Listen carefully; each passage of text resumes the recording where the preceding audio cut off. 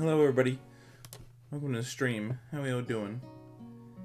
It's been a few days, but I mean, good news, it's finally cooling down.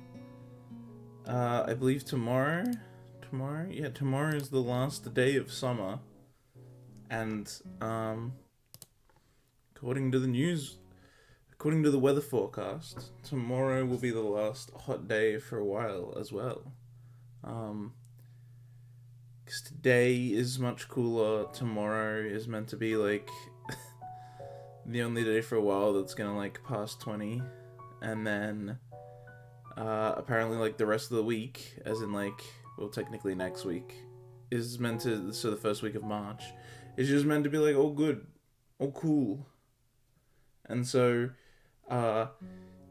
if autumn could just be cool the whole time, that'd be pretty sick. It doesn't normally do that, but summer was cooler than normal this year anyway, so... And, well, last year. Just summer. Summer's been cooler than normal, because even, like, Christmas Day, it wasn't that hot. It was a little hot. It got hot, but it was, like, also overcast. It was back and forth on Christmas. And then, yeah, like, all through January and February, it's been very, like, inconsistent. It got hot, actually, in, like, late Jan, early Feb. But it's kind of calmed back down now. And it looks like going into autumn we're going to be cool, so that's good. If it could just stay cool... Normally autumn's still like a hot season here. In Australia, you don't get too cool, too hot. You get 3 hot and 1 cool. That's all you get. And the cool one's just really rainy. And sometimes it's hot anyway, and then it's just hot and rainy, and it sucks. Australia sucks. But yeah, it seems like maybe this year, too cool, too hot, Pog. I'd like 4 cool, please, but, you know, that's just me. But hey, I'll take 2 cool, 2 hot, especially since I plan to move to Japan anyway. I mean, I planned to do that last year, but we saw how that went, so, I don't know. But surely by the end of this year, right? Surely by the end of this year it'll be sorted. And so then I'll just move once it starts to get hot here. And then I'll just be in Japan when it's getting cold. Because I'll switch hemispheres. And then I'll just keep doing that. No, I won't. Then I'll stay in Japan. But and then I'll get an apartment with an aircon. Imagine that. Then I can stream during hot days. That'll be great. Alright.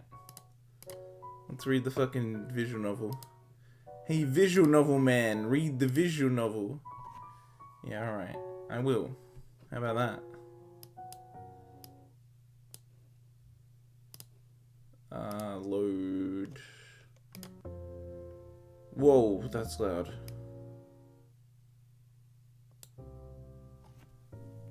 It's not loud for you guys. It's usually I'm on 80. I'm gonna go down to 70. For me. Can I leave that on that volume? That's probably fine. I'm just gonna assume it's fine unless someone complains.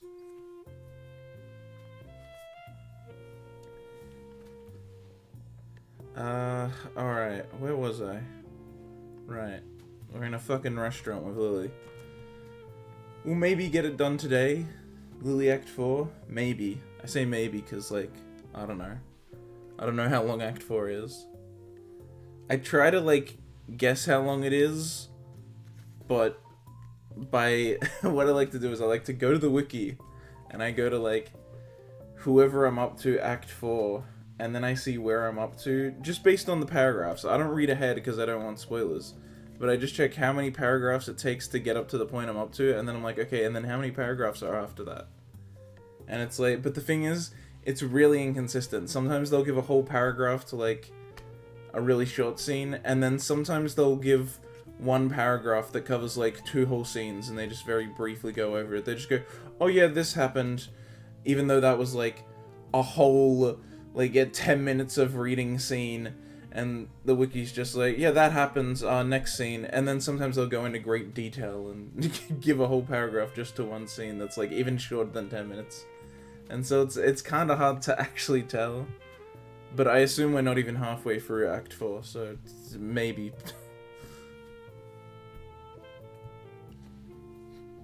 I think I'd have to stream for more than 2 hours to finish. I didn't prepare my water and my throat's already feeling dry. I stuffed up. Excuse me while I be professional.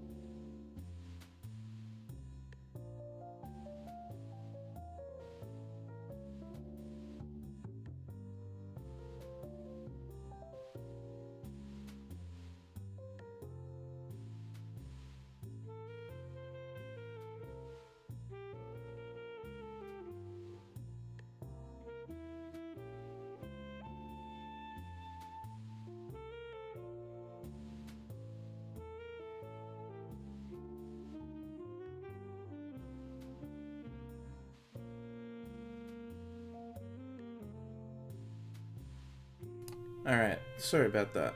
That was entirely my dumb mistake. Alright, she gives a Jeep? She gives me a Jeep. She gives me a deep, genuine smile as she moves her hands towards me. Her fingers just slightly searching out my face before softly caressing my cheek. Did you really need the out there? I feel like searching my face would be fine.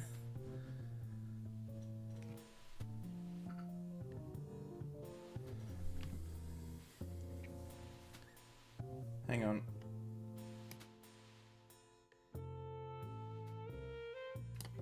Sponsored by Jeep TM. No! I think I need to... Or is it just...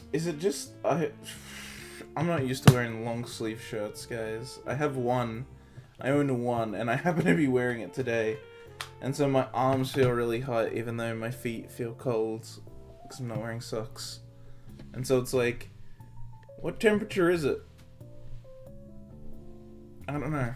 I'm turning the fan on, but it's on its lowest setting, so you probably won't hear it. Her hand reluctantly retreats after a second of warm silence as we notice the waiter arrive with our meals. Warm silence. Lily does a deft job of covering her condition, except for the fact that her nod to him is slightly misaligned due to his silence. She really seems to work hard at appearing as normal as possible in public. While I noticed it long ago, I still can't quite gauge? It's gauge, right? Whether it's a want or not to be treated differently, a slight sense of vanity, or some mixture of both.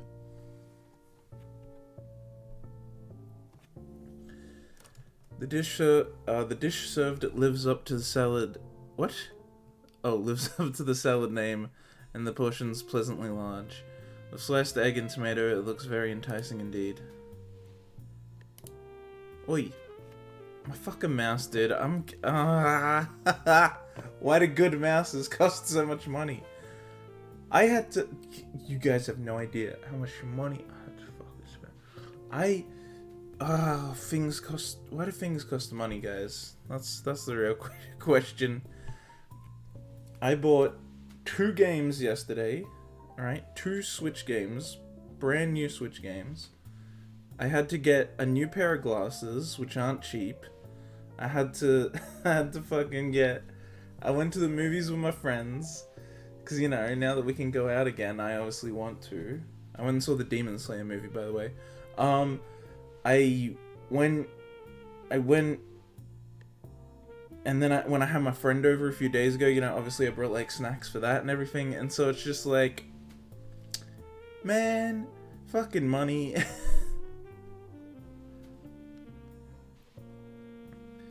Lily takes her knife in one hand and fork in the other, quickly... Is that quickly? Yeah, quickly getting to work on the dish as I do. It's later than when we usually have dinner, so we're both eager to dig in. My cautious skewering of leaves and vaguely meat-like squares with my fork is matched by Lily's silent and measured prodding and chewing.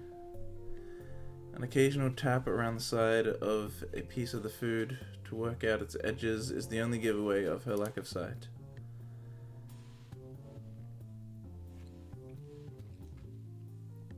I'm done with my meal in little time, Lily taking the last few bites as I sit observing her. Finished, Sao? Yeah, it was pretty nice. That much is very true. I never thought a simple salad could be so tasty and filling, but then again, I suppose that's why it's cost so much to eat here. I don't think that's why. I think there's a lot more other reasons why it would cost so much to eat there. The portion of the food and how filling it is rarely has anything to do with the cost. Like, go to the pub and get like a less than $10 chicken parmigiana. That'll be filling. You'll also get a shit ton of chips. Like, that's filling. And that's cheap. Cheap stuff's also filling. Filling has nothing to do with it. Especially since high-end restaurants will give you, like, fucking nothing, dude. They'll give you, like, the tiniest little shit, and you're like, oh, it's tasty and expensive, so I like it. Content with my appraisal and evidently agreeing, Lily gives a small nod. You know, given that we're part... Oh, that you're part foreign, exotic-looking, and quite pretty, I'm surprised that nobody's ever confessed to you before. You're assuming nobody did? Ooh. Yeah, what the hell? Why would you assume that?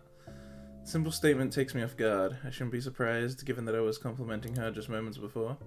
Really? I've received several confessions, both in this school and my previous one. Adolescence is a funny time. She's kind of talking as if she's above it herself. Huh, how easily you say such a thing. Oh man, what the hell is going on with me? Keep accidentally burping. Lily looks surprised for a moment before a playful smirk covers her face. Is that jealousy? What? No, it isn't. You're a bad liar, Sao. You should take that into account. Then again, I do appreciate how sincere you are, even if you don't intend to be, sometimes. I think your honesty will always serve you well when dealing with others. Clear my throat in mock disapproval of this whole business and try to steer the conversation elsewhere. To tell the truth though, I do prefer solitude to being surrounded by others. I don't think I could maintain a social circle like you do. She contemplates this for a moment. I don't think that's true either. I've seen how gentle and caring you are around Hanako, and you get on marvelously well with others, even those whom you hardly know. I think you're quite adept at social situations. But on that note, what of your confessions, Sasao? I'm sure someone like you must have had at least one admirer. Oh shit, he has to tell her about Iwanako. That was her name, right? As when I'm have to speak, I can feel my face turn slightly dour. At times like this, I secretly appreciate the fact that she can't see my expressions. Just one. Her name, yeah, Iwanako. Got it. Such a weird name because it's not fucking real. It was when she confessed to me that I had my heart attack there in the woods during winter. Lily finds herself speechless, not expecting for the topic to move into such an area. My condition has always been something of a concern for her, something that I strive to minimize despite my body's best efforts to the contrary. Afterwards, she visited me for a while when I was in the hospital. For weeks she came in and talked. It was usually just small talk or classroom gossip, but that was enough. But eventually, she just stopped coming. She was there every day, then every other day, then once a week, then finally one day she just stopped visiting entirely.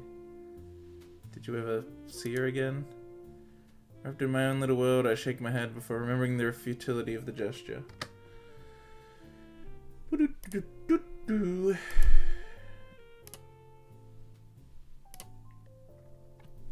Mention the letter, drop the subject. Those are the two options? Why are those the two options? Those are both terrible options. Why can I just say, no, I never saw her again? That's all she asked. What do you mean? Why do I have to be like, I don't want to talk about it? Or be like, well, I got this letter. Because both are kind of irrelevant. Like, the letter's irrelevant. Because she asked if I saw her again. I would just say no. Is that what drop the subject means? Drop the subject seems a little harsh for what I would say. I'd just be like, no, I never saw her again. And that's it. I guess that's drop the I wouldn't mention the letter, that's for sure. Fine, we'll go with drop the fucking subject. Because the letter's irrelevant. I really don't want to bring up Iwanako any more than necessary. Hisao has a tendency to take things too fucking far when I pick options like this. This date is... I don't want to mention Iwanako any more than necessary. This date is, after all, for me and Lily. I don't want to think about a previous relationship at a time like this. No, that was the last I saw of her. We never talked again either. Okay, there we go. That's about what I'd have. I thought he was gonna, like, get agitated about it or some shit. Seconds pass in silence before Lily speaks again. Moving to Yamaku must have been hard for you, having your friends and even your girlfriend taken from you for no fault of your own. The worst of it passed while I was in the hospital. When all that surrounds you is 4 white walls and a small television, your mind takes on a life of its own. I remember when I was in the hospital, the the small fucking televisions, dude. I never used the television. It's so funny, they make you try and pay for it. They're like, oh, if you want to use the TV, you have to pay for it. And I'm like, yeah, thanks. I have an iPad. Like, I'm good. I'll just watch anime or I'll just watch like anime or Netflix on this. I don't need the fucking TV. I'm not paying for your TV. Because they're not going to make you pay for the Wi-Fi, so they just make you pay for the TV. It's like my old school, I guess. I just try not to dwell on what happened and keep thinking ahead. All that reminiscing does is get me down, and it's largely thanks to you that it feels like things are finally getting back on track. That's pleasing to hear, Sao.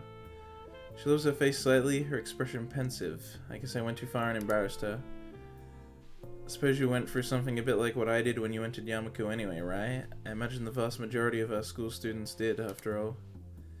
You said yourself that you made friends in your old school. I can't imagine many followed you. These deep smile drops, her expression unexpectedly darkening, even her hands retreat to her lap. After a long while, she speaks. Hisao, can you promise not to tell anyone else what I'm about to... I promise. She looks slightly taken aback by my serious tone, but then relents and smiles weakly before continuing. When I moved to Yamaku, I did regret losing the friends I'd had at my other school. There was one person whom I most regretted not seeing again. He was the reason I took on English as a future career. Took up English. He, considering she came from an all girls school, that can't have been a schoolmate then. I rejected the confessions I'd received until then for him every time I improved my... Oh, I'd received until then for him? As in, you'd rejected others' confessions because you were waiting for him? I think that's what that's trying to say. Every time I improved my English skills, his praise was my most treasured reward. It's funny, isn't it? Someone like me, able to boast about the people who have set eyes on me. What? Oh, liking someone so utterly unattainable as my tutor. Oh wait, was it an adult? Truly is the most ridiculous thing. Did you... She quietly shakes her head from side to side. I couldn't, even though I knew it was impossible. Oh, even then I knew it was impossible. Silence reigns over both of us. This does seem to explain her ardent focus on her future in teaching English, but I can't help thinking of her confession to me. She lost him without ever letting her feelings be known. Did she somehow fear that would happen again, but with me? I don't really know what to make of it. I've heard of such relationships before, taboos born of such things as puberty and youth. The fact that she had the good judgment not to act on it, though, is heartening.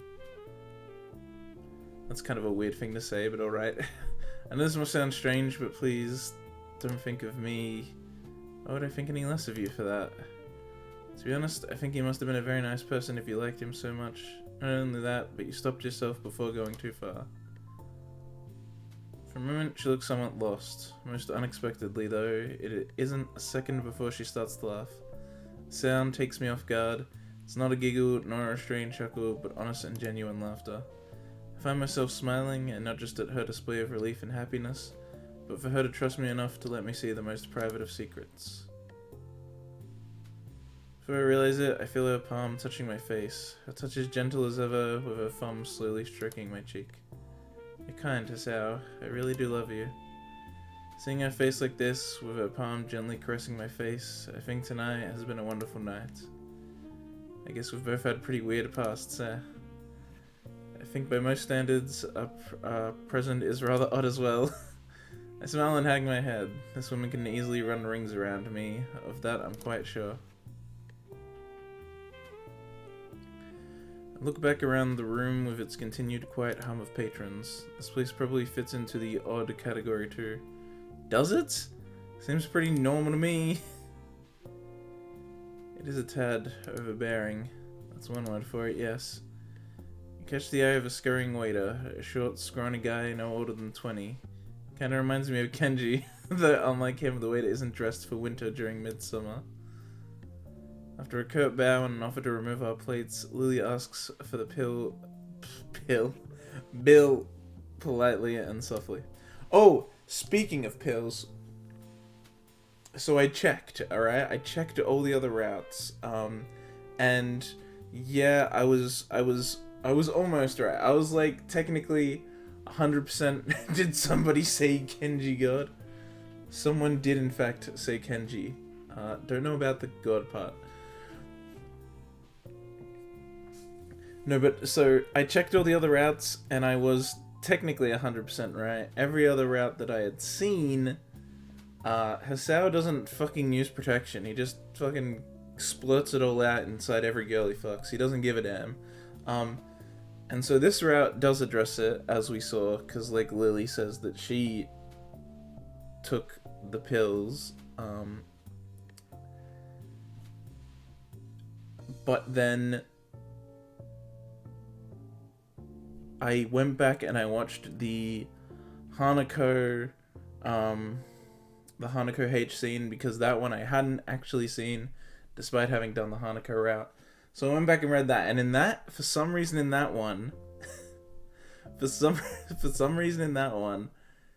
Hisao specifically mentions putting on a condom.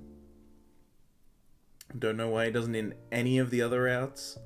Don't know why he does in the Hanako route. Don't know why he has one in the Hanako route if he doesn't in any of the other ones. But yeah, only two of the routes address it. In one he wears a condom. In this one, Lilly takes the pill. In Rin, Shizuna, and even Misha, they just don't talk about it. I mean, maybe, I don't know, are we just meant to assume they're also taking the pill? I don't fucking know. But, and then, yeah, I haven't done Emmy yet, so who knows what happens there. But that's really weird that just in those two routes they address it, and they don't in the other two. Anyway, with expert coordination, he maneuvers around the tables, our plates in hand, to retrieve our bill. In no time, he reappears through the doors, smartly handing our bill to Lilly. He promptly hands it to me, causing him to raise an eyebrow. As I read the small computer-printed leaflet, the cost is considerably more than I expected. How? Oh, I quickly stammer out the amount, to which Lilly merely nods and reaches for her purse. Giving her card to the waiter, he disappears once again. That was a disproportionate... Oh, fuck me. Fuck. Oh, why can't I say it? I know this... It won't come out. God, fuck me, dude. I know the word. I'm saying it in my head. Disproportionately? There we go, I got it out. Okay, disproportionately large amount of money. Learning to read words very... No, I can! You don't understand. This is the problem. See, because sometimes it's literally either I don't know the word at all, or I don't know how to pronounce the word, and so then I'm left there and it's like actually me learning the word, or needing to remember how to pronounce it, or even learn how to pronounce it, right? In this instance, I know the word, I know how to pronounce it, I couldn't say it for some reason. I've said it before, it's fine, whatever, I got it.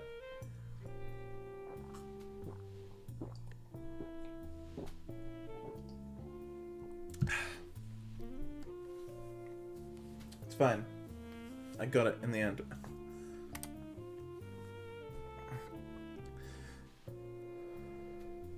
Statement seems to make Lily slightly uncomfortable. Yeah, because you brought fucking money into it, you dumbass. You don't say that. My family leaves me more than enough for my education. The same goes for my sister, though she dislikes being reminded of that fact. That said, I too dislike throwing money about, but this one time I think I can make an exception just for you. Not only did you choose our date, but you paid for both of us as well. Yeah, that's a bit... You can bring that up, but bringing up the amount's a little weird. Well, rather bringing up the fact that it's too high. Take the bridge of my nose and my fingers. I can't believe how high you've set the bar for our next date. She gives a small giggle. I'll be looking forward to it, Hisao. The waiter reappears beside us as if by magic, and hands Lily's card back to her. Evidently picking up on her lack of sight, he places the card in her hand with an extra, perhaps unneeded amount of firmness to make sure of her grip. Leaving, he exercises a measure of diplomacy by keeping a neutral face despite my own expression. Clapping my hands, clapping my hands? Okay. Clapping my hands together, I stand up from my seat in order to bring an end to our night out. Shall we off then? Oh god, milady. Hisao, no! He's been infected! He's become a nice guy. No, Hisao, don't do it! Next scene is him buying a fedora. Hisao, no!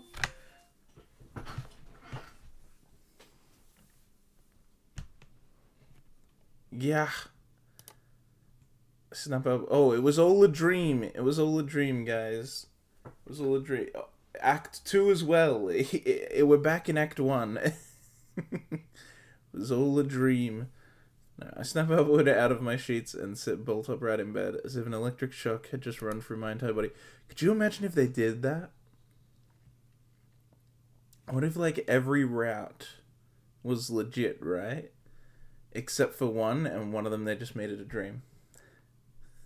And so it's like you play the other routes, you know, you see that they're real, and that everything's normal, and then one of them's just like, no, this one's a dream, and it's like, what? Excuse me?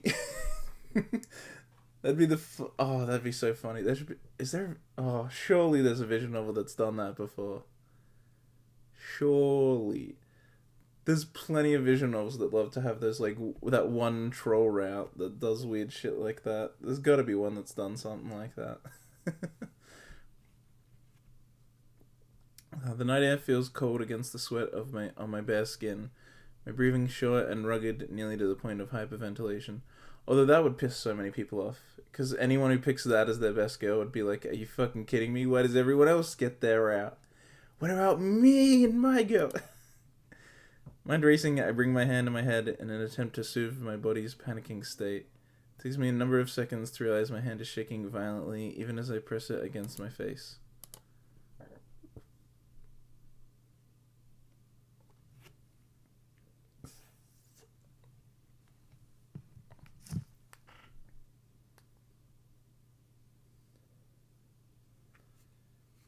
Guess that's one.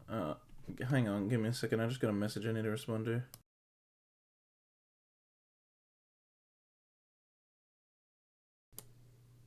Do do do do do do.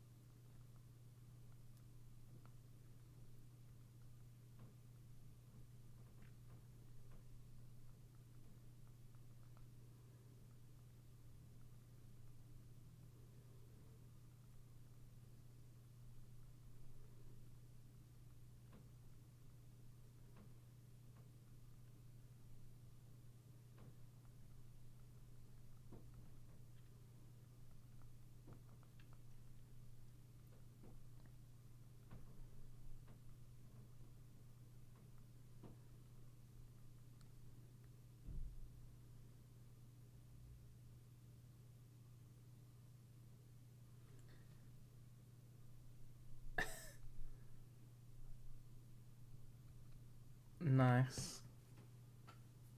Using charm like... Why would you use charm like that? Seems weird. Alright, whatever. More seconds pass in complete silence. My desperate attempts to subdue my body and mind slowly, thankfully working. Gathering myself, I start taking measures of the state... start taking measure of the state I'm in. Feels like I've run a marathon, every muscle feeling tensed and sweat particularly pouring off me. I carefully direct my attention to the beating of my chest, measuring out the rhythm in my head. Sure enough, my unreliable heart is functioning properly for once. Just what the hell was that? Heart attack? Bad nightmare? Medicine side effect? I've heard about panic attacks, and they still seem to have the hallmarks of one. Can't even be bothered thinking about it right now. I feel utterly exhausted, yet completely awake after this experience. Look over to the other side of my bed, the pale white of the silent figure's face almost... What? The pale white of the silent figure's face almost glowing in the nighttime darkness of the room. Just the sight of her is enough to calm me down significantly. Oh, she was just there? I see.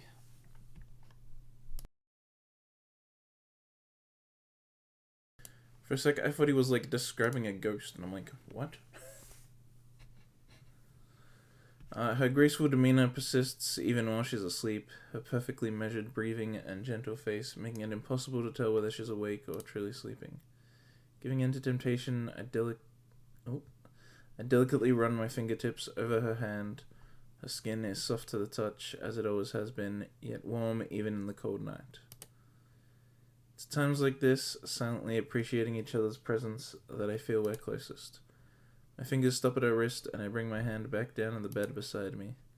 I'm not entirely sure why, but as we became even closer to each other, it felt as if something grew between us.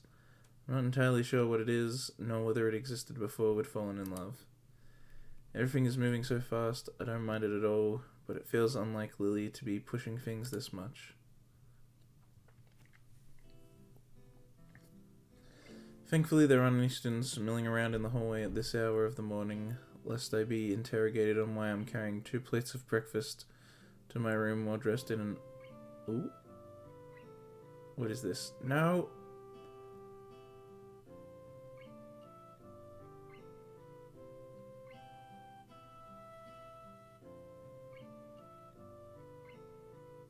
Alright, what the fuck was that?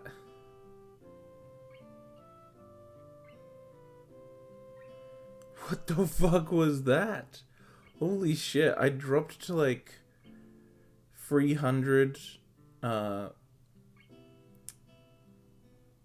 dropped to like 300, whatchamacallit, a second, and then I went to 0 for a few seconds, and it was staying red for like a long time. There's like a little marker on OBS that goes between green, yellow, and red. It was red for quite a while, and I was on 0 for quite a while. I dropped to like 1,000 frames there, what the fuck? Whatever, we're good now. Oh, it's going red again!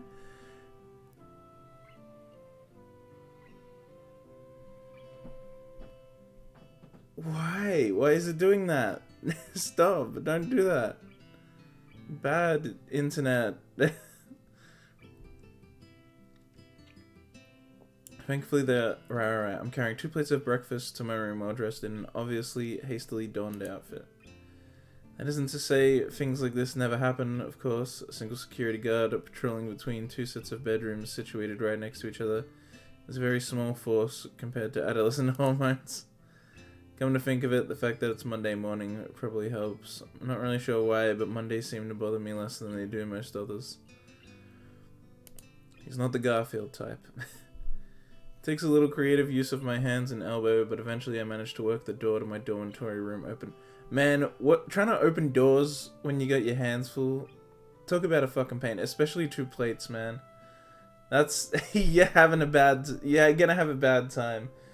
Especially if it's like a knob, but like if it's a knob, you're done. You're done. If it's a handle, then yeah, you can probably use your elbow and like push it down. But then you gotta like make sure you're not gonna like spill anything as you like bend your elbow down, you know? Stepping inside, I see Lilly just getting up from the bed and tiredly rubbing her eyes. She looks a mess, just like most other times I've seen her soon after she wakes. She really isn't a morning person. Sorry, I didn't mean to wake you. She groggily shakes her head. The morning light illuminating her makes for a very pleasant sight. Whoa. Okay. I accidentally touched the scroll wheel. It's okay, I need to get up anyway. What time is it? Put my plate down on my desk and turn the clock around and check the time. Still early, don't worry. There's plenty of time left before school. Just tell her the fucking time. Why would you say still early, don't worry? Just tell her the time. She sits on the side of the bed and begins to sniff the air. As she does so, I quickly move her plate away and put it on the desk beside mine. Yes, I got her some breakfast. Shower and clothes come first, though. Jesus. She stands still for a moment with her chin pointed slightly out. I gladly acquiesce and press my lips to hers, savoring the soft feeling before breaking off.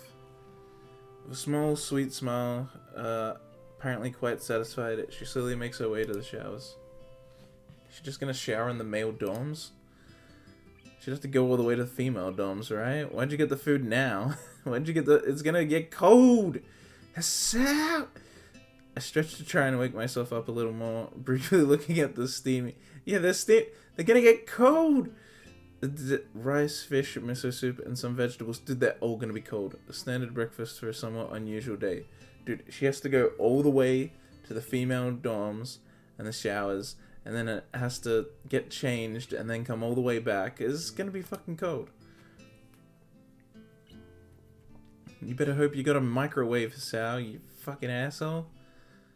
He should have... You wake her, and then you say, hey, go have a shower and get dressed while I prepare breakfast. And then you do that. You don't fucking just get the meals and then go, oh, but you can't have it yet. Let it get cold while you do everything else. I grab the bottles from my desk and start taking my daily regimen of pills. Sometimes I wonder what these things are even good for, given all the troubles I've had since the initial accident. I can't even say that it doesn't hurt to take them, considering the side effects so far. Well, whatever. Doctor's orders are that I have to take them, and rationality suggests that I'd be well served to trust his judgment over mine. Yeah, seriously, that's like one time the doctor, like, I asked the doctor about something. I'm not gonna go into details, but basically I just asked about, like, doing something in particular, and the doctor's like, yeah, don't do that. I can't be sure of what kind of reaction it would have, so just don't do it. It's way better for you to just not do it. And then my mum's like, oh no, just do it, oh, just do this, just do that. She's like the kind of person that says that, like, if you're depressed, you just need to go for a walk outside and that'll magically cure you. And so she's like, oh no, don't listen to the doctor. Just do this thing that they told you not to do and it'll magically heal your fucking thing you got going on. And I'm like, no, I'm not just going to do the thing that you like and that you want me to do more of. I'm going to do what the doctor told me to do. It's like, come on, seriously. Just take the doctor's fucking advice. Wait, he has a shower in his room?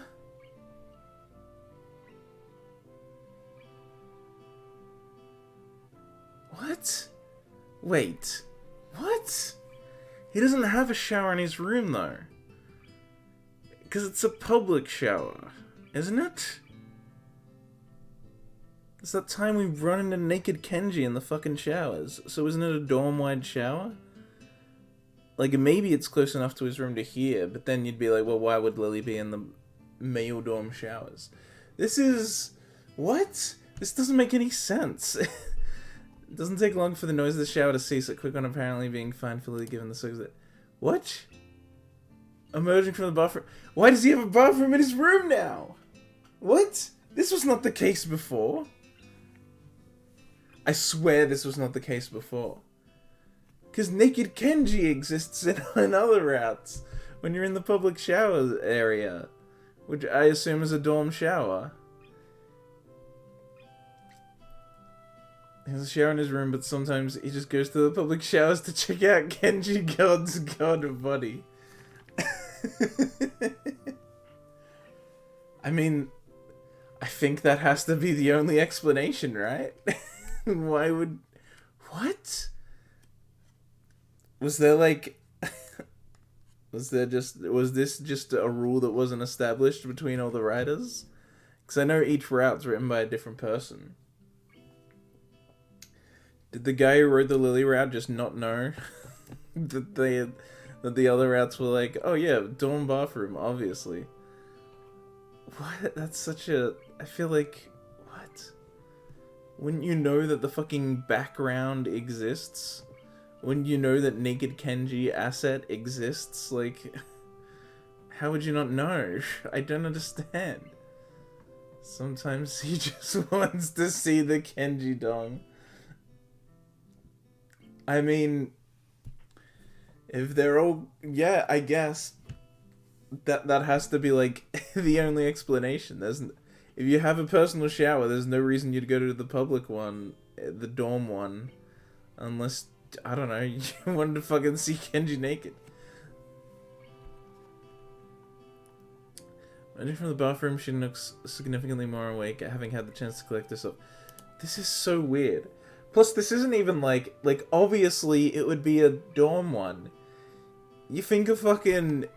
like, high school that you have to stay at's gonna give a fucking whole shower bathroom to every fucking student? Hell no. They're just gonna have a public dorm one, and you just go to the dorm one, you shower, you brush your teeth, you do all that, you do all your morning hygiene shit there, and then you just go walk back into your room. It's just...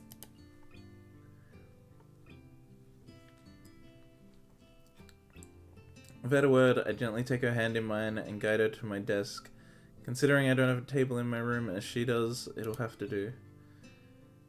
Thank you, Hisao. What did you prepare for breakfast? Just rice and some vegetables, something fast. Tell her about the soup, goddammit! If she doesn't know the soup is there, what if she knocks it while she's trying to find it? Tell her about the soup, Hisao. It's dangerous. It's a liquid. She needs to know it's there. Face lights up at the revelation. It's quite a breakfast. This is normal for you? Now she's just being nice. I have a little doubt, considering her past, that this isn't exactly a high-class meal by her standards. Breakfast is the most important meal of the day. Just because we're students doesn't mean we can take it lightly. That's my belief anyway. From what others I've talked to have said, I might be in the minority.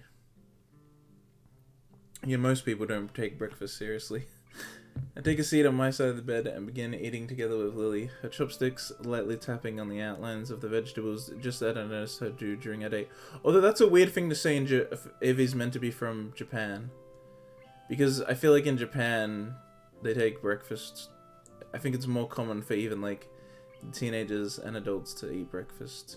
Maybe I'm the one in the wrong there, but I feel like this viewer is just forgetting that it's that there are cultural differences and that the games are meant to be set in Japan.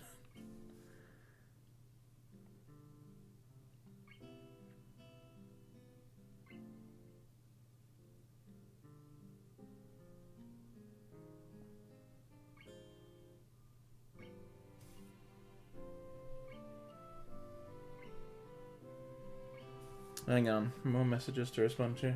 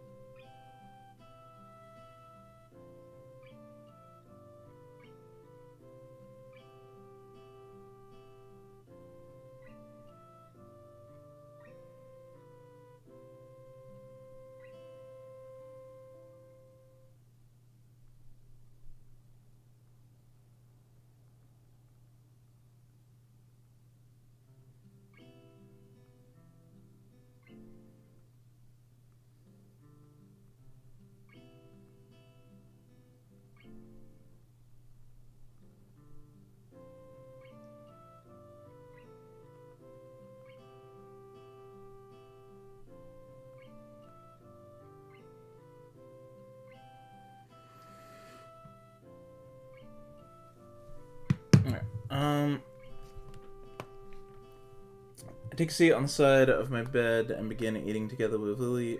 Oh, right. I already did this, right? As I noticed her doing on a day. I think I read that. I'm not even sure now. This is quite nice to say. I had no idea you could cook this well. This time she's much more genuine. I can tell that much. That said, cooking really isn't anything special. After a bit of practice, it's pretty easy to make a simple dish. This is the same guy that thought that fucking spices was advanced cooking. Like, who is this? Isn't this the same guy that thought spices were too much?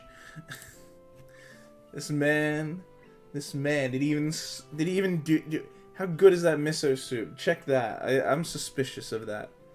Vegetables and rice can get by without spices. Tell me how that miso soup is, though. I don't trust it. Most of the credit goes to modern technology. Still, after years of cooking for myself, I should hope so. I got bored of eating instant noodles and ordering pizza every time my parents were both working, so I taught myself how to make a few meals. I'm still trying to get the knack of it, though. Then why did you think spices were too advanced? This is, again, just the fact that did the people who made these different routes talk to each other? The miso soup is actually just warm water. Yeah, he just put the kettle on, just like pours the water, and he's like, ah, yes, miso soup. It's just a bowl of water from the kettle.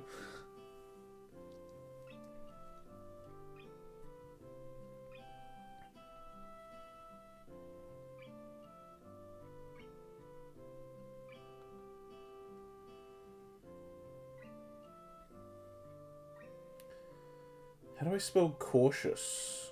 Cautious. There we go.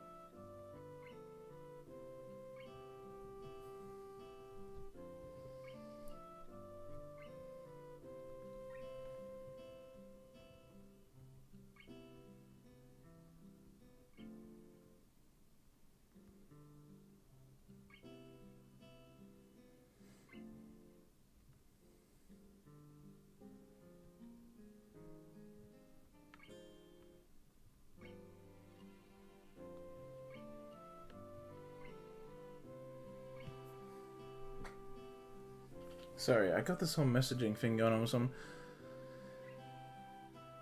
It's alright, she won't be learning to spell with Eira. Look, I just...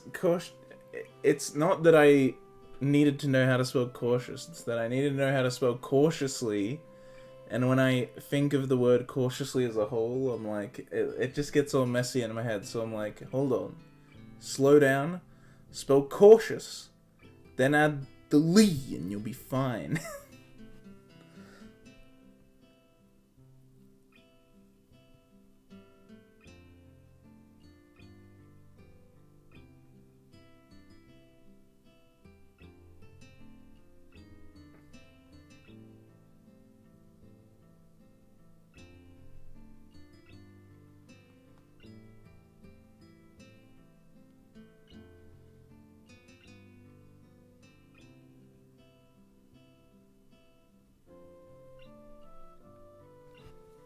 Alright.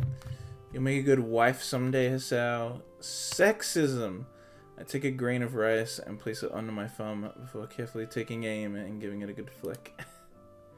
He jumps a little as it hits her cheek, right on target. Can't help chuckling a little at her expense as she lowers her brow and tries her best to assume a harsh and serious expression. Oh, that's right. What is it? I'm breaking up with you, Hisao. This rice flicking has gone on long enough. Did you have any problems sleeping last night? You seemed restless. So she was awake back then, or at least partly so. Whether it was my heart or a nightmare caused by the side effect of my medication, the last thing I want is for her to be worrying about me even more. Even before my relationship with Lilly, I felt my body was a drag on everything I did. My body is my burden alone, so as long as I'm with her, I'll continue to act as normally as possible. It's his cross to bear. No, not particularly. Looking away. Not looking her in the eyes. Is that so? That's good then. Luckily, she seems to take me at my word. Come to think of it, there was something else I wanted to ask. Oh? How should I put it? When you dream, do you see people and objects? Yeah, of course Oh. I feel more than a little sheepish for that slip of the tongue, however earnest it may be. He looks unperturbed, though. What, she asked the question. There's nothing wrong with saying yeah. Oh, I guess maybe he feels bad for saying of course. But you don't taste, feel, nor smell things. You can feel things. You don't have as much feeling, but you do feel things. It kind of depends. Taste? I wonder, have I ever tasted something in a dream? I don't think I have. I definitely haven't smelled anything in a dream. I move to answer, but find myself stuck between thinking about it. The more I mull it over, the more I realize that her hypothesis is correct. That's true, I guess. Never looked at it that way. Are you saying that you do? For the most part, I only hear in dreams. But yes, sometimes I touch and smell things as well. I definitely touch and feel things. Smell never happens, though. You hear, and I hear things. You hear things in dreams, for sure. I'm just asking since Akira thought it very strange that I did when I brought it up with her. If you don't either, then maybe it's due to my blindness. That would make sense. You rely on your other senses more than me, so maybe that affects your dreams as well. The wonders of the human body, I guess. For the rest of the time before school, we quietly eat the hearty breakfast in front of us, exchanging a few small pieces of small talk as we do. Yeah, I mean, dreams are just your brain cobbling shit together and trying to make something happen because it needs to do something while it's got nothing else to fucking do. While you're in REM sleep, it's like not inactive enough to just do less, and so it's like, well, I gotta do something. I don't know. What's this? A location? Put that there. It's just your brother, I guess. Chuck that there. Your mom can be there too. This random friend you haven't seen in 5 years. Put them there. You're driving a car or something. I don't know. Here's a water park. There you go. That's the dream. It's just putting shit together. So if you never see, it wouldn't have any sights to pull in, so it would just pull in experiences, and if you associate smells with them way more than sight, then it'd just be like, yeah, here's the smell of this place, smell of that thing, and there you go. Quick peek out of the door shows nobody's looking directly at the entrance for the boys' dormitories as we walk out with the path clear. Well, Lily felt fine getting naked in the boys' dormitory bathroom that is connected to her house room. I guess that's the canon. So there you go. So why would she care about being seen walking out? The weather's good today.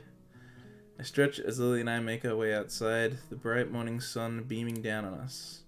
But now a few students can be seen doing the same, making their way to the main school building, either from the dorms or through the main gate.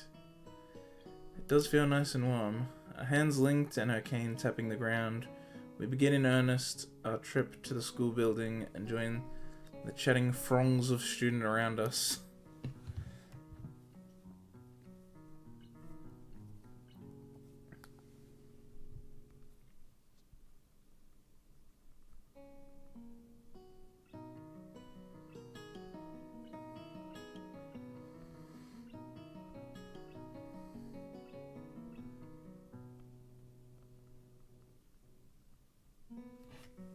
Hang on, I need to take a photo of something.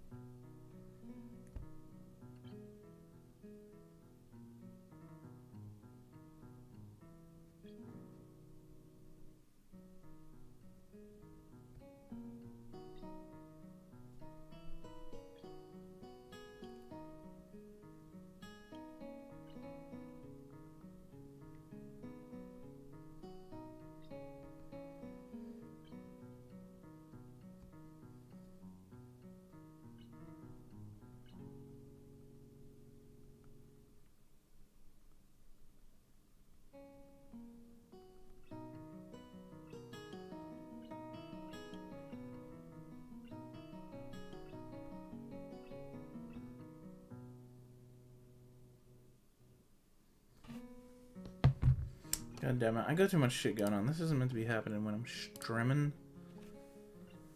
Well, streaming is a thing that's live, so I guess shit like this happens. This would be the last day of exams, no? What do you mean, would be? Is it not for you? What? Just say it. What? Would be? What do you mean, would be? It is. Just, this is the last day of exams, no? No, this would be the... Would be... What? Why are you using would? Yeah, how are you going in them? Fairly well, all things considered. You seem a bit stressed by them, though. It's that obvious, huh? I don't think it's just the exams, though.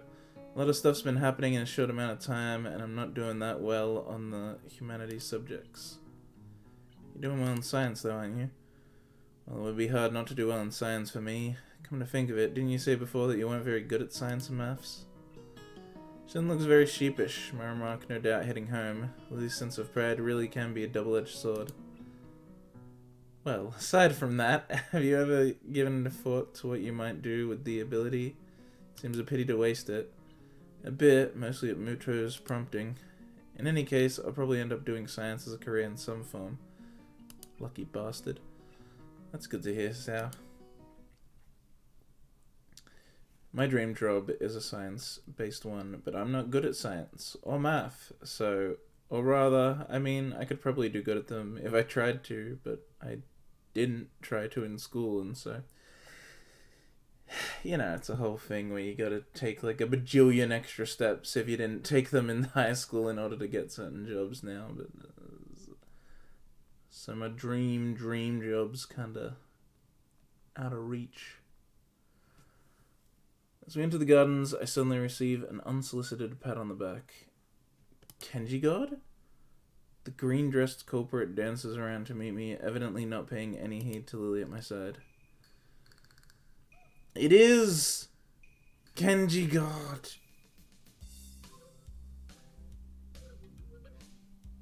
I forgot that his outfit is entirely green. Hey man, what's up? I haven't seen you in a while. Hey, just been busy lately with the exams and stuff. Exams? Exams! A true Renaissance man needs no study to excel in such things. Kenji does strike me as the kind of person that does well in school, even if he has a horrid attendance record and poor work ethic. So I have little reason to doubt his ability. To be honest, I'm a little envious of him. Between studying for exams and my time with Lilly, I've had practically no time to myself. Maybe this is a bit like how Yuko feels. Good morning, Seto. It's good to hear you're doing well. Feels slightly odd to see Lilly speaking so formally. She's come to address me more casually over the months, though I have seen her speak more formally to classmates from time to time as well. Kenji God, Craigasm. Some people never change, I guess. Not that I'd say her calm and polite manner is a bad thing. It was one of the reasons I liked being around her to begin with, after all. Kenji seems to take a moment to work out who it is beside me, and probably hasn't noticed us holding hands either. I wonder if those glasses of his actually do anything. Oh, hey Lilly. Good luck on your exams too. See you after school then, man. Slight edge to his voice makes me think those words are meant to be an imperative rather than a casual farewell. I guess I'll just smooth things over lately. It's fine, Kenji. I'm just infiltrating the feminist agenda. It's fine. This is an undercover job. Sure, see ya. Kenji nods curtly. He moves to pass by us, but he's too busy glaring at Lily's general direction to take notice of her cane. Before I can try to react and save the situation, Kenley trips and reflexively reaches out for a handhold. Unfortunately, said handhold turns out to be Lily's arm. Both fall on the ground a smoldering heap, with me left feeling rather helpless. Oh damn, are you two okay? Kenji quickly raises back up, seemingly unfazed by the accident. No problem, man, no problem. This is nothing. Nobody can take a much worse abuse. Lily lies face down on the grass. She doesn't look hurt by the incident, more startled than anything. I move closer to offer her my help. You alright, Lily? Got him! Wait. Hey, Satoi. Kenji offers her a hand, tentatively touching hers to let her know what he's doing. He says some... What? Oh, he says some... Is that odious? Thing sometimes, but I do think he may be a genuinely good person at heart. I imagine he feels pretty bad about this. To his surprise and mine, though, Lily pounds on the ground with her fist without warning. Damn it! Kenji freezes, entirely caught by surprise at her outburst. I'm just as shocked. She never acted like this before, not even around Shizune. Seemingly only now remembering that there are people around her, Lily slowly climbs to her face as she does so, makes me retreat a little.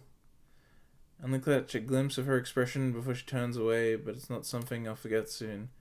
She had plenty of annoyance during her clashes with Shizune, but this flash of anger was something else. There's no way that this is just, what? There's no way that this is just about this petty incident. She pauses for a moment before sighing and walking on ahead. I really don't know what to make of this. The feminist is launching a counterattack. Run, Kenji.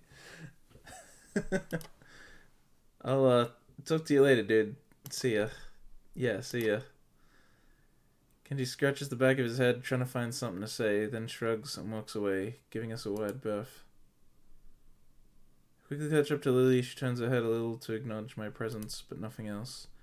Should probably scold her for lashing out like that, but I also don't want to get into a shouting match with her. She still seems very obviously annoyed.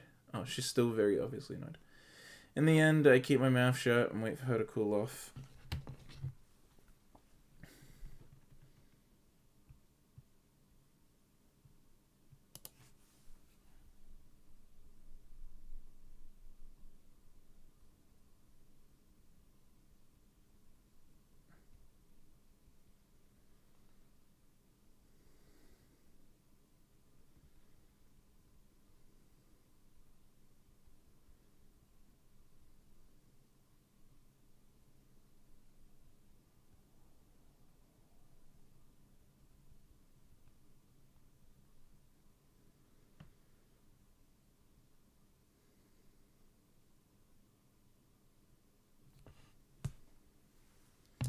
After a quiet walk in, we eventually reach the top of the third floor stairs and the junction where we part every day. So I wonder if Lily's actually, like, psycho? I don't know if that's the right word, but, like, I don't know. That was kind of weird. Has this whole thing been an act? Her composed way, like, obviously it's, like, partly an act, especially when she's with classmates. Since Sasao even pointed out, like, oh, she's been more casual with me. She's been more uptight with classmates. But maybe it's, like, completely an act even with him.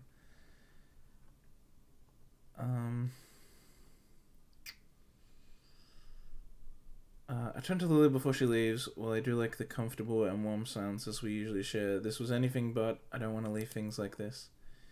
You seem quieter than usual recently. Is anything wrong? Shakes her head almost automatically, as if to dispel any notion that I need to worry about her. It's just the exams taking their toll. I'll be fine. I don't think that's the reason. I very nearly say so, but decide against it. Yeah, you don't want to say that as a. There's no point in trying to draw it out of her if she doesn't want to tell me, especially when she's in a foul mood like this. The best, if you think someone's lying about, like, how they're feeling, or like in a situation like this kind of thing, like, are you okay? And they say, like, oh yeah, I'm just tired, or oh yeah, I'm just whatever, or they're like, yeah, it's fine, or you're like, do you need me to do anything? And they're like, no, it's all good. If you think that they're lying in a situation like this, just respond, if you say so, and leave it at that. Because then they can't get back at you later for it. Because if you go like, all right, you say so, and they're like, oh, you should have known I was actually upset. You should have tried harder to get the thing. You just go, you said. If you go, I say so, they'll realize in that moment, oh shit, I did say that. Like, you're like, that's what you said? I just decided to believe you. Are you telling me to not believe you? So you just go, if you say so, and then they can't come back for it, and then only if it's really bad, they'll stop you right then and go like, well, you know, it's the best response you can have, if you say so, because then it puts it on them. It's like, you're the one doing this. I asked, that's what you said.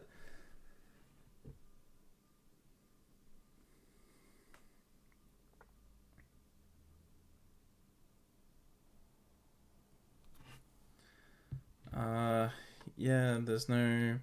Yeah, found made like this, okay. If you're sure, I'll see you later then. As I turn down the hall to go to my classroom, Lily's soft voice rings out from behind me. Sal, oh, see? Yeah? I'm sorry. Ooh, maybe you should have... See, Sal, maybe that could have gone differently if you had said, if you say so. With that, Lily makes off down the hallway into her own classroom, her hand skating along the metal railing. I stand still and watch her until she turns into her classroom and out of sight, before going to my own class with a fair measure of reluctance. As usual, I'm early. Muto is fiddling with folders and papers on his desk as he prepares for the day, while a handful of students mill about, chatting away. While my feelings about Lily haven't dissipated, far from it, her mention of my exam performance did remind me that I have my own life's journey to attend to. Whoa. Yep. After thinking about it, I've realized that I do genuinely want to pursue science in some form as a career, rather than it simply being the path of least resistance. Until now, though, I didn't have much of an idea of where in the field I wanted to go, just science is a pretty good broad category of jobs. Something Lily mentioned earlier focused my thoughts, something I'd only idly pondered about before. I'd not seriously considered following this specific path. I had not seriously considered, I woke up to Muto's desk, his attention too focused on preparing for the day's lesson to notice my approach. It's the same every day. Good morning. Looks up with an expression of mild surprise that's quickly replaced by his typical awkward smile. Good morning, Nakai. Can I help you? Do you mind if I ask you something? He looks down at his messy pile of books on the desk before putting down the papers in his hands and standing up with some difficulty to properly address me. That's what I'm here for, after all. Ask away. I was just wondering, what would you say is the motivation? That's so weird. The motivation behind teaching. Not your, just the motivation behind. That's what a weird way to word that. Thinks on this question for a few moments before responding, evidently far from having a prepared answer. If you talk to 10 different teachers, I think you'll get 10 different answers to that question. While I can only speak for myself, I'd say that I teach because... He sinks into thought again, carefully assessing the way he wishes to present his idea. Think of it this way. When you were a child, you probably played with sticks and pebbles in moving water, such as the gutter or puddles, right? Yeah, I think a lot of people do that when they're young. Well, it's not just when you're young, for some, though it does take on another form. My point is, though, that when one is doing that, they're curious about how the water will flow or be changed. Everyone, even at that young age, possesses an intense wonderment about how the world around them works, even in its smallest forms. I still feel that sense of wonderment about the universe. Even just reading about new discoveries or classic experiments gives me a renewed sense of awe at how marvelous everything is, from the furthest stars to the smallest puddles. I just hope that I can give others even a small piece of that wonderment I feel. If I can do that, even if it's just for one person, I think that I can be happy as a teacher. He scratches his head as he mentally reviews what he said. I feel like I understand him better now, even if he's awkward around others. He does have a genuine want to be around them and offer them a piece of himself that he values. When Lily told me yesterday rings in my ears. I think you get on well with others, huh? She always did say I was unusually curious. Sorry if that was a little, meandering. Does it answer your question? It does, thank you. I also had another question, actually. Oh, what might that be? Do you have any college brochures or guides? It's about time I started getting some applications in. He nods and bends down to look inside his desk. As he does so, I notice that he's wearing a remarkably genuine smile. I don't think I've ever seen him act this natural around others. Perhaps this isn't Muto the teacher, but rather Muto the person. Yeah, if you need any more, feel free to ask. That's a weird way to put that. I feel like Muto the teacher is Muto the person. It's like the fact that you're asking and the fact that you're like, hey, I'm interested in this and like I want to have college brochures and like pursue science and all this. Like that's something that a person who is a teacher would be happy about. It's like, hey, my student, who's also my best student because he's a science teacher mainly, is like interested in this. He's interested in college. Like that makes someone who is a person and who focuses on being a teacher really happy. I feel like the average person wouldn't be like, I don't know. It's kind of weird to explain, but I feel like the fact that he is a teacher and that Muto, like, I think it's because he's a teacher and he puts his whole person into being a teacher that he's happy about the, that you wanting to ask for those brochures. I don't know. It's weird to, like, separate them and be like, oh, I'm seeing the human side of him. It's like, no, his whole person is being a teacher. What are you talking about? Whatever. Here, if you need any more, feel free to ask. He hands me about half a dozen brochures and booklets of various colours and sizes, which I take eagerly. Yes, it will be this information which I'll use to forge my own future. I think now, after all this time and all these trials, I can finally start to see the big picture of my life ahead of me. My body may be like this, but my mind is still very much able. Thank you. I feel like this is the most in the best position Hisao has been in any of the routes towards the end. Does that mean Lilly's gonna be a psycho? And so Hisao's gonna be in the best position possible but have a crazy girlfriend? This is strange. That single thought had graced my mind a countless number of times since my life here began. What is that? Is that tea? Is it about to be spilled? What's the tea, Hisao? Give me that drama. It feels like an easy way to discard a troubling question, as if simply labeling something with those 3 words will make it go away, or at least not worth thinking about any further. My life before my heart attack feels more blurry every time I try to remember it, and my mind struggles to keep up with all the events suddenly happening around me since. I heard somewhere that this is what it feels like to be left stranded in a country with only the most basic understanding of the local language. Indeed, when I think about it, that seems a marvelously apt analogy for what's happening to me. But such situations are also supposed to make you very capable of that language very fast, as you're forced to learn it in order to survive. Put another way, the situation becomes sink or swim. I wonder if I've really managed to swim after all this time. The exams are stressing me out a lot, even though they're finally coming to an end, but I have remained in Muto's favor, and I have some sort of directions for my future now. But I keep using that stupid and meaningless phrase. This is strange. It really is amazing how fast one comes to accept being surrounded by people with sometimes incredibly jarring disabilities and conditions. So much so that I really wonder why I feel so much like a foreigner. It certainly isn't for lack of socialization or friends.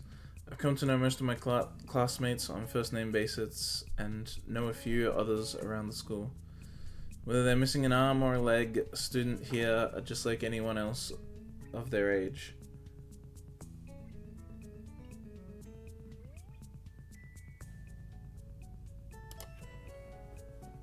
Hang on, messages go.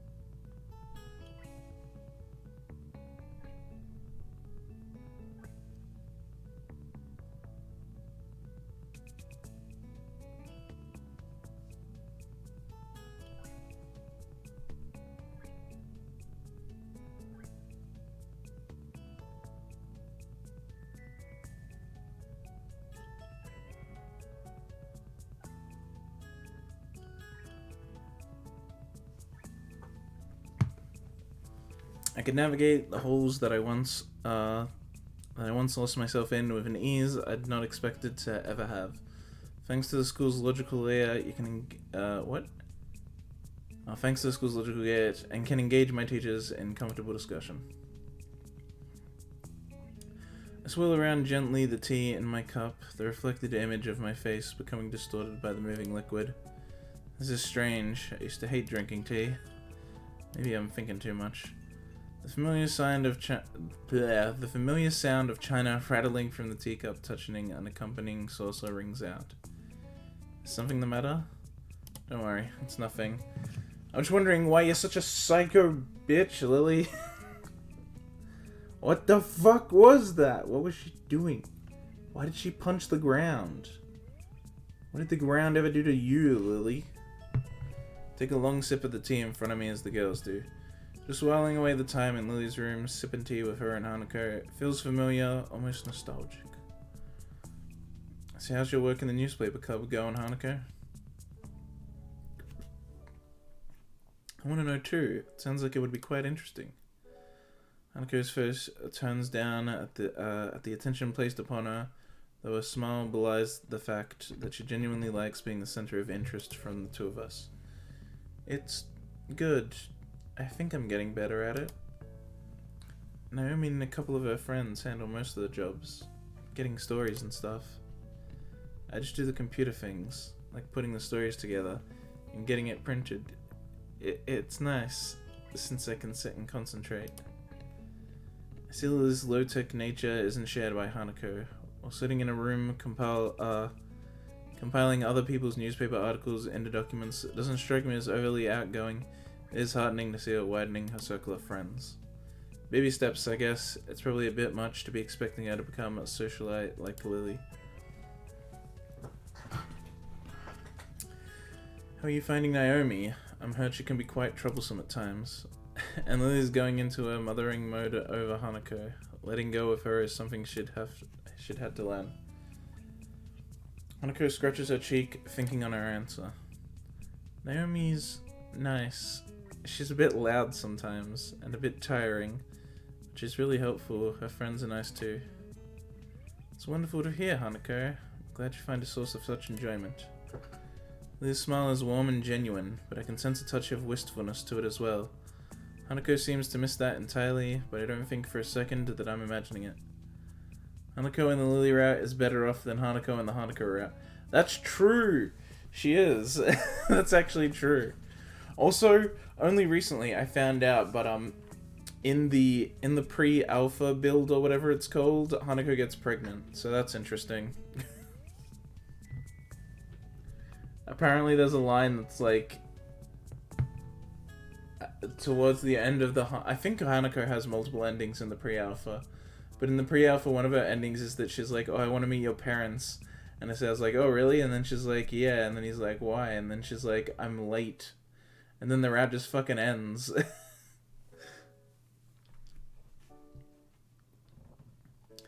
So that's a thing. But yeah, Hanako seems way better in this route and like just happier in general than in the Hanako route.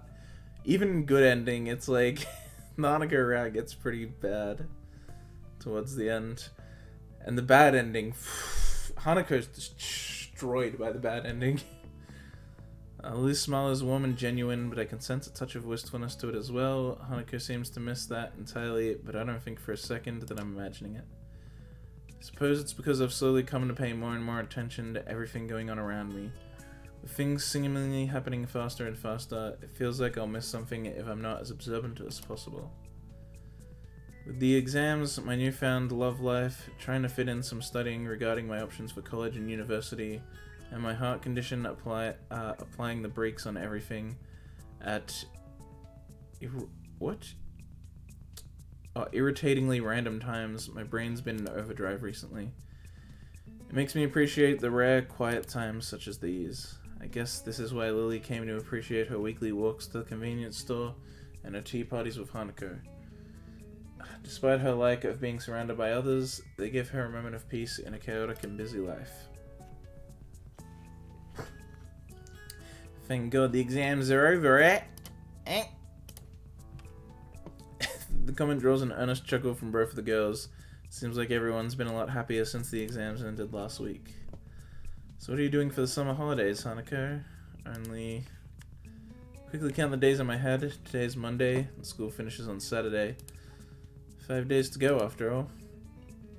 I was thinking of traveling. Just around a bit. There's a lot of places I want to see, and I think I have enough money to pay for the bus and train rides. Naomi and one of the other girls in the newspaper club said they might come along too. Damn, dude, she going out on a trip without Lilly and another girl? That'd be interesting. Her look indicates that she'd given the matter quite a lot of thought. I'm kind of surprised that she's contemplating something like this. It seems she's really become intent on striking out on her own. Is there anywhere in particular you're thinking of going? And Lily's gonna secretly, like, go along but not tell her, but like be behind and always spying on her, just like making sure. I was thinking that Kyoto sounds nice. I think I'll try to go to a few places though. Lily nods in approval, happy with Hanako's plans. While I cast my eyes to Lily, I refrained from asking her the same question. She's been evasive with her plans for the future for a long time now, but I never seem to get a good time to broach the subject alone with her. Every time it comes up in conversation, it feels like she's either unsure of herself or simply dodging the question. It's troubling.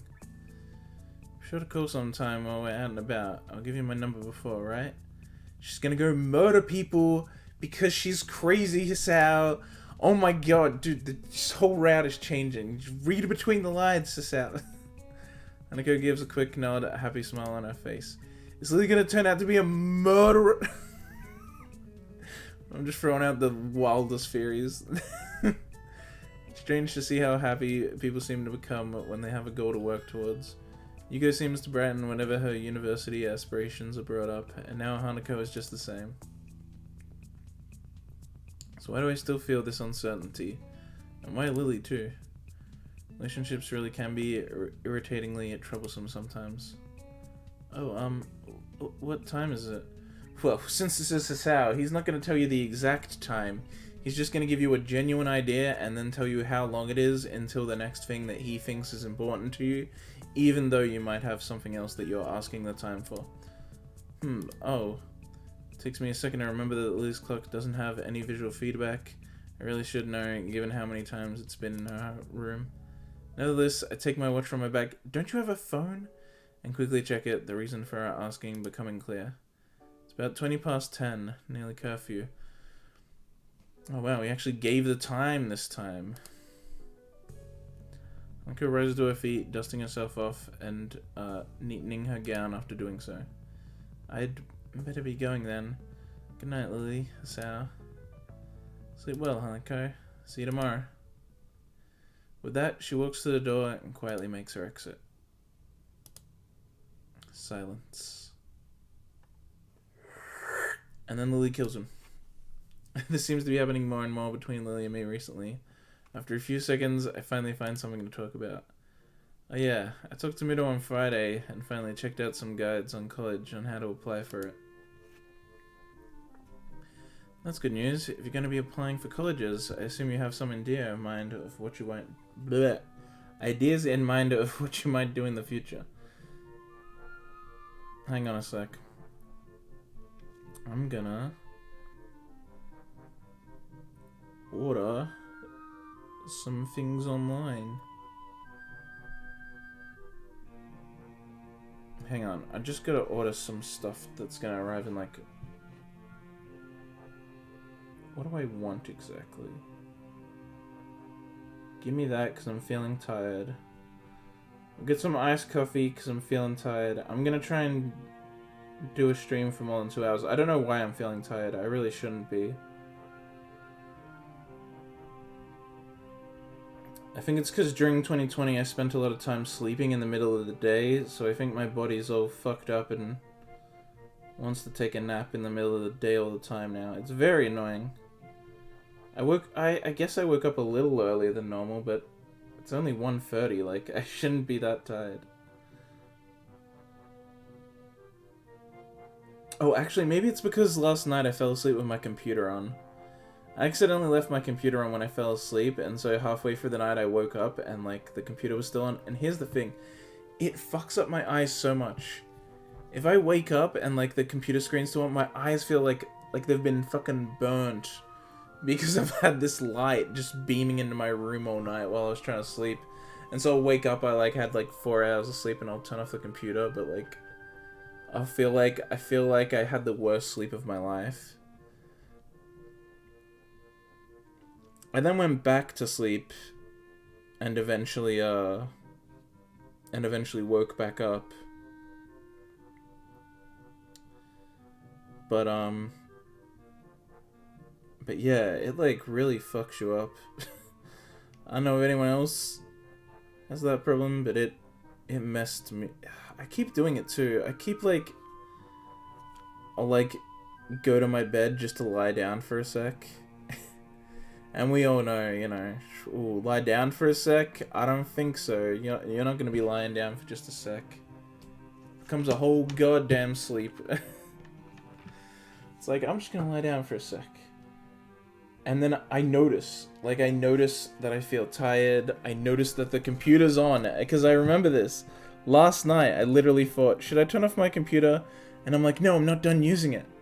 I'm just laying down for a bit. I'll use, so it's fine. I'll leave it on because I'm not going to go to sleep. And then I went to sleep. It's like the most goddammit thing possible. Anyway, alright. If you're applying for colleges, I assume you have some idea in mind of what you might do in the future. I think I've settled on becoming a science teacher. It's gonna take a while to get through university and everything to be qualified, but I think it'll be worth it. Is being a science teacher really a science? That's not really doing a science job, Sal. That's doing a teaching job. That's not really. You learn the curriculum, you repeat the curriculum. That's it. That's just that. Especially in high school, like high school and primary or equivalent levels of teaching, is not knowing the thing really well. It's knowing the curriculum really well.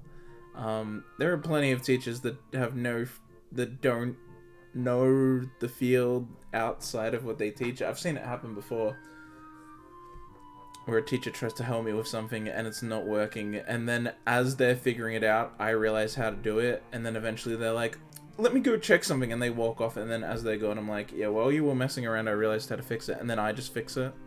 And then they come back and I'm like, yeah, I already got it, it's all good.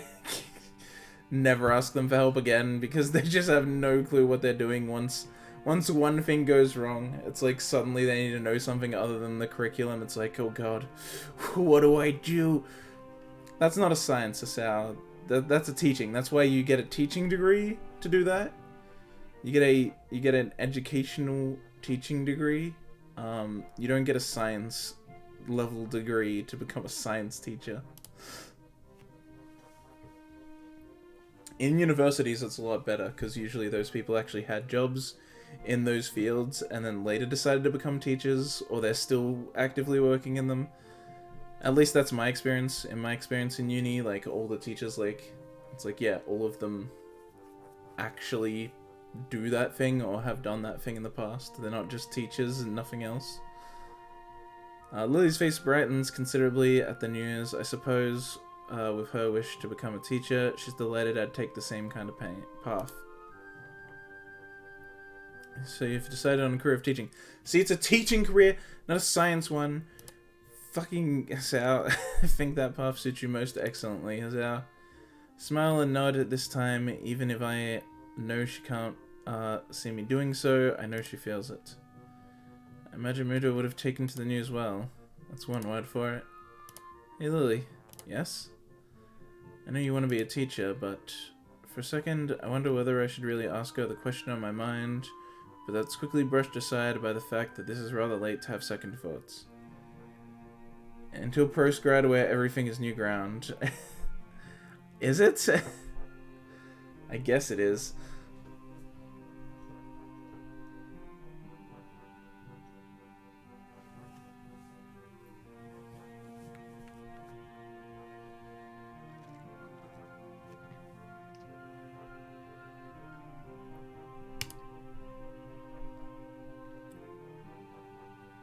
But again, that just comes down to, like, yeah, being like a high school, being a teacher, high school, primary school, or equivalent.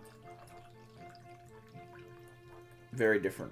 Very different from being, it's not a science job. It's a teaching job. He's like, I want to do something in science, but that's such a broad field. Which science job? Oh, I know, science teacher. It's like, Sal, it's not science, it's a teaching job. You're much more bigger focus, and a lot more of what you're gonna learn is like how to deal with kids, how to like de-escalate a situation, how to put information into their brains, not how to like, not fucking science, like.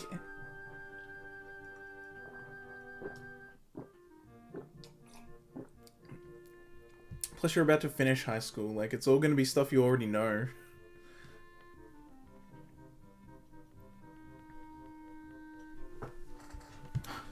you want to do science, you should, I don't know, go work for NASA or something.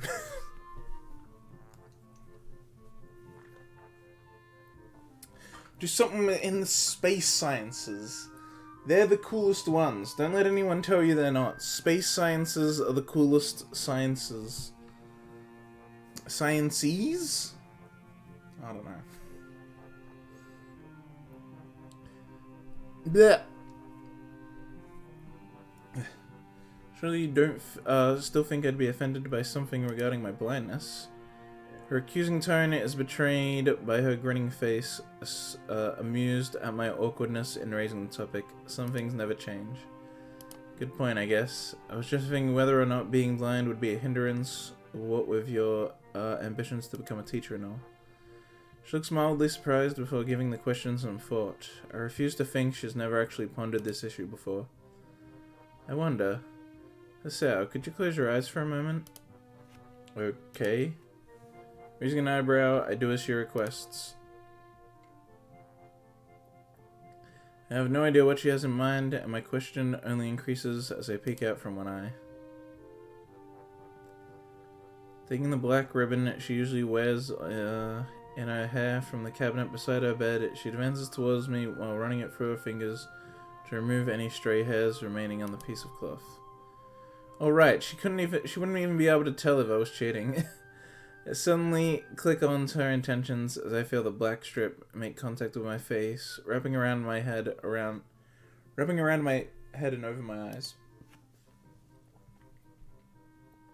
What exactly is this for? It's a little test to say out. Since you seem to be wondering, I'll let you see things as I do for a time. Huh, so that's what this is about. How is this sound so slow? That's like obviously what she was doing. To be honest, this actually sounds kind of fun. Childish and rather silly to anyone who would be watching, but a bit of silly fun never hurt anyone.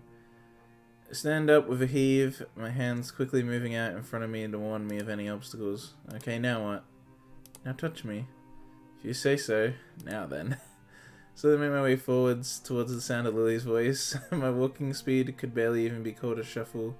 The entire experience feeling alien enough that I don't want to risk inadvertently tripping over anything, such as her table or haphazard piles of books. Something soft yet solid brushes against my left leg. A further inspection reveals it to be Lily's bed.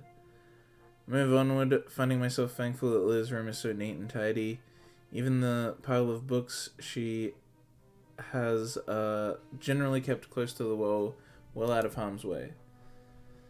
The hard wall pressing against the outstretched hands make me furrow my brow in frustration. Hey Lily, where are you? What are you doing over there? I'm over here. Hang on, I need to go check something. I just heard a bunch of noise.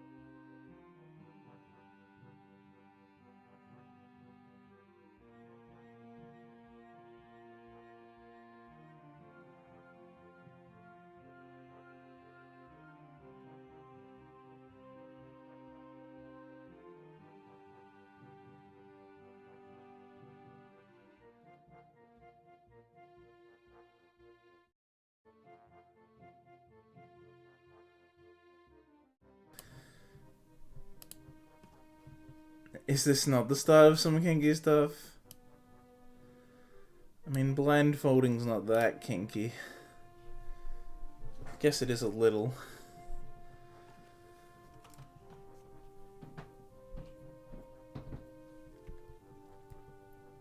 It's a good way to heighten your sensitivity. Dude, I'm like... Is it because I'm wearing a long sleeve shirt? Is that really the reason? I feel like my skin can't breathe.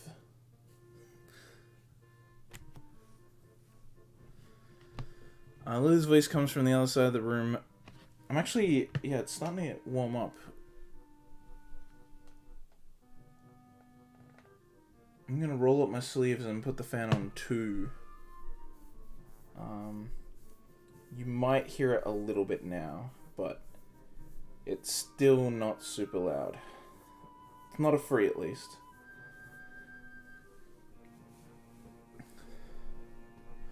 Alia's voice comes from the other side of the room, far from where it was before.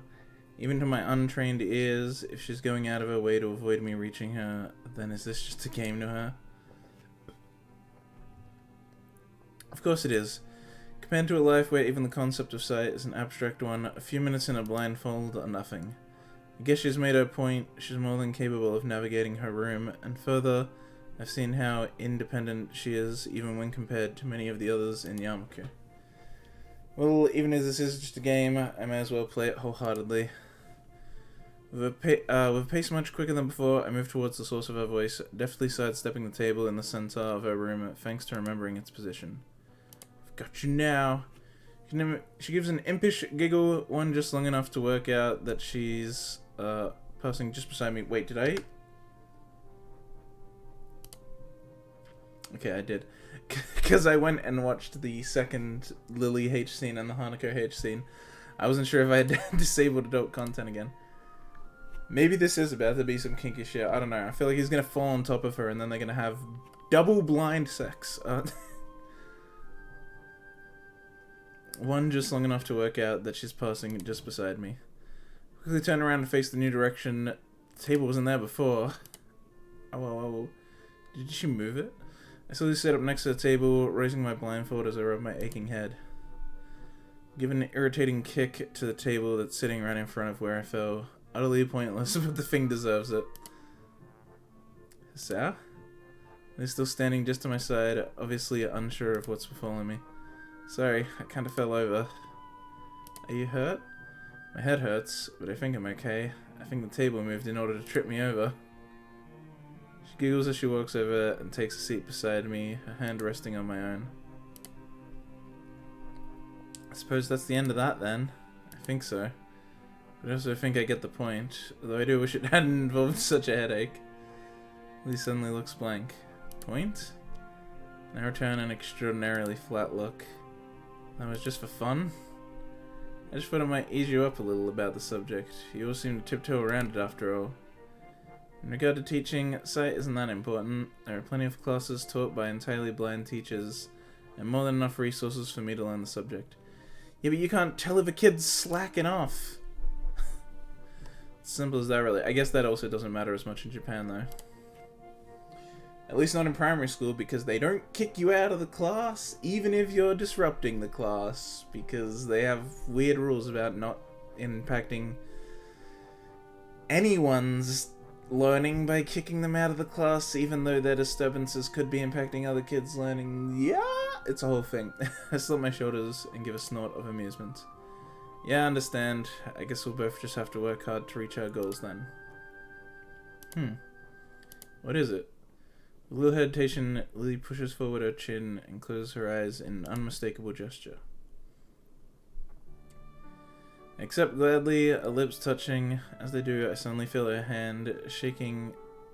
What? Oh, snaking up my chest from underneath my shirt. The feeling of her hand against my bare skin is enough to make my heart suddenly accelerate. So she's in that kind of mood again. Women, am I right? Well, I'm hardly one to complain. She does genuinely like this, and even with all my medications, my libido is thankfully still intact. I lean into the kiss further, holding her hand tightly as I feel it tracing the contours of my chest. Eventually, we break off from another one. The room's silent, but for our breathing. Hey, Hisao? Yeah? I don't suppose you could wear the blindfold again. It is kinky shit. No. That's not that bad. Kinking and tying up is, like, pretty low-key. It's when you get into the hurting, that's the real kinky shit. A tentative suggestion takes me by surprise. I suppose she wants to introduce me to sex through our eyes as well. Or just wants to find out what I'll be like during the act, or hampered by the blindfold. With a measure of unease, tempted by curiosity, I do as she says and lower the blindfold over my eyes. The world becomes dark once again.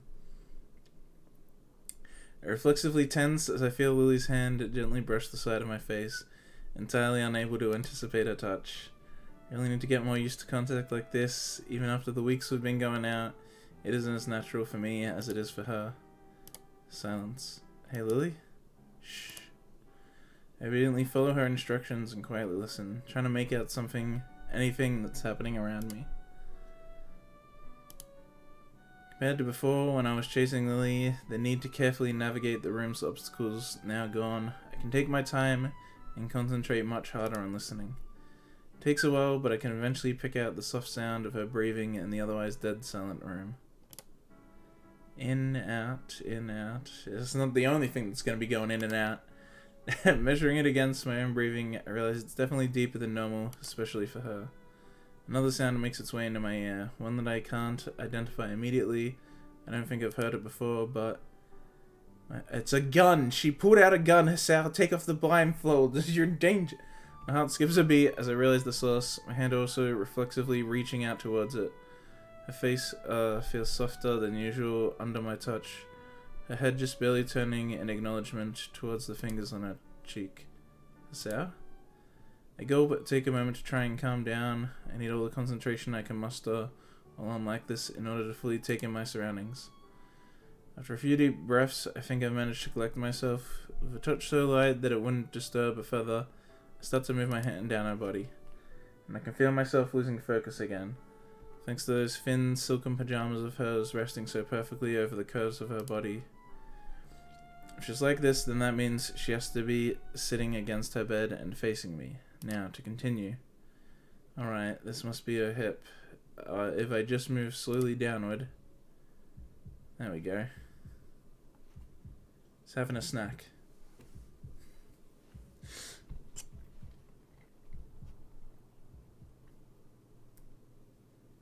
More. I want more. I can feel my chest tightening as I rock back and forth frantically, both of us entirely taken with ourselves. Nothing that unusual, just need to take deeper breaths to steady myself. This feeling is just normal. Yeah! This isn't... I can't... This pain is too much. Yeah! Stumble backwards from Lily with unseeming haste, clumsily hitting the back of my foot against the table and falling to the ground with an unceremonious crash. Breathing wildly, I frantically scrape at the ribbon over my eyes as I lay on my back. I have to get this off. I have to get this off. Is that a roof? For a moment, everything goes blank as a rush of newfound light assaults my eyes. My breathing slows from the brink of hyperventilation. Yeah, that's a light. I thought it was a sprinkler at first, but it's a light. They don't use those lights anymore. That's one of those older power saving lights. They don't look like that anymore, but that's what the power saving lights used to look like when they were like new. I haven't seen one of those lights in a long time though, maybe like 7 years or something. No, maybe 6 years or something was the last time I saw a light like that.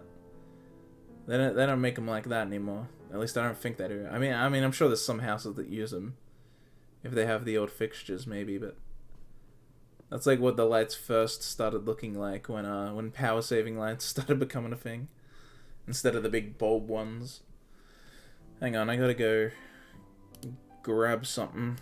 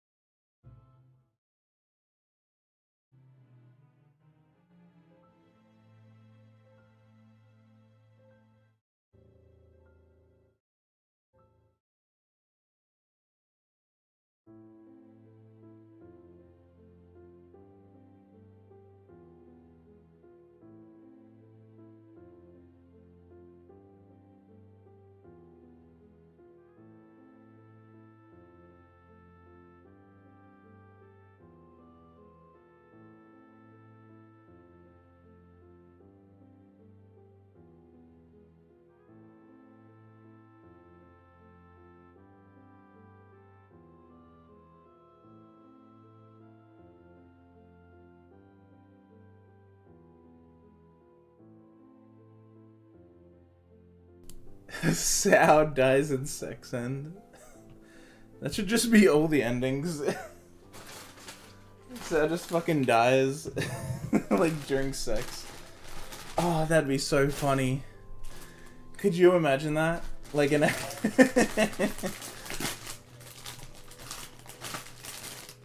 If a visual novel was just like... doing its H scene. You get the sexy CGs. And then it's just like... and now you're dead and that's the end. Oh, you want to play another route? They all end that way. It's like... Surely there's been something like that. Again, I'm saying surely, because it's just... A visual novel is such an explored genre that... And there's so many visual novels that do, like, silly, gimmicky things that I'm just like... There has to be one that's just like, every route is you die while having sex at the end.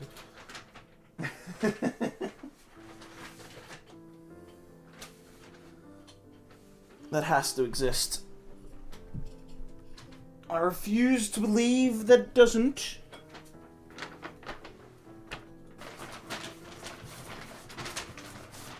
And if it doesn't, then I demand it to start existing. Right now.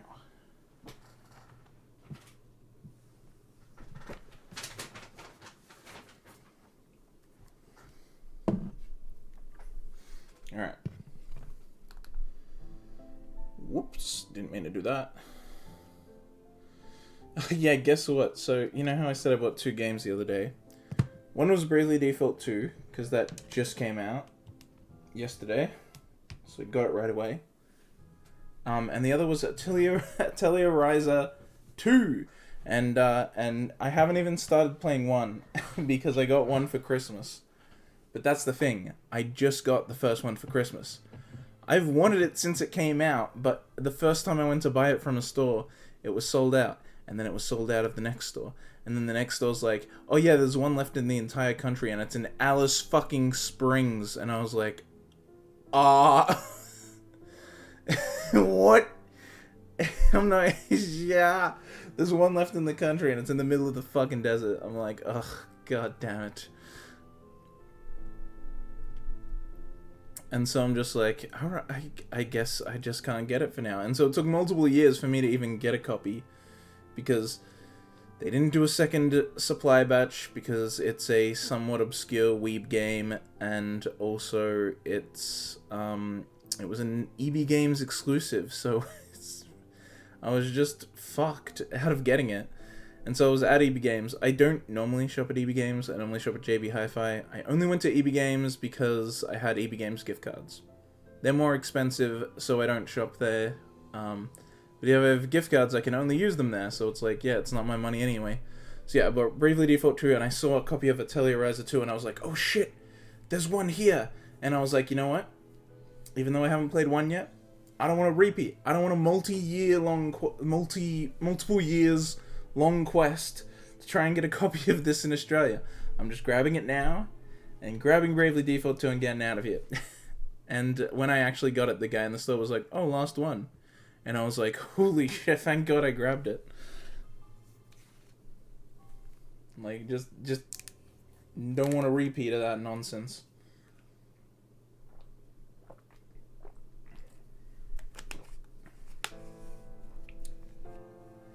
Because, like, another guy came up to the counter and was like, oh, is that... And I think he was going to say, isn't that sold out?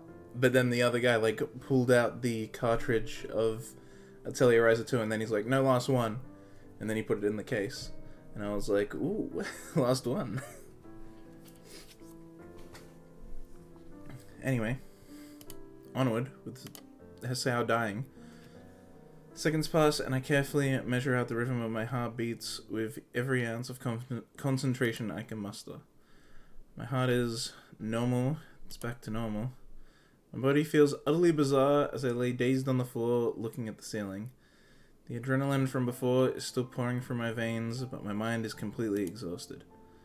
I prop myself up as I hear Lilly getting off the bed and coming towards me. Sao, are you okay? Sao? I'm fine, Lily, I'm fine.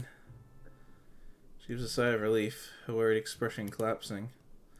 Her face afterwards is the very last I'd ever wanted to see from her. It's a face I detested when I first saw my parents in the hospital all those months ago. Pity. Lily pities me.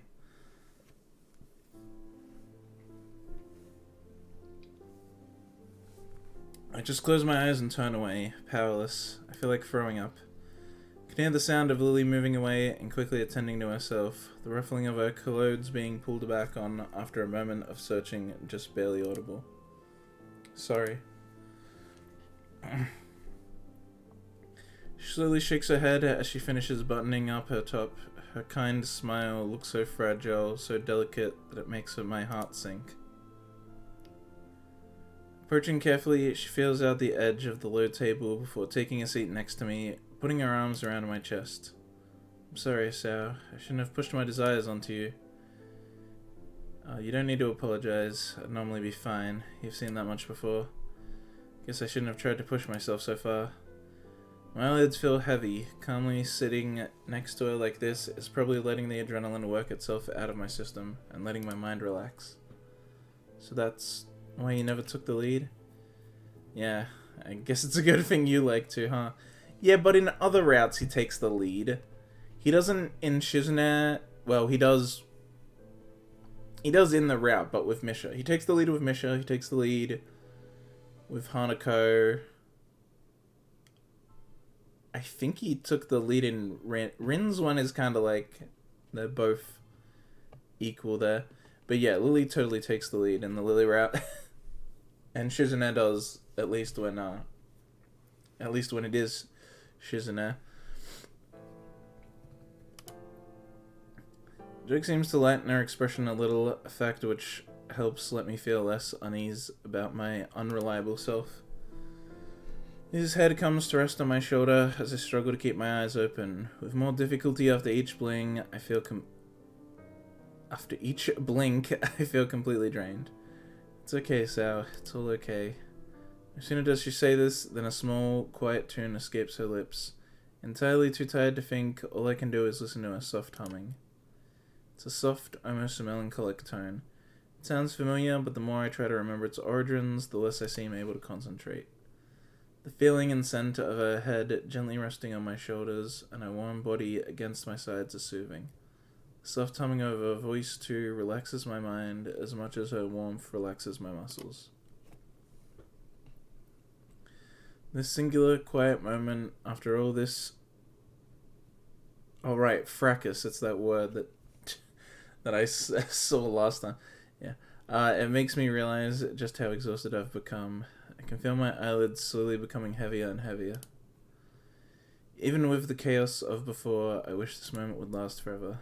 Lily and I together, sharing a single, solitary occasion together, just as we used to. Oh, speaking of words that no one fucking knows, there's one I learned recently. I think it's... Is this how it's spelled?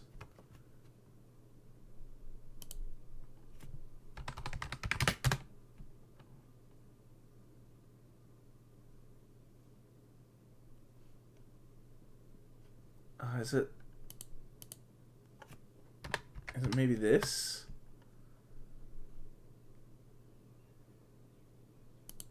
No.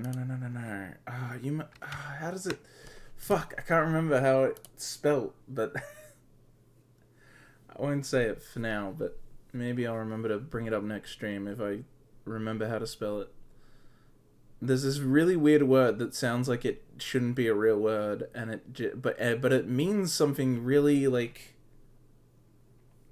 nice, and it's, like, actually a good word to use in, like, reviews or analysis, but I've never even seen it used, ever, anywhere, and it's like, well, I have now, obviously, but I just found out about it recently, and I'm like, whoa, that's got a cool meaning, but it sounds like a completely made-up word. But if that's the case, why does she feel further away than she's ever felt before?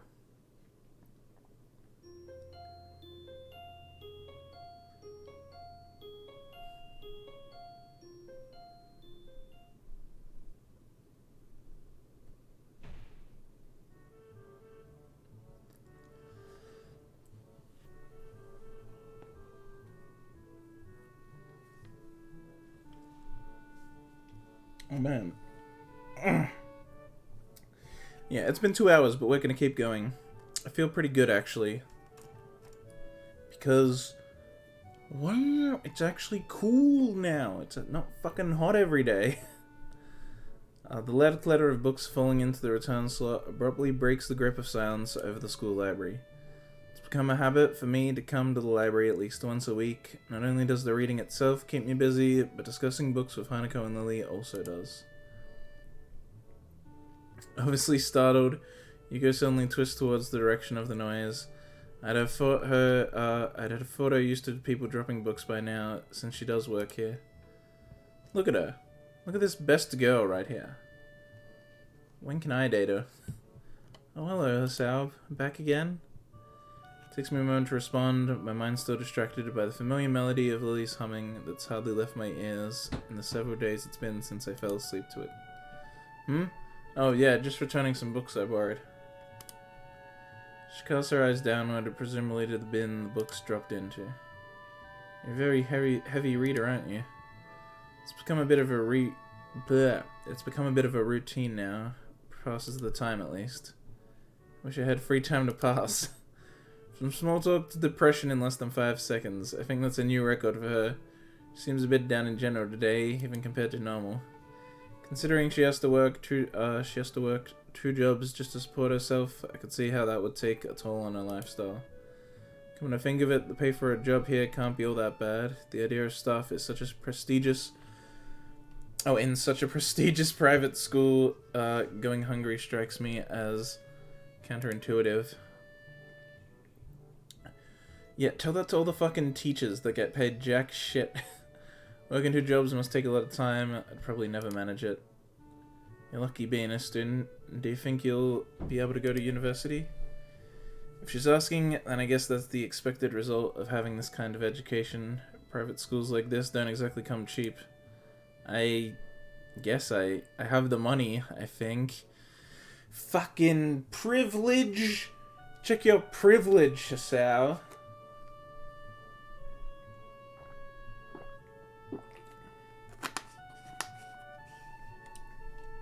I have the money. What do you mean you have the money? No one has the money for fucking university.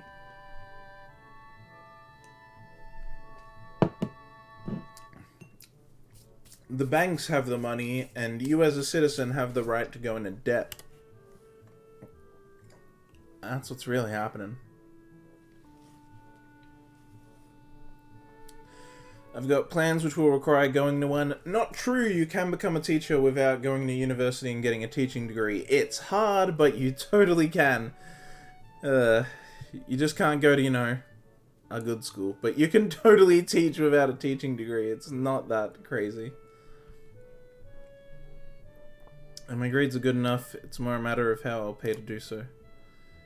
University costs so much that I'm having to work 2 jobs to afford to enter it. Paying for daily expenses, too, makes it a lot harder. If you're reading this much, though, that means you're doing well in school, right? Interesting logical jump. Not an altogether wrong one, though. I suppose so. I didn't find any of the exams very hard, aside from maybe 1 or 2. Do you mind if I ask what studies you're pursuing in university? Yuko appears to be genuinely brightened at the question. Anthropology? To be specific, I'm specialized in the history of classic era, Anfian civilization, and democracy. Anthropology, is that like...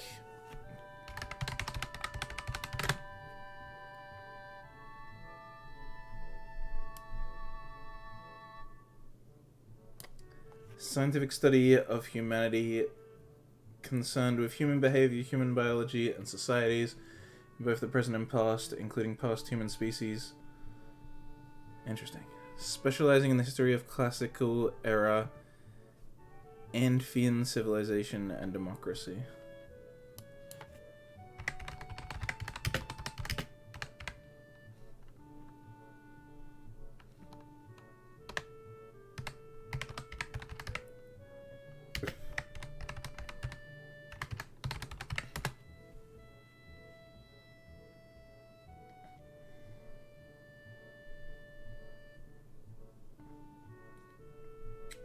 Oh, like classical Greece?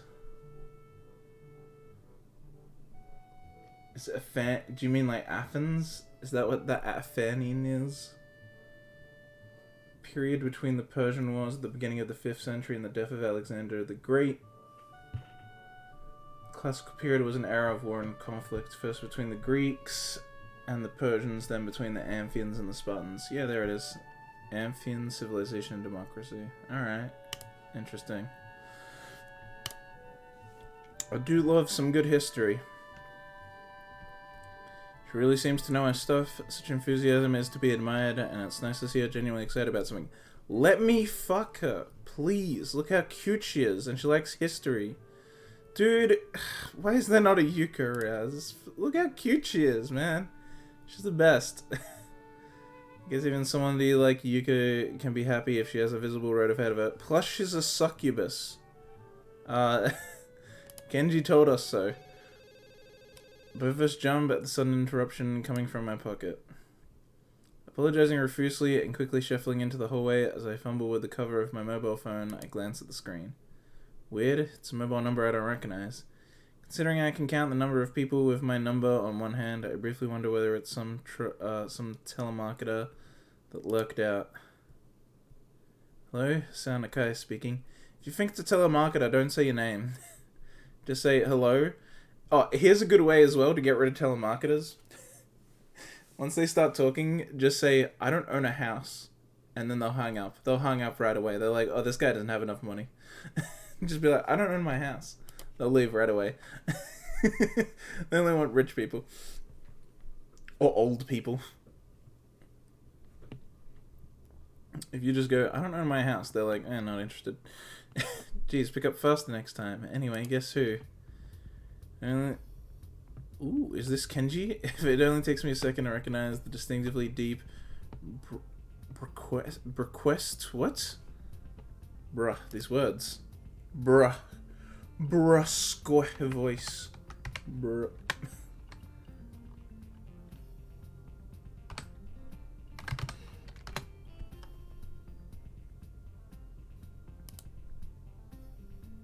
What?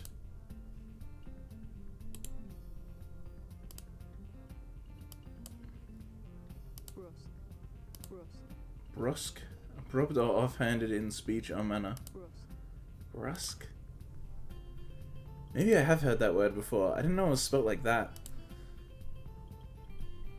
Oh, it's Misha? Hey Misha, I didn't expect you to call me. Oh, it's Akira. You actually think I sound like her? Not at all, Akira. I don't remember giving you my number though, so I thought I'd mess with you. Oh, that. I got Lilly to give it to me. Not hard. She positively brims with pride at the statement. She's trying to get me caught up in her pace, I know it. Suppose I shouldn't be surprised that the two would share my number though, given how close they are. So what's up? You free right now? I guess. Why? Would you meet me at the park in town? I just want to talk to you about some stuff. Is that an invitation to a date? What? Of course not. She sounds suddenly crestfallen, her previous teasing nature having instantaneously left. It seems strange for her. Anyway, I don't see why not. When do you want to meet? Kinda now-ish? You can't put a full stop and then make ish its own sentence. What the fuck are you doing? Ish? It's not a word. You can't... Oh! Wait, right now? But it's... Dead silence suddenly coming from the phone announces the fact that she is unceremoniously hung up. Dead silence from a phone after hang up? What kind of phone do you have? It should be beeping if she hung up.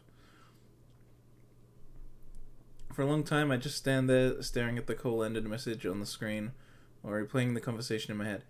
It beeps. It's like beep beep for a few seconds so that you can tell that it ended. It'd be weird if you were just meant to be, oh, dead silence is... And then you need to, like, check if it's ended or not. If there is dead silence, though, most people will check, actually, even though the beep is there to tell you. They'll check, and then they'll be like, oh, no, the call's still going. What the hell, Akira? Throwing a glance up and down the street, across the road, and step into the park. I I've learned to pace myself on such walks, mostly because Lily's slower speed during our forays into town means I have to consciously slow myself down. That aside, I hope Akira didn't expect me to be immediately prompt. Whoa, Akira CG. Where's Raymood? Is Raymood here? He's not here to see the Akira CG. Poor guy. It takes only a couple of seconds to spot her waiting on a bench with a can of beer in her hand. The look she gives me as I walk up lacks any hint of acknowledgement or greeting. What's with that look? I needn't have come, you know. I know you would. You're that kind of person, after all. Along my browed her remark as she disposed of the can, emptied by the time I arrived, and a metallic clatter rings out. Akira takes a seat on the old wooden bench, and I follow her lead. She takes another can of beer from beside her and opens it before speaking. Taking a large gulp, she seems to really like that stuff. Suppose I don't need to ask what this is about, or rather, who it's about. I heard from Lilly that you asked about our family. Did he? I don't remember that. They share more than phone numbers, that's for sure. I'd probably be very worried right now if it weren't for the total lack of malice in her voice. Rather, her tone sounds almost wistful. Idle curiosity, mostly. I have to admit, I'd never have guessed you two were half Scottish. She gives a wry chuckle of amusement. I've heard that before, trust me. The small smile falls from her face, her eyes looking ahead distantly. Aside from the occasional elder couple talking as they slowly walk the meandering paths and the odd aging car, it's pleasantly quiet. She didn't tell you everything though, did she? It was pretty brief. Your parents live in Scotland, she hasn't met them since she was 12, and she wants to meet them again. It's always surprised me how devoted she is to our parents, for all the good they did us. The way she says it sounds almost derisive. She gives a small sigh as if to quickly brush the feelings away. Why do you think they left, Sal? Why do I think they left? From what Lilly told me, it was because of work. I guess a pretty decently paying job was involved as well, given the way your parents seem to live. So Lilly went to a private school, and that's where she carries herself with the airs and grace of the upper class. Yeah, since the business in Inverness? What? Inverness? What is that? Inverness, Skitty. Oh, it's the city. Okay, she just means the city is business in the area. Okay, boomed. Her father decided to move directly to the same city as its headquarters. Wait, what do you mean? Oh, I see. The headquarters was in Inverness, so we moved to it. Gotcha. This is a conclusion I thought you'd come to, though. You're not too good what? Oh, you're too good-natured. You're too good-natured. You don't think they left for their career? I'm sitting here bitching to you about it. What do you think? Yamaku Academy. I've always felt that place was kind of creepy. Like it was an isolated hideaway for those proper society doesn't want to see nor hear. They probably just rue the fact that Lilly wasn't old enough to be shoved there by the time they left. A long silence follows her abrupt and very harsh criticism of her own parents, and Yamaku. Lilly's blindness is hardly something that could be simply ignored for a high-class family attempting to keep up appearances, much less so when a lucrative offer is on the table. Eventually, Akira gives a decisive snort, her feelings coming to a head. Moving to secure her financial future with his new job posting, even at a time I hardly believed it. Not wanting to simply be an avenue for her venting, I gently try to steer the discussion. So you stayed with I can't fucking speak right now. So you stayed in Japan with Lilly then. Dude, my mouse is wigging out.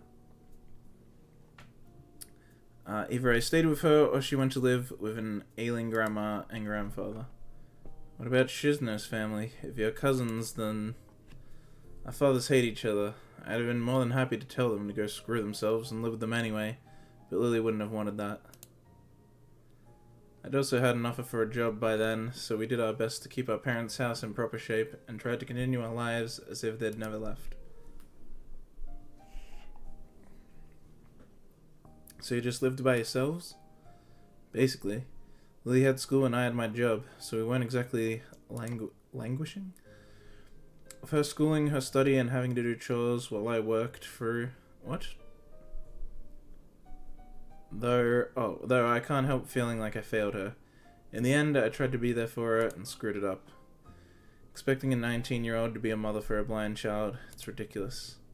So, Lily and Akira lived alone after their parents moved, with Lily largely taking care of herself.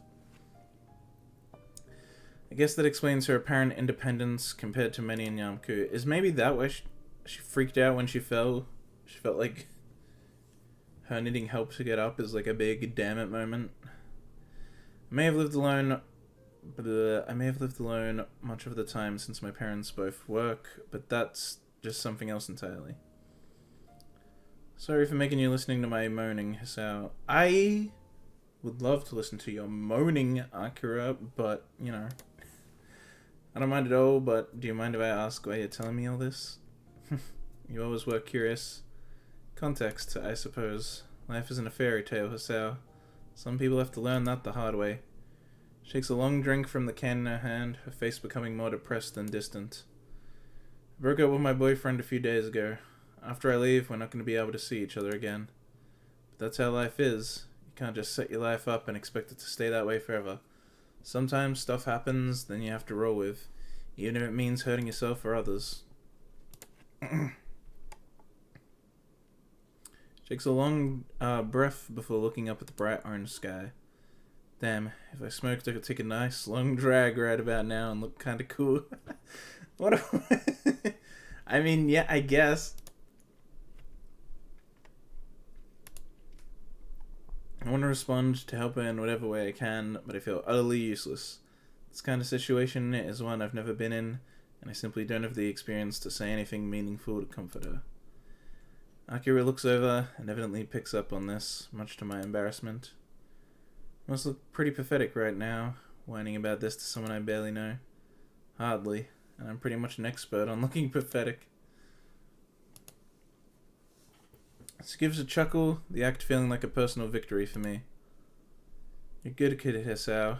When I said that I approved of you being with my sister, I wasn't joking, or just being nice. She picks herself up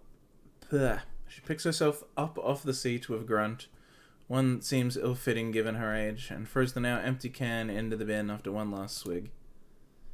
It's just unfortunate that doesn't really count for much in this world. When I said that I was leaving for Scotland, I was doing it because a good position opened up in our company's headquarters. When our folks told me that when we were at their place, though, they also gave Lily a summons to rejoin them in Inverness. Is that how it's pronounced? Inverness? Maybe. No way. Her evasiveness when asking about our future, that awkwardness that had steadily grown between us, that uncharacteristic outburst of anger. Is that really why? That doesn't seem like a good enough justification for that scene, but alright. All of them suddenly fit into place. I'd say the anger doesn't, but sure. The same family that she reminisced about after Hanuko's birthday party, the same family that left her and Akira to themselves after taking flight to greener pastures. Now I feel stupid for never cornering Lily on what was bugging her. I'd never even considered it if something had happened during her trip to her family's home at Inverness. Inverness? I don't know. Fucking European names. And now a sense of unease grows in my chest. If her family has summoned her to join them in Scotland, all the way on the other side of the earth, has she accepted? She hasn't told me whether she plans to accept, and it seems she hasn't told you either. That's why I called you down here to talk, Hisao. Context, huh? I sit back, my feelings of worry and frustration no doubt written all over my face. Lily's a strong person, Hisao, but she's not infallible. I guess it's my job to worry about her, being her older sister, but I think that you deserve to know. I understand. You okay? You sound depressed. No, I'm just thinking. That's good. Thinking is good. Being rash won't get you anywhere. She looks at her watch, barely moving her wrist. I've got to go. Will you be okay? I'll be fine, don't worry. I have to talk to Lilly about it and get everything sorted out. She gives a smile, but it doesn't feel all that genuine or sincere. Really, both of us are dancing around the fact that Lily's on the precipice of the biggest decision of her life and is trying to take the entire burden on herself. Any part of that burden is the matter of our relationship.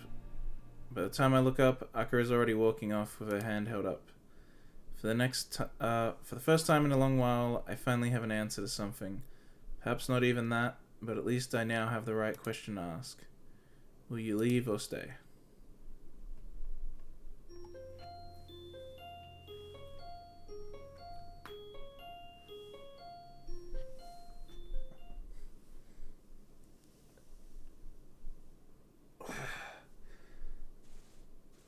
Ugh.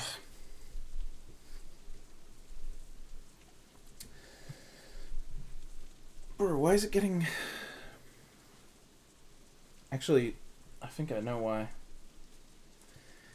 was about to say, why is it getting hotter? Because it's past 2, and I'm pretty sure 2 is meant to be the hottest point of the day, but it's probably because I've been in my room the whole time, and so... As small rooms tend to do, it just slowly gets hotter as I stay stuck in here with the door closed. Give me a sec.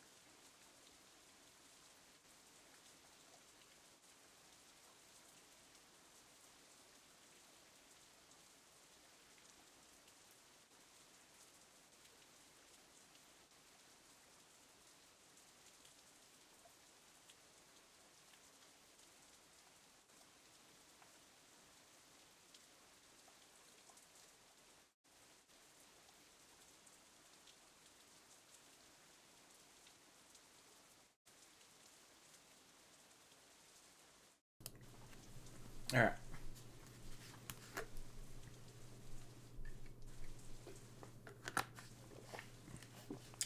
Little life hack for you guys. How to get cool. Take off clothing. There's no face cam, so you don't have to worry about it, but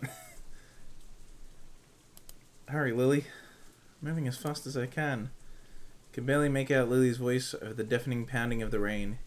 Even though I dislike pulling her around, the situation calls for it.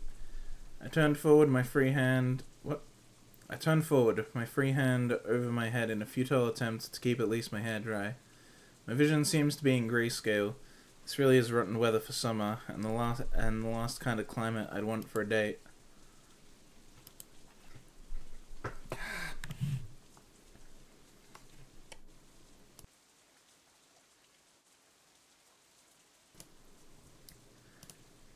A pity I'd even checked the weather forecast beforehand, one of the very few times I've ever done so, only for it to say that Sunday afternoon would be fine. Looking to Lily, her shoulders are by now completely drenched, with her right hand holding tightly to mine and her left gripping her retracted cane. This horrid downpour came on just as we were between our destination and Yamaku, so we decided to try rushing the rest of the distance rather than doubling back. Entirely unused to running this fast, Lily's using all her concentration just to avoid tripping over. So, do you know where we're going? Even she's reduced to shouting to try and be heard over the combined noise of the wind and the rain. The rest of my voice is completely drowned out by an even heavier burst of rain. The what? Shanghai. How far is it? It shouldn't be far now. Doesn't take long before I call out to her once again. Looks like we're safe. It's just up ahead. Quickly pull up to a stop just in front of the familiar exterior. The lantern outside still giving off its reliable glow and waiting for Lily to catch her breath before going in. Ladies first.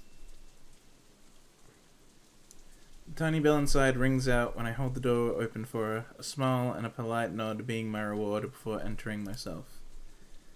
And now you're behind her so you can look at her ass. As I step in behind her and wipe my feet, only a quick glance is necessary to notice the distinct lack of activity. Shanghai doesn't seem to get much in the way of patronage, and today is no different. Only a couple of tables are occupied. As if a couple tables isn't normal. Like, yeah, sure, if you go, like, during dinner on a weekend, restaurants are usually full, and that's when most people go. But that's not normal for a restaurant. Normally, yeah, just a handful of tables will be full on any given normal night. Well, no, normal given, like, middle of day time.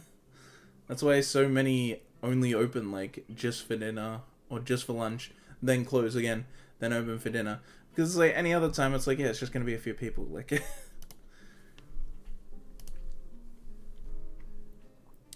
Summoned by the bells ringing, a most expected person comes to greet us. She's like the only person that works here. Welcome to Shanghai.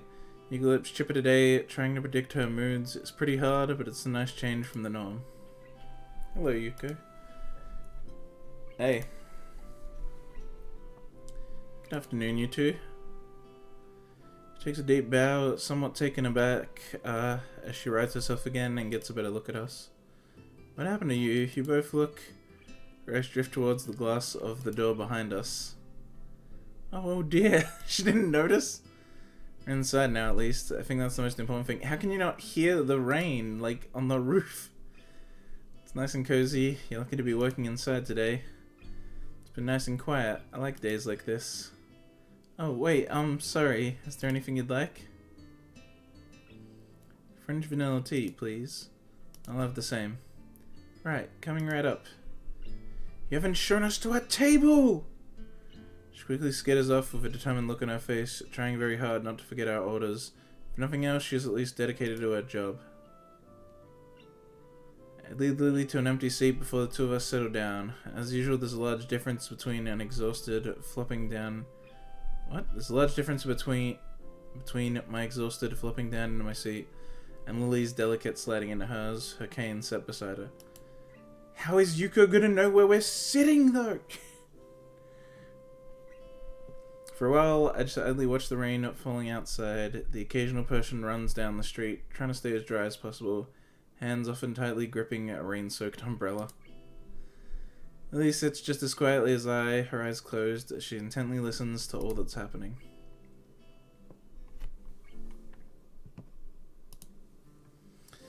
It's comfortable, relaxing silence that exists between us, just the type that we'd so often shared together in the past months. For Lily, at least. I can't help replaying the words of her sister in my mind, at times contrasting them to both our time spent together since I entered Yamaku, and to the way we've been since we started dating. No matter how much I try, I can't work Lily out. It's as if the harder I try to second-guess her emotions and a potential decision, the more difficult it becomes to reach a clear conclusion. It makes me doubt whether I'd ever really understood her. In the end, I'm going to have to ask, even though I very much want to avoid doing so. Mouse, I've clicked twice. My god. This mouse is driving me insane. You seem quiet today, Hasao. Really? You seemed so enthusiastic about taking me out on a date. I'd assume you'd have something specific you wanted to do. No, not really. Just wanted to spend some time with you. Is that so? Fine. That was one thing. A little grin finds its way onto Lily's face, her knowing full well that she's bested me. It makes what I want to say all the more awkward. It was just... Akira and I were talking. Oh? What's with that tone? You two do seem to get on well, don't you? Sal, are you getting with my sister? Well, I do think she's a pretty cool person to talk with. It'd be nice if any of the teachers were anything like her. Cool? Kakui desu? For a moment, I try to place her tone of voice, and my mouth curling into a smirk as I realize it. You're not jealous, are you? I'm not jealous. After her teasing me over such a thing on our first date, I don't feel too bad having a little laugh at her expense this time around. As we settle down though, it's only a minor distraction from the real point of why I brought Lilly here. Don't worry, it was mostly just everyday stuff. That said, there was something Akira mentioned that I wanted to talk to you about. When you went to see your family in Inverness a while back, she said... Akira told you about my family's summons, hasn't she? Seconds tick by while I try to read Lily's face. Not a mixture of feelings written on it. She seems annoyed, but also somewhat confused. Here. Yuko tentatively slides our drinks on the table, her presence oddly small. As she walks back to the counter, after a quick, polite nod, I realize the air between me and Lily is thick, and our expressions are both somewhat pensive. Even though she says I should lead my own life, she still interferes at the worst times. I don't think you should blame Akira here. She's just looking out for you, and it's not like I can't understand her concern over this. Lily's irritation gives way to an awkward and largely unsuccessful attempt to mask her feelings. She really doesn't deal well with being cornered on personal topics. I know, but I just wanted some more time. I think you'd have figured it out eventually, but... You were intentionally hiding this from me? For how long were you planning to do so? That should have been obvious, Sal. As I said, I simply wanted more time to think it through. I wanted to be sure of my decision before telling you. What did you decide to do in the end? Well, if she hasn't told you yet, that means she hasn't decided. That's what she just said. I know what I want her to say, but an awful feeling refuses to leave my gut. My family does dearly want me to return to them, and Akira will be going as well. I could still teach as a career, whether it be here or there. So, you're going? How long have you known? I already know you were asked when you first went to Scotland about a month ago. Some time. Wait, she said... I wanted more time to be sure before I tell you. And then he's like, well, what are you doing? And then she's like, oh yeah, I'm going and I've known for some time. It's like, what? But you just said you haven't told me because you were waiting to be sure.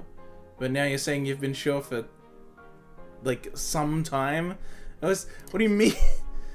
Yeah, what the hell? What? You said that's why you didn't tell me. So that was a lie.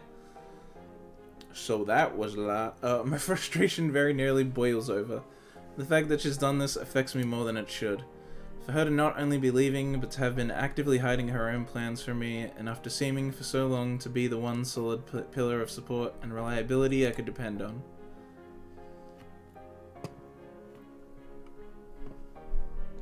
It feels as if the foundation underneath me is suddenly shifting drastically, much faster than I can adapt to. Perhaps this isn't so much frustration as sheer unease.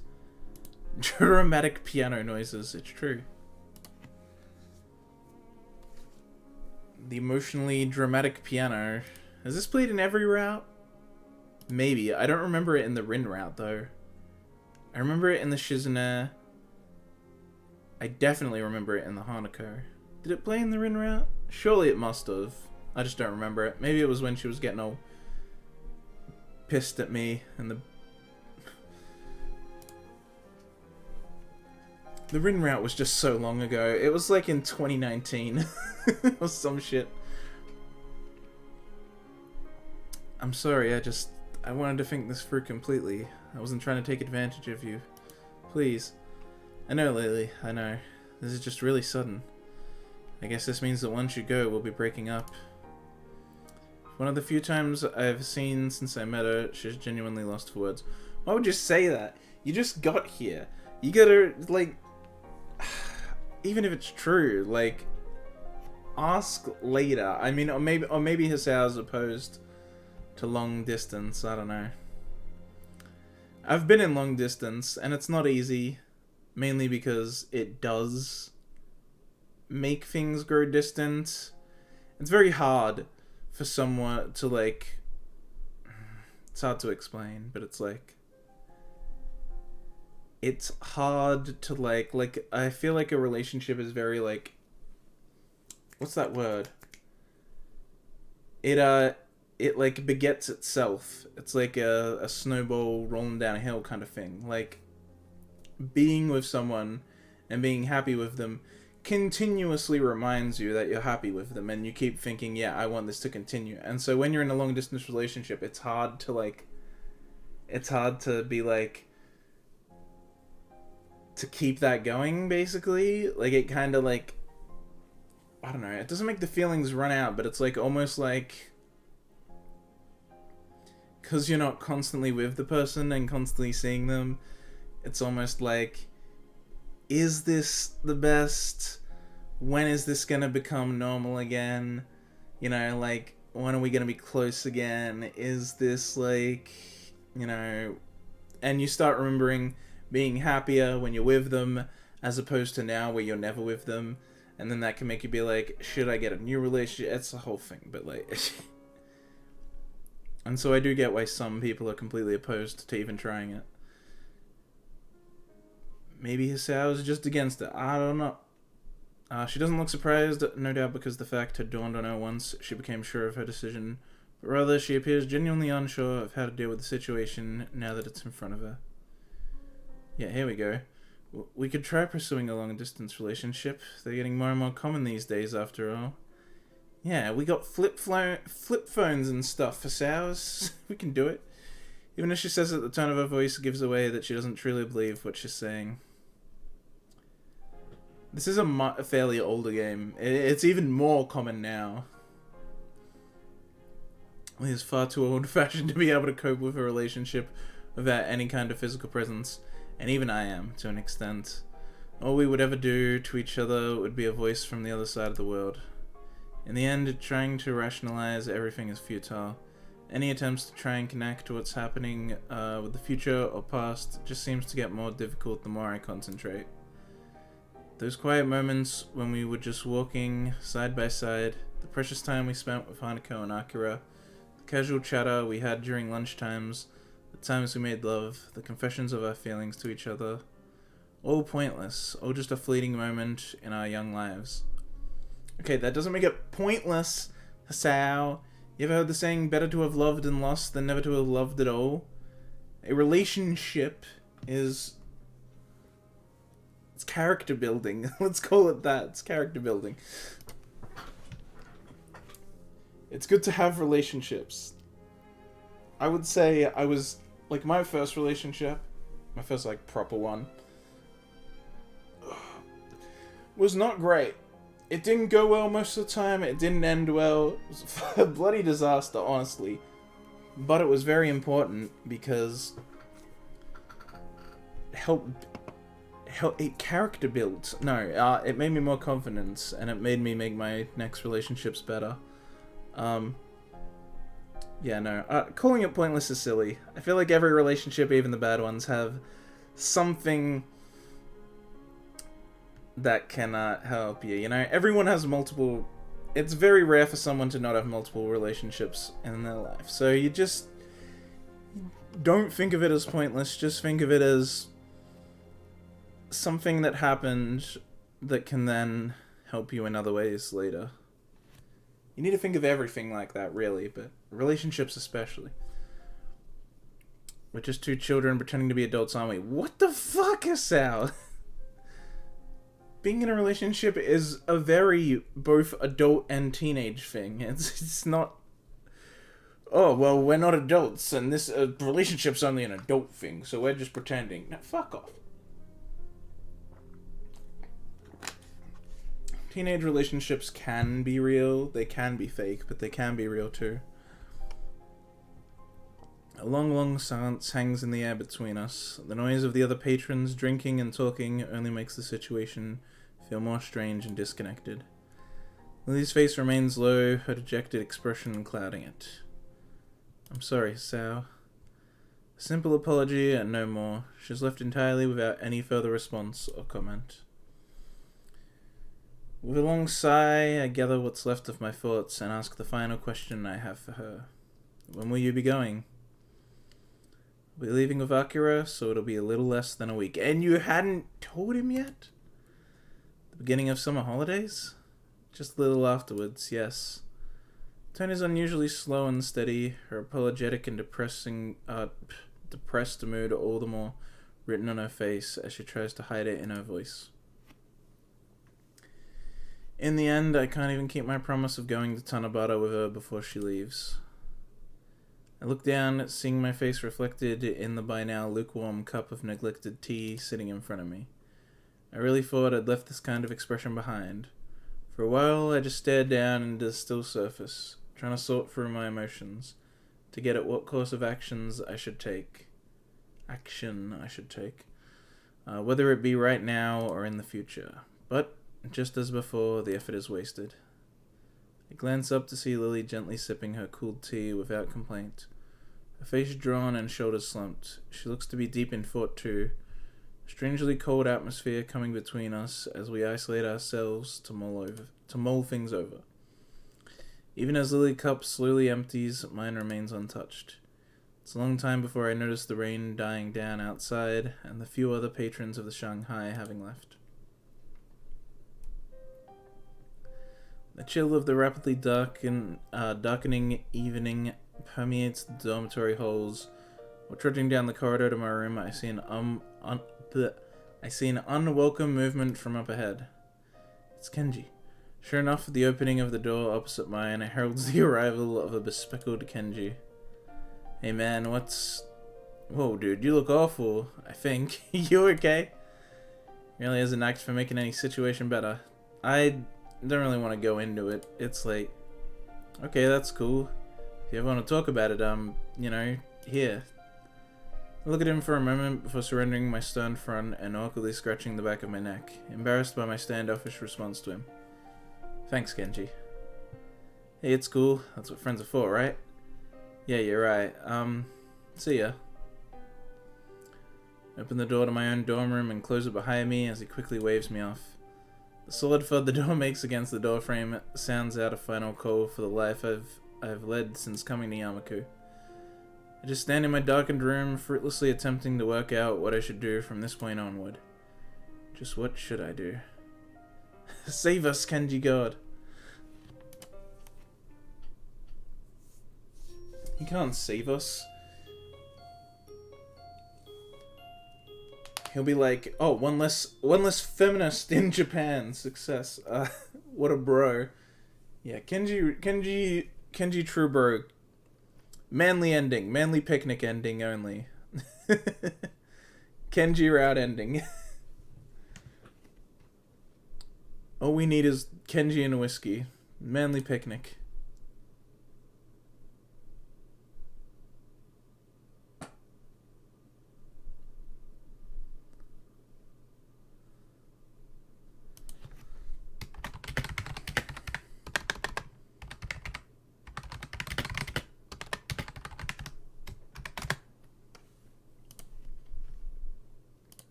As class ends, I simply rest my head on my hand and stare out of the window to pass the time.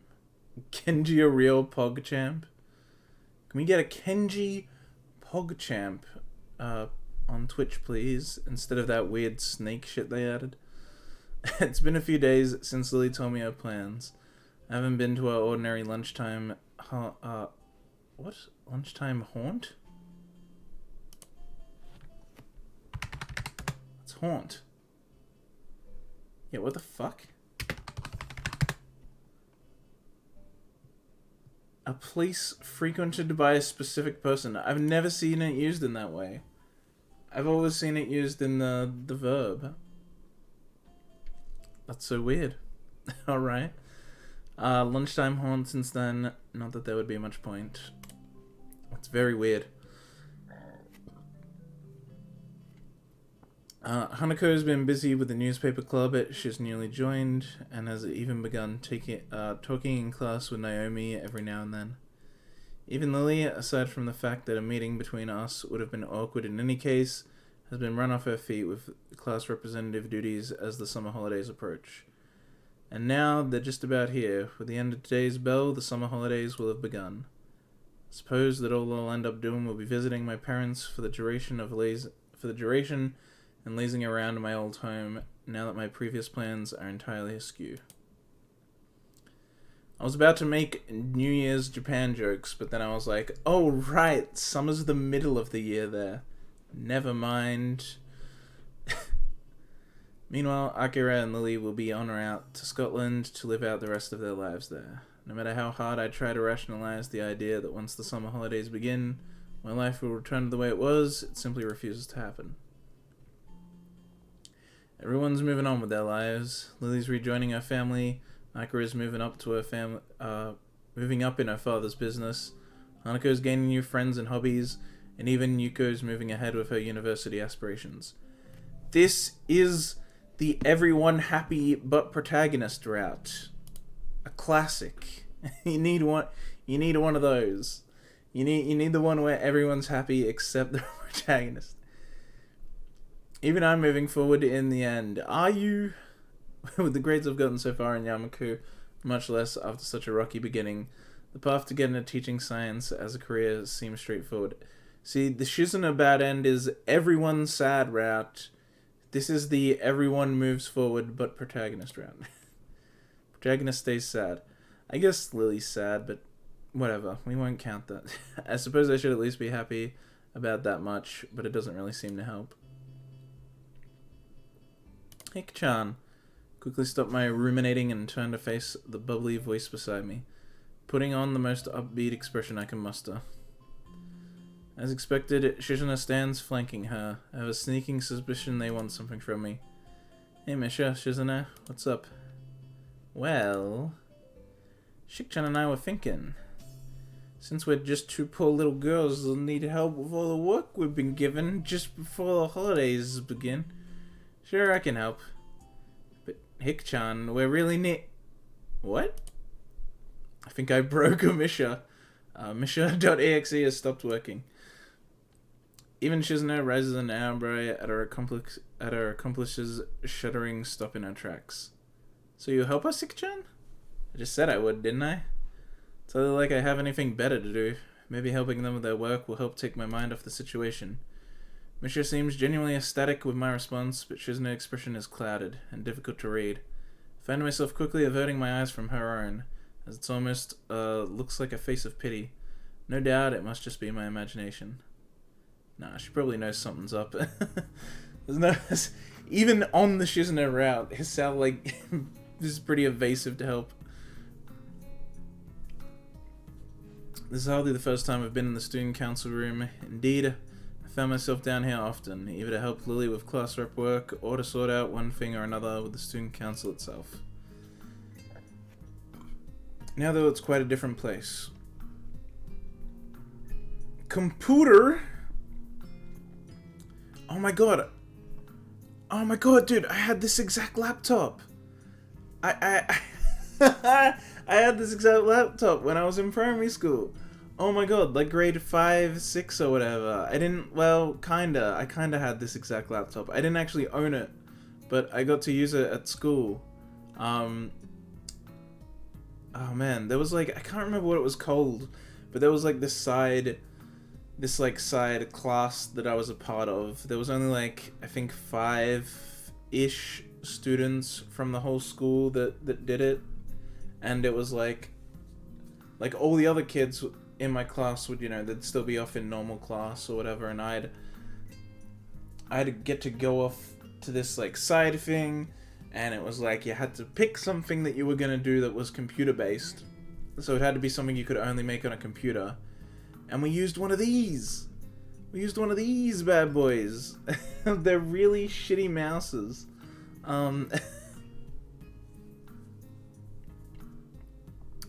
Man, yeah, I remember this. It's super small, by the way. Like, it's really tiny. Like, really small. Like, you can kind of see how cramped. Like, look how big the drive there is compared to like the keys and stuff. Like, it's really small, guys. Like, that's a normal drive size, and you can see a comparison. Yeah, and it was such a small, and I got to like do whatever I want, make a thing on it. But yeah, oh man, the memories, the memories. That was... Yeah, I think it was grade like 5, 6 or whatever that I did it in. Maybe 6. I'm not sure. Papers and folders are strewn across every table in the room. Only a solitary little black laptop atop a single desk sticking out from the mess.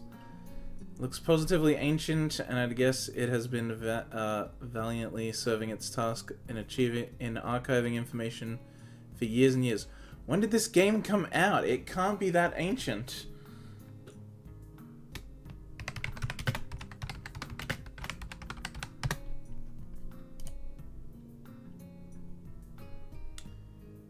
Katawa Shoujo. Doop doop doop doop doo. Where's the release? Where's the release? 2009 is when the first like Act 1 came out, and the full release came in 2012. Oof, I didn't know it was that much later.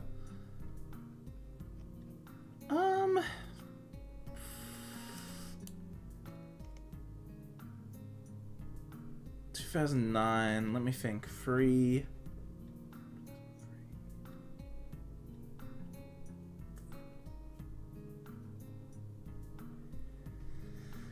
Ancient wouldn't be the right word if it was 2009, but if we're taking... But I know that the Act 1 version pre-alpha stuff is different from the full release, so if we're just taking the full release in 2012 into account, I still wouldn't call it ancient, but I guess it would be getting kinda old. It wouldn't be new, that's for sure. Years and years might be accurate. So what needs doing? This looks like a lot to do. Years and years is 2 plurals, so it would have to at least be 4. Shizuna's expression becomes determined as she signs. It's a worrying look. Everything, Hik-chan. My worry was well placed. Everything, you say. What's left on the desks is what needs to be done. It all needs to be digitally recorded, which is what the laptop is for.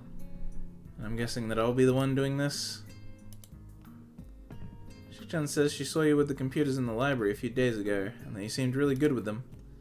Good with computers. I can touch type, I guess, but it still seems like an overestimation of my skills. I was just typing up homework. Wait, Shik-chan was watching me do that? Oh, I called her Shik-chan. God damn it. Shizune was watching me do that? One must know their allies before they can know their enemies, of course. Wow, that's pretty wise. For once, it's not very hard to work out who said what. Nevertheless, it doesn't seem worth fighting over. Sitting at a computer doing some typing hardly seems erroneous, as far as tasks to help Shizuna and Misha go. Yeah, better than building a fucking stole. Besides, it'll help take your mind off things. Take my mind off things? Take my mind off what things? Misha's face goes blank as she translates this for Shizuna, though the latter's response is only to glance away towards the window after briefly signing. Misha's face quickly returns to a smile as she translates back. She was confused, I guess, but Shizuna is harder to pin down. I was just thinking you may like to get your mind off the exams, of course. Either way, we may as well get into it sooner rather than later. I'll go along with you. That's the spirit, Hik-chan. And that's the 5th spreadsheet compiled and saved. Time for the next month's. After a little bit of fussing around, we all managed to get a bit more organized. Shizuna's been gathering up the loose sheets and thankfully sorting them into a neat pile next to me. Meanwhile, Misha's been handling the manual writing work. A girly pink pen leaving its unmistakable mark on paper after paper. Once I got myself into a rhythm, this really wasn't so bad. Shizuna and Misha also seem to be in the swing of things, wordlessly communicating as they go about their business with fervor. Yeah, just like like grunt work, but for like computers. It's easy to get into a rhythm with that stuff, just like, you know, like enter the same thing over and over. Whenever I had to do like fucking Excel spreadsheets and shit in fucking high school, it's like, once you start getting into a rhythm of it, you just keep doing it. I periodically glance at the sheet beside the laptop, apparently a list of students' names and matching addresses. As I dutifully enter the data written on it, I don't pay a lot of attention to what I'm typing in until I reach about midway down the page. Akamichi, class free. Huh. Her family's home is in Saitama. My idle curiosity is ended abruptly as free light taps can be heard rapping on the door. Wait. Hakamichi, which one's that?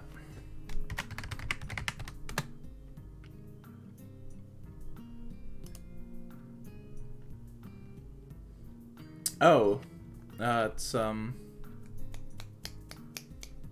Shizune. My auto curiosity. Right, yeah, free rapping on the door.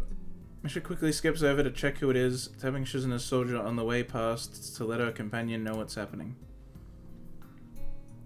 Ah, you're here. Who is it? With a slight pause to enter. With a slight pause to enter Shizune's data into the file along with all the others, I look up to check who's at the door. Lilly. After giving a curious nod to Misha in greeting, she perks her head up in her trademark manner. Is that Hisao? She's pretty darned good at working out my voice from the smallest of phrases nowadays. Yeah, it's me, hi. No, hey. Hey, how you doing? Hey, Vsauce, Michael here.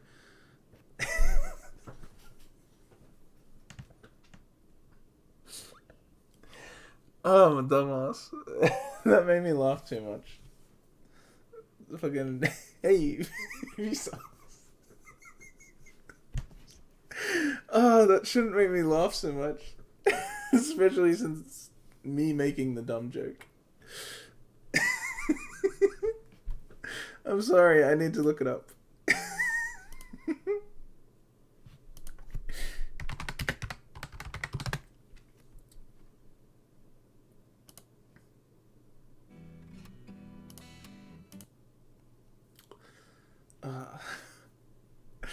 It's so fucking dumb.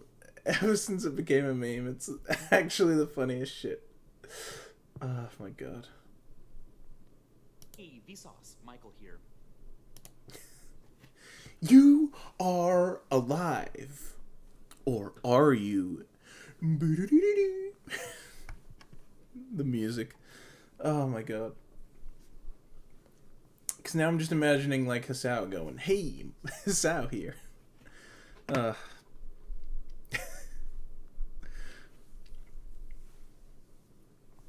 atmosphere feels slightly awkward as she bows. Neither of us knows quite how intimate we should be around each other, given she's leaving in just a matter of hours. This is a fact that, thankfully, neither the oblivious Misha nor the hardworking Shizuna pick up on. Didn't she say she was leaving a bit after school ended? Like, to me, if you say, I'm leaving in under a week, and I'm like, oh, so after holidays, when holidays start, and then she's like, a bit after that. When you're talking on a scale of time that size, to me, a while after means like a day or two after. It doesn't mean a few hours after, because class just ended and then Hisao came right here. So no, you are leaving the day that, like, it's still the day that school ended. This is still when school ended that you're leaving. Whatever. This is a fact that thankfully neither the oblivious Misha nor the hardworking Shizune pick up on. So, you've got work to do as well? Unfortunately, I arrived as soon as I could, but my class held me up with a surprise farewell party, and I had to get changed. I glanced down at the laptop's clock. It's pretty much the end of lunchtime, so I'm guessing Lily's managed to wrangle the last period off as well. Yeah, whoa, so it's lunchtime? It's not even over, technically. I guess school probably ended early if it's... Wait, no, yeah, last period. What the hell? He just said she skipped last period. You are leaving as soon as school ends. What did you... She said a bit after, at Shanghai. What the fuck is this? I take it Shizune's here as well. Of course. And I've been here during all of lunchtime as well. That last comment was really not needed. Shizune's baiting Lilly into another argument. I can feel it. Sorry, I can't be as hardworking as you, Shizuna. I'll endeavor to hire more lackeys to do my work in future, I assure you. And Lilly just took the bait, escalating things further. But aren't you the one who's always outsourcing work to your classmates? Difference is that they choose to help, unlike your tyrannical grip on your own class. Tyranny works. Even if we did things differently, we still got the same results, right? Wow, Shizuna didn't even debate that. She's like, yeah, I'm a tyrant, so what? This is school, not a police state. You'll have to remind me when you were appointed class monarch, I'm afraid. I mean, if Shizuna makes it a police state, then it's a police state. You have to seize power. It's not as good if it's just handed to you, but I guess you wouldn't really understand that, right? Is Shizuna against democracy? What the fuck is this? You have to seize power. Power by right of conquest is the one true way. Yeah, Shizuna, why don't you go punch the leader of Japan and, I don't know, kill him and see if you totally get to lead the country and not get locked up.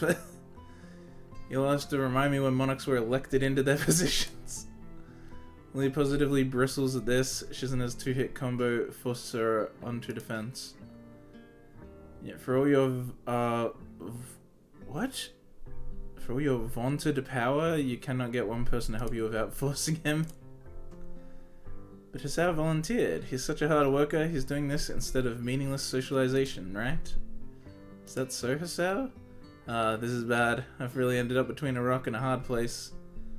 Fascist Shizuna. Yeah, I knew there was like, you know, whenever it happened I was like, oh, people are joking because she's like kind of rough about ruling and all this. But like, no, just now she was like, yeah, I'm a tyrant, fuck democracy, power must be seized from the weak. The weak should fear the strong.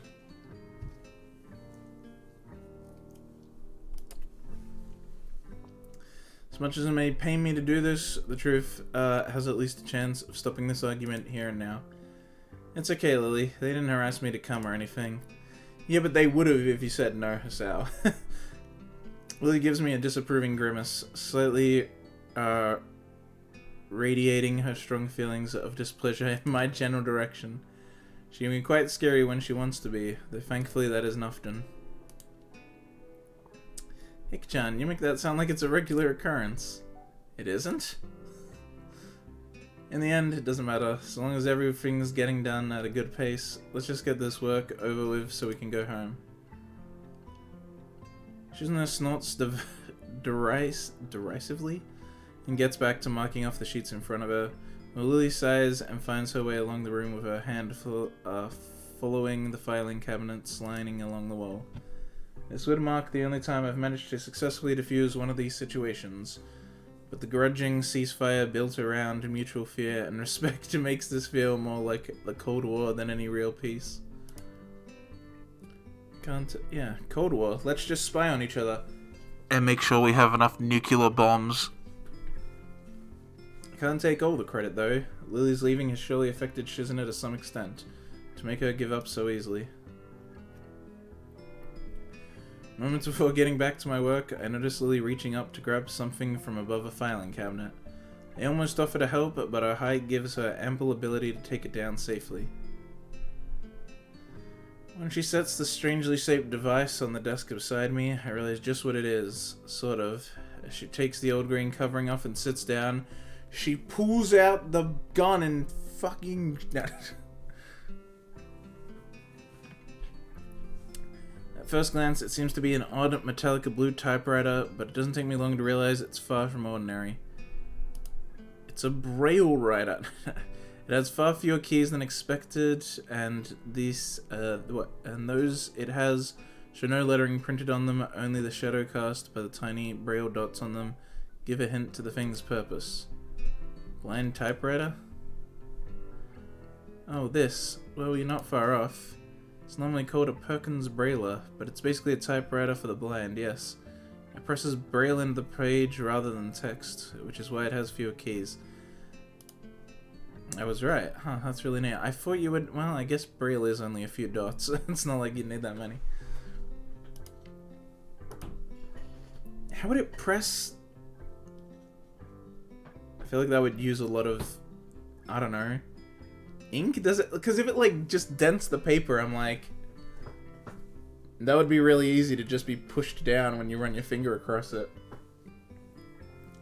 But if it puts like ink on that's meant to like harden, I'm like, that's a lot of ink, like, to make it a bump worthy enough to read. Wait, what did she call it? I'm looking this up. I wanna know how it works. Perkins Brailer.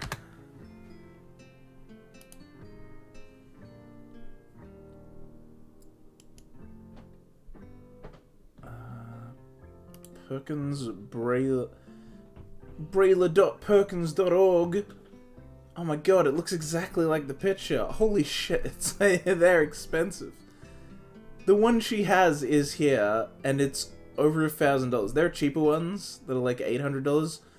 But the one that she has, which I can see here specifically is like blue, it's like exactly the same, it's like $1,000. How do these work? Why is there not like a Wikipedia page for them? Can I find a... Here we go, Wikipedia.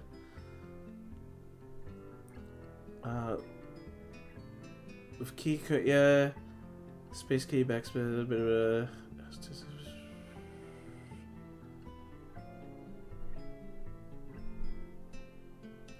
Okay. The rollers that hold and advance the paper have grooves designed to avoid crushing the raised dots the Braille creates. Although Braille notation was designed for people who are blind or visually impaired to read, prior to the introduction of the Perkins Braille, writing Braille was a cumbersome process. Braille writers created Braille characters with a styles and slate, or by using one of the complex, expensive, and fragile Braille writing mechanisms available at the time. How does this work? Tell me how it fucking works.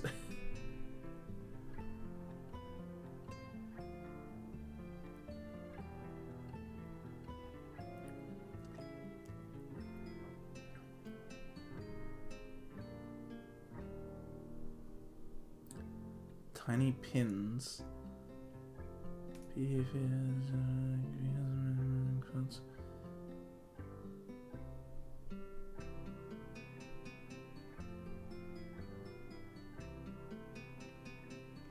Well, I get that they're a pain to fucking upkeep, but that Wikipedia page didn't really explain how they work. It just explained that they exist. Alright, whatever. I'm very curious about that. She gives a light-hearted grin at my curiosity over it. I have to admit that it appeals to my sense of novelty. Without further ado, we each get back to our allotted tasks. The loud clunking of the mechanism in Lilly's Braille and the tapping of the laptop's old and weavy keyboard quickly fill the room. Also, no one would fucking use that anymore, I feel.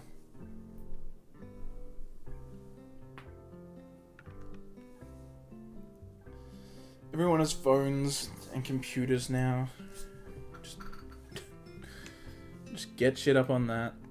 Just text-to-speech everything.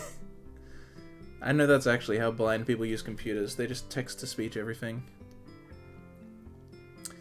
Without further ado, we each get back to our allotted tasks. The loud clunking of the mechanics in Lily's Braille and the tapping of the laptop's old and weavy keyboard quickly fill the room. It's a nice atmosphere, really. Everyone knows what they have to do, and Lily and I get to sit beside each other and exchange the odd word as we work away. Keyboard ASMR? Nostalgic, that's what it feels like. It's pleasant, but just slightly stained with the knowledge that our time together is nearing its end. Excuse me, Misha. To properly address her, Misha bounces over from the filing cabinet she's peering into. In spite of Lily's lack of sight, for a moment I think it's strange, but then I realize it's exactly what I do. What's up? Do you ask Shizuna where the attendance records for Class 3-2 are? I think they've been moved. Okie dokie. And with that, she flitters off to Shizuna, who's working at a table behind us. Lily's familiarity with the I just want to say student council by default. With the council room and the efficiency with which she works remind me that she, Misha, and Suzune used to all work together in the student council. Maybe this is a fitting end for her stay at Yamaku, working away just like she used to, surrounded by those she loves and at least liked. I look up, getting taken off guard by Shizuna sorting through a drawer rather than Misha. Sure enough, she plucks out a manila folder, entirely blank, save for the just barely visible bumps on its front, and holds it in front of Lilly. Lily's hand lifts over it to check what it is, her fingers feeling out the dots of braille and confirming it's what she asked for. Thank you, Misha. No reply. No reply. That is, save for an odd grin, no smile on Shizuna's face. A couple of seconds pass before Lilly clicks that it isn't Misha behind her, but Shizuna. A momentary look of surprise is replaced by a slightly bashful smile. For a few moments, the room is all but still and silent. Eventually, though, Shizuna strides back to her workstation, and Lilly begins typing once again. It only lasted a handful of seconds in all, but it feels like years of communication were made up for in that one silent exchange. There, finished. I lean my head back and rub my eyes to try and work away their weariness. Staring at the small and rather poor screen has taken its toll. Yeah, those computers are fucking small. Excellent timing. The only thing left is to file these away, and I'll have my workload finished as well. Good, I can pack up the brailler and put it away while you do that. Thank you, Hisao. Misha, and you and Shizuna good, far from being done? I look around for the two as I replace the cover over the brailler, only to see them waiting at the door. I guess they must be waiting for us. With a minimum of wasted time, we file and pack up everything that remains and join them. Thanks for waiting, you two. Can just take off without you, Hik-chan. You've been a great help. Shizuna nods approvingly, pleased with my efforts. I guess that's the last class representative work done and over with then. That's right. I'll miss you, Lilly. I think it was fun working with you. Thank you, Misha. It's been good working with you. And Shizuna. Shizuna thinks for a moment before formulating her response. It's not that she often communicates without thinking, quite the opposite. But this time it's even more considering than usual. Misha looks a little surprised before passing on the message. Shizuna says, "You'd better do your work over there better than you did it here."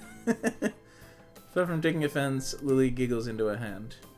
If that's the case, then please tell Shizuna to give those still here a little more understanding in the future. Competitive until the last, maybe Shizuna and Lilly aren't so different after all. But then you can't rule with terror. Chan says that she'll be checking to make sure you live up to your end of the promise. And that's how it'll be. I'd better be off then. Goodbye, Shizuna. Goodbye, Misha. Hisao? He takes a hold of my arm in hers, there being no need for a cane if I'm here to guide her. With a nod of farewell to the two, we set off out the door and make our way to the school grounds. As I turn to wave goodbye to them, I notice Shizuna's gaze lingering on Lilly. They may annoy each other, but family bonds aren't easily broken. Got all your papers sorted then? Yes, they've been filled out and handed in. On top of things as always, aren't you? She gives an earnest smile at the compliments, but it feels as if her happiness is just a veneer over the fact that she's fully aware of how much she's leaving behind. Shizuna, I know you're leaving, but you still suck. Just remember that. Reminds me of how she was like when I first met her. Always smiling, always that little bit aloof, always that little distance away from everybody. Even now, she still maintains that air around... What? Even now, she still maintains that air around many others, especially those she's not close to. I had hoped that our time together would have changed that fact. Our pace slows, the two of us coming to a halt in the all but empty school gardens. Hisao, is something the... These words are cut short as I turn and wrap my arms around her. Pulling her tight, I may not usually be given to such impulsive actions, but I just want to be close to her, even if it's the last time I'll be able to. Damn, it's been... What the fuck? Where did the time go? Holy shit. I didn't realize it was... I didn't realize it was this much past 3. Fair enough, I guess. This route is way longer. This act, rather, is way longer than expected. I was like, 2 hours? Yeah, maybe 2 hours. Maybe 2 hours. Maybe a bit more. It's like almost... It's been like 3.5 hours. Although we're probably her leaving has got to be the end, so... All the other students have returned to their dormitories and homes, only the ruffling of leaves in the breeze making any sound whatsoever. As I draw back, I can see she has dropped her carefully maintained smile. Her hand hesitates, wanting neither to leave nor to stay on my features. She is putting up a brave show, but a slight trembling gives her away. Lilly may be able to control herself well, but even she can't hold her composure together now. This is the woman I've come to love, but also the one who is all too short a time... What? Oh, who in all too short a time will leave the country forever. I'm sorry, Asao. It's okay. You've got your own life to lead after all. Fun fact. Lilly isn't actually the tallest. As far as I can tell. I think Rin is actually the tallest. I think. I don't know. I was like looking at some thing the other day that like compares all the girls' bust and height, and I think it said Rin was the tallest, which surprises me because they always bring up how tall Lilly is because she's foreign, and it's like, yeah, but the Japanese chick with no arms is taller. We walk up the hallway in the girls' dormitory, hand in hand, our emotions by now largely quelled. Nevertheless, our hands grip each other much more tightly than before. Faint, muffled voices can be heard from Lilly's room, the origins of which aren't difficult to guess. The moment she opens the door, Hanako bursts through and wraps her arms around Lilly, taking her very obviously by surprise. Lilly. Hanako. I'm going to miss you, Lilly. As expected, she's on the verge of tears. Lilly gently rubs Hanako's hair with her hand in response, then pulls back and gives a warm, reassuring smile.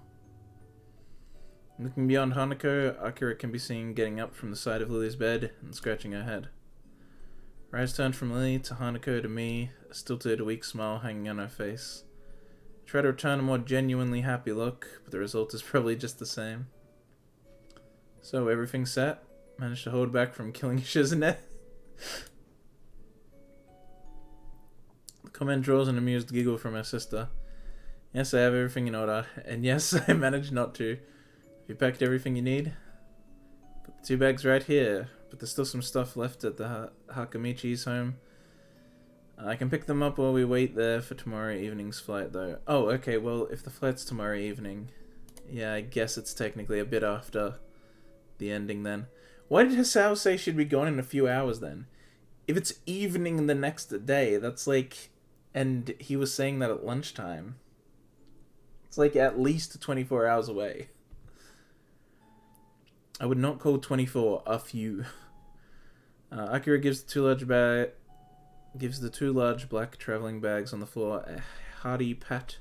She probably came to help pack and make sure everything was in order on Lilly's end before going together with her. Lilly, will you be okay over there?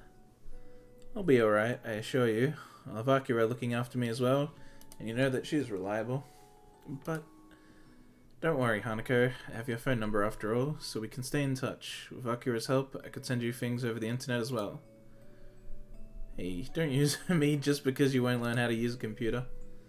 Hanako and Lilly both giggle briefly, the mood lightening ever so slightly. It goes for you too, though, Hisao. I promise I'll contact you once I'm in Scotland. I know, I'll be looking forward to it.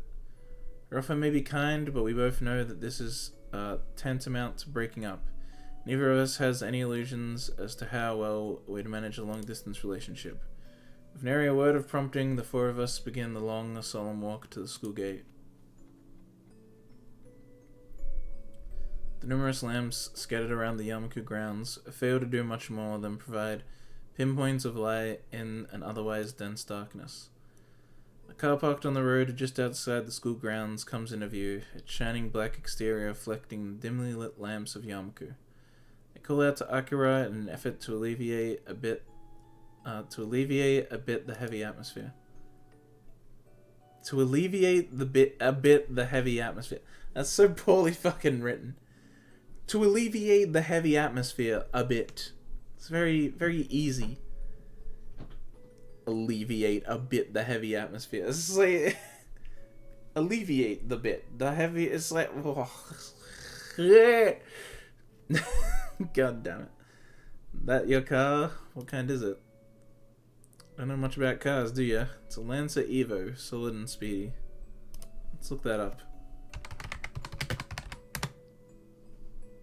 Ooh. Mitsubishi Lancer Evo, commonly referred to as Evo. Sports sedan based on the Lancer that was manufactured by Japanese manufacturers Mitsubishi Motors 1992 and 2016. The 10th and final generation of the Lancer Evolution was launched in Japan in 2007 and overseas markets in 2008. Fair enough.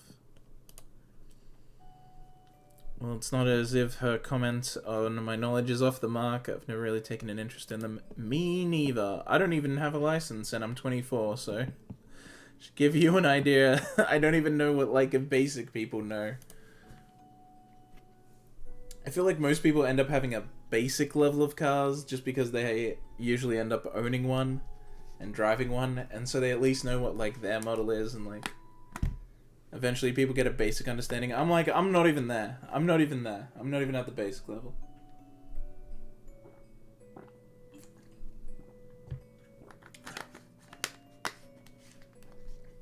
I may as well be an underage kid that doesn't drive. In terms of knowledge. She's been good. Pity I have to part with it tomorrow. Just like the summer house. You guys were the last to visit it before it changed hands. Turning back from my rather faulty attempt at small talk, I glanced at Hanako and Lilly following behind us. Would it really be that expensive to get the car transported to Japan, to Scotland? Like, obviously yes, but would buying a new car be cheaper? Or would it just be cheaper to get the thing transported? Especially if she's saying she likes it so much. Like, yeah, obviously... Even the holiday house, like, yeah, if you're not going to visit Japan enough to justify the holiday house, sure, get rid of it. But the car, like, you can just... You can get it taken there. It's the modern day. You can get things transported that way. I don't know. I feel like it'd be cheap. I feel like no matter how much it is, it's got to be cheaper than buying a new car in Scotland. Maybe she's getting a company car or something, I don't know.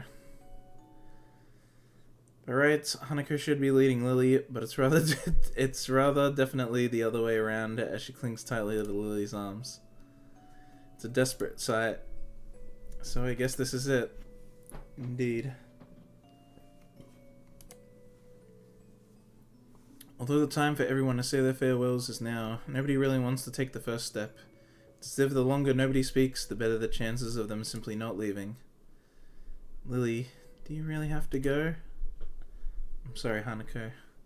I won't be leaving you forever, though. I can still call you. Sal will still be here as well. I nod, but Hanako just clutches all the tighter to Lily's arms. After spending so long without anyone to call family, it must be excruciating to have to say goodbye to the one person that was as close to a mother as anyone could have been in her life. Lily lets out a long, sad breath. All Akira and I can really do is stand by quietly on the sidelines, since the only person that can solve this would be Lily herself. Eventually, Lily pulls her arms from Hanako's grip and holds both of her shoulders gently, a much more decisive way of address than I've ever seen Lily take with her. Hanako, remember when we first met? When you entered my room for the first time after overhearing my counseling of a friend? You didn't say a single word for the entire night. Even as I poured you tea and talked, you sat silently and simply listened to what I said. It took many quiet meetings like that before you began to open up to me, but as you began to, I felt some of the happiest moments I've ever felt. I didn't become your friend because I pitied you, Hanako. I became your friend because I knew you were hiding, not just from me, but from everyone. Your ambitions, personality, interests, tastes. I don't know any of them, and neither did anybody else. As you showed yourself to me, though, I began to realize the person that you were, and became sure that our meeting was a very special moment. But Lee cuts her words short as she brings her hands to Hanako's head and brushes her bangs to the side, gently pressing her lips to Hanako's forehead. As she pulls her head back, leaving Hanako all but speechless and her eyes moist, Lily beams a wide smile. I believe you are a very beautiful person, Hanako, and I'm certain that you will become a strong and confident woman. You are a very dear friend, and someone whom I love very much. Just like Asao, I will never forget you for as long as I live. I may be leaving, but you have your own life here to lead. Just as I do, you have your own friends and hobbies, and your own hopes after graduation. I want you to devote yourself to them, even after I'm not around anymore. That is why I think you'll be okay, because you are your own self with your own life. You yourself proved that to me. Hanako lowers her head in embarrassment, but nods as she does so. I understand. I know I have to say goodbye. I know you have to go your own way. But thank you, Lily, for everything. Thank you, Hanako. Will you be okay? There are a few seconds of silence before the answer comes. I will. Lily smiles, undoubtedly, at least partly in relief. Lily X Hanukkah route where?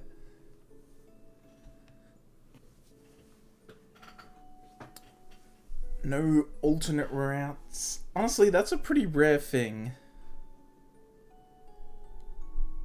There's like, I don't know. It'd be kind of hard to implement.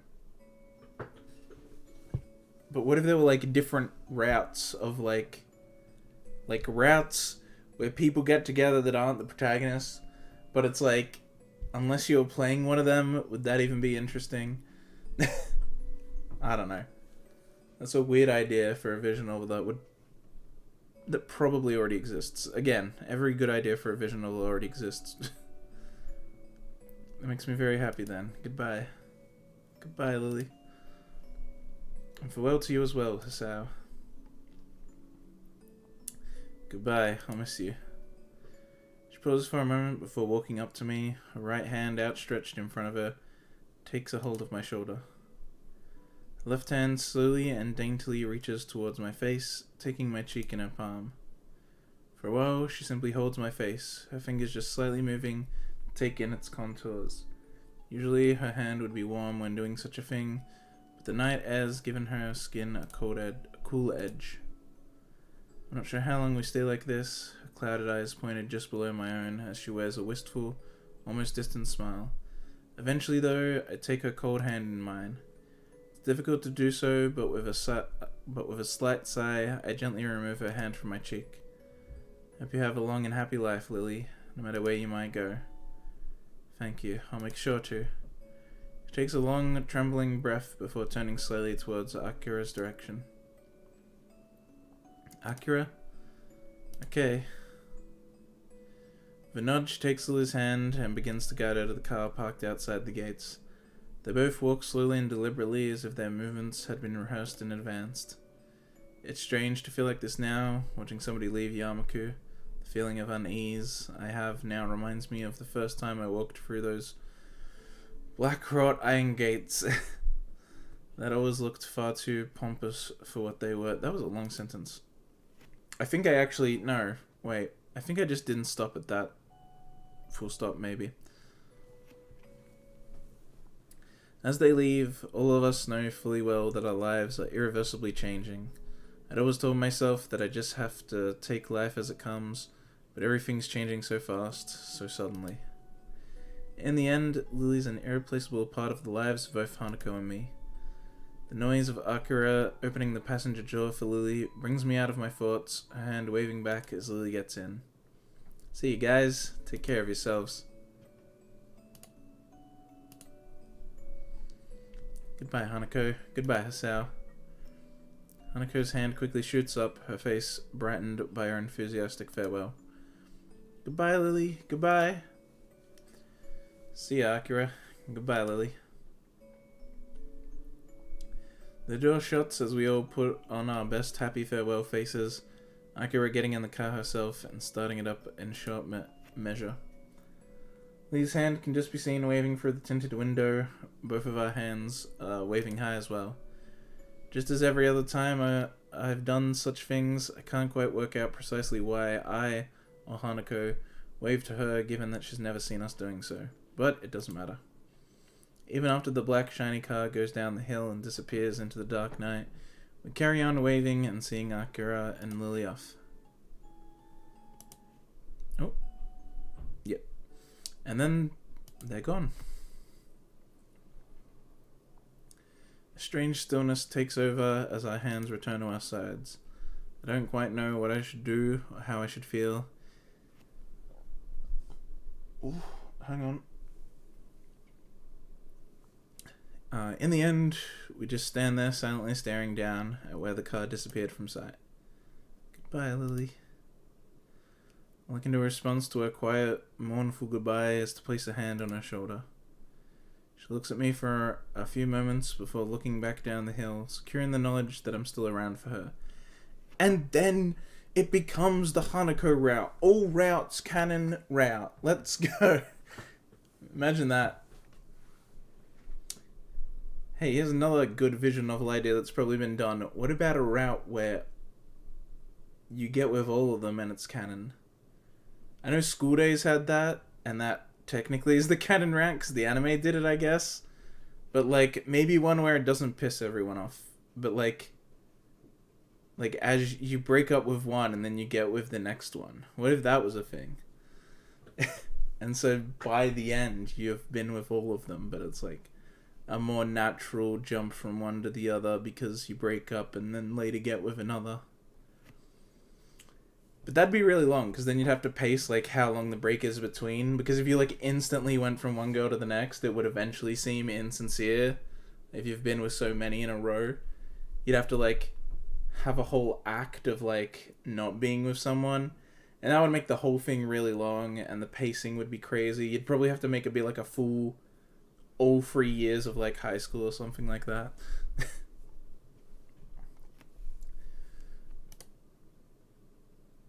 But yeah, they should do one with that where it's like one out of in a row. Not like the School Days thing where you fuck all of them and you get a bad end. What we'll do from now, it doesn't seem all that uncertain. We all have our own ambitions now, just as Lilly said. But even so, it feels like there's a certain missing part in both of our lives now. Something that can never be replaced. Is that really the end? How could that end be different, though? If I had made a different choice, would Lilly have stayed? I didn't feel like my choices had that much impact.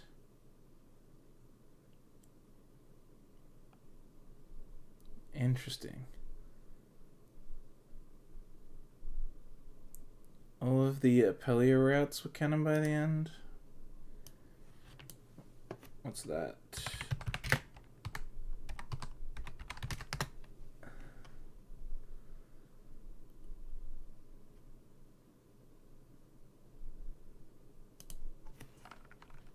Apelia?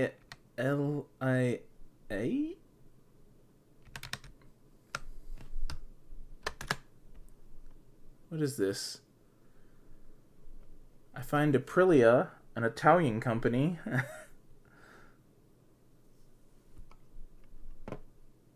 Only one of the girls remembers every route there. Oh, it's like a Higurashi thing. One of them just remembers it all. What is this?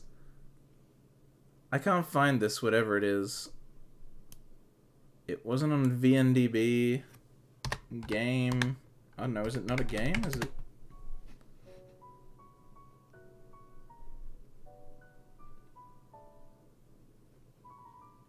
Alright, I can't find it, whatever it is.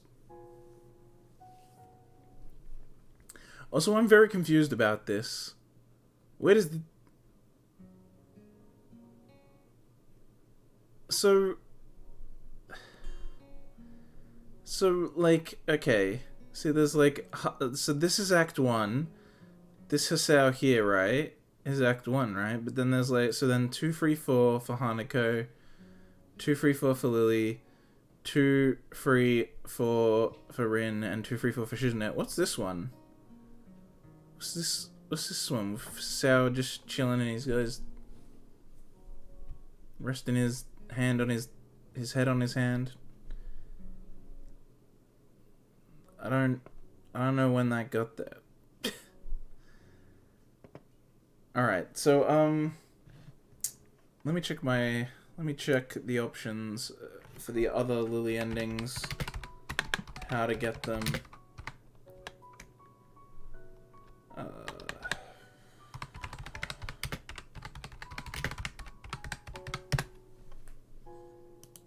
Here we go, a link. Oh, okay, it's because the full title's way longer.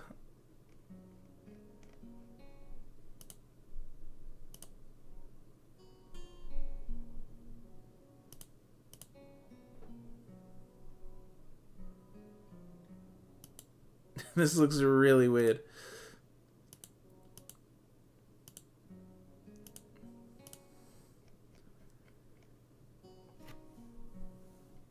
AI Research Club finally succeeded in developing an artificial intelligence. Made a technology called VIMMO. Which is a fusion of magic, science, and all those things from the books. However, it's a dangerous game with no control. Unfortunately, Pillow was captured in the virtual world. Stepsister Pog.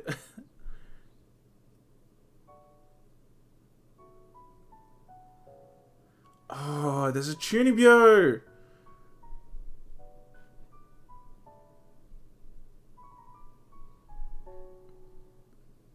Ah, oh, dude, stepsister and a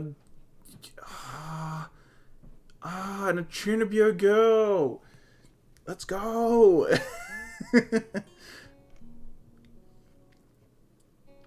Wait, let me check the characters. Which one's the Chunibyo? Is she cute? Where is she? Let's see, AI. That's the stepsister.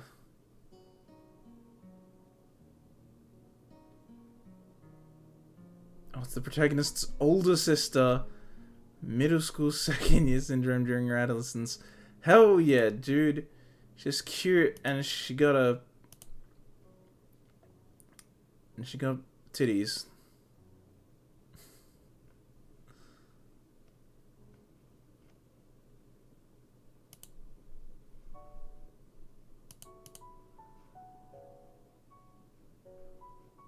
Nice.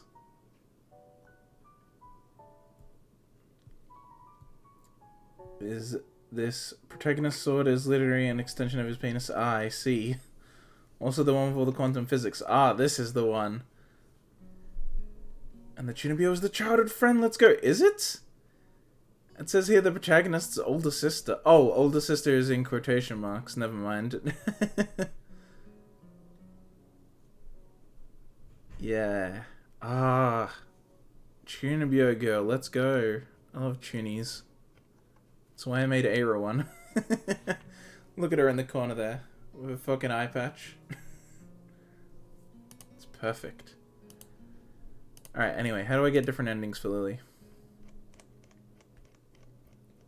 Okay,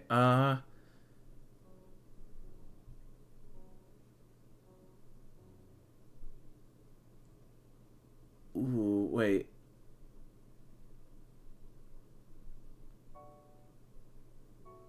It's the only route where 4 girls... I don't remember that. Okay, only route with no bad ending, only a good and neutral ending. Only route with a scene after the credits. There was no scene after the credits.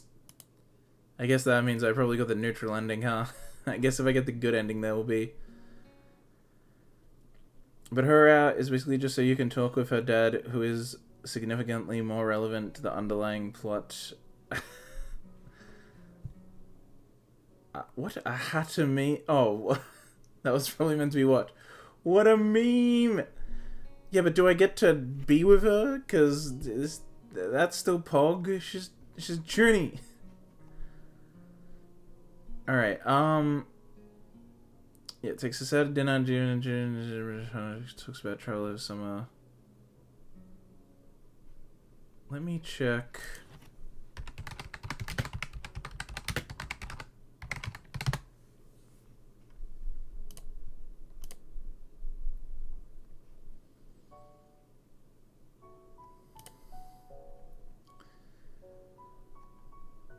We got a flowchart, everybody.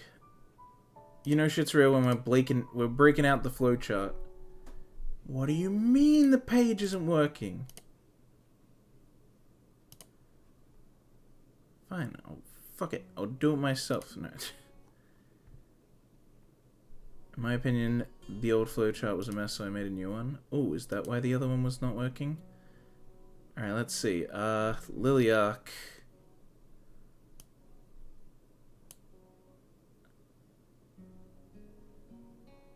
What are you thinking about? Tell the truth, avoid the subject. Okay, they both lead to the same thing. Although one gets a different scene, so we'll do that as well, but... Mind the Discord, Kenji's rambling. Ask about Hanako. Address it. That also just gets an extra scene. Okay, did you see her again? Drop this. Oh, all the way back there?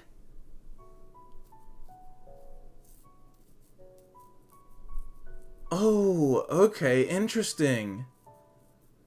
So when we were at the restaurant, if you drop the subject, that instantly means you're getting neutral ending. However, if you mention the letter, then you go, and then okay, so basically throughout the route, you get a +1 to Lilly if you tell the truth about your condition way back in Hokkaido. When you're meant to address it, and you can say yes or wave her off. If you say yes, that gives you a +1. And so at the end, as long as your thing with Lilly is greater than 1, so does that mean you had to do 2? Or is it greater than equal to 1? I guess you had to do 2, unless it's including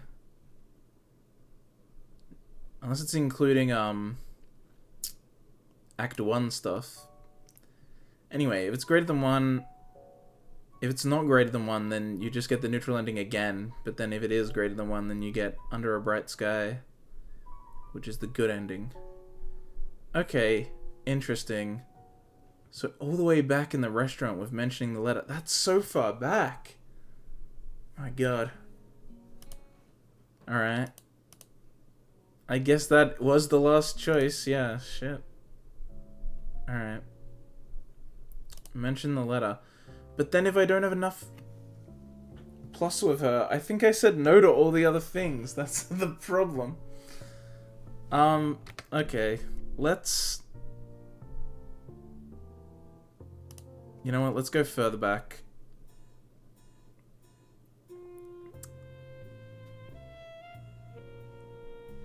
Let's... Here we go. A brief history of Fime. When's that? Go to the main menu.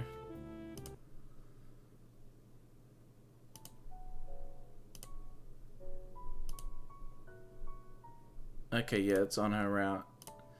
Alright, we're gonna go all the way back to here.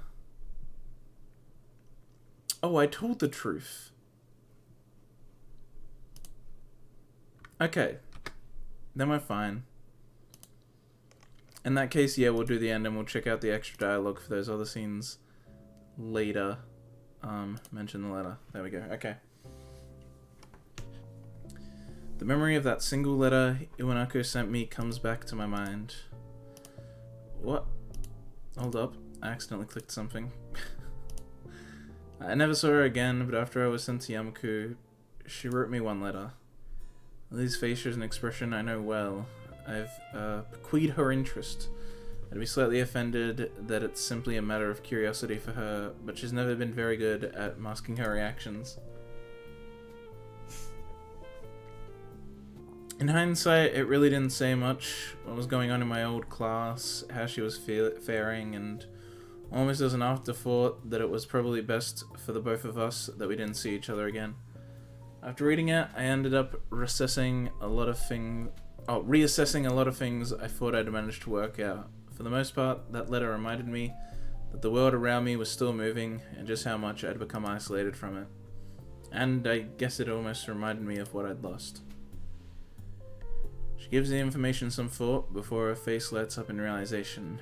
No doubt she's working out that it was this letter which had contributed to my angst during that lunch on the rooftop. It's a rare sight to see Lilly quite so lost for words. Her entire persona is a little deflated from her earlier rapt interest. As charismatic as she is, in the end, there isn't any replacement for life nor relationship experience. Perhaps it is better she sent it than not. How's that? It can be difficult to work out how best to communicate with those you haven't met in a long time, all the more so considering your separate situations. Instead of doing what was easiest, she built up the courage to talk to you one last time, not only for her sake, but from how it sounds, for yours as well. In a letter. Maybe. I don't hate her for it, not that I really ever did, but I don't know. Probably a more non-committal answer than I should give, but it isn't without cause. I've never looked at the situation from Iwanako's perspective like that before. Seconds pass in silence before Lily speaks again. Moving to Yamaku must have been hard for you. Having your friends and even your girlfriend taken from you for no fault of your own. This is the same now. Okay, so yeah, it's not that much dialogue because a lot of it's the same. How does that cause such a big change, just the fact that I mentioned the letter, especially if all this is the same? Oh yeah, she has her outburst still? Huh.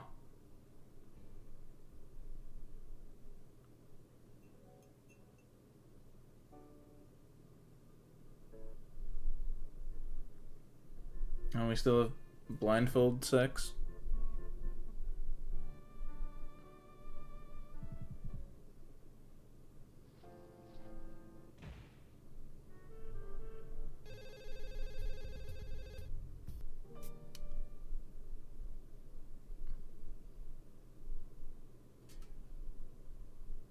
Oh, this is the same? Oh, this is the same. Does she still say she's leaving?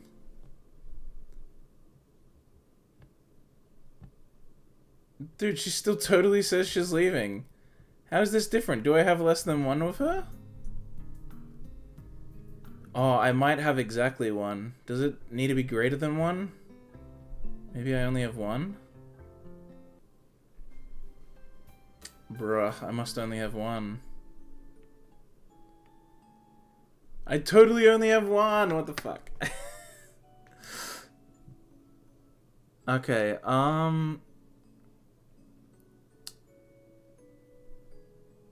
so yeah, I picked, to tell the truth there.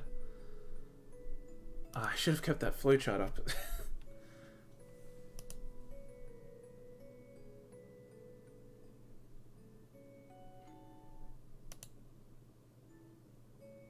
Here we go.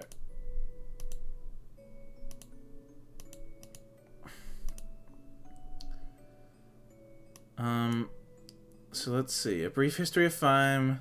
I told the truth, so that gives me +1.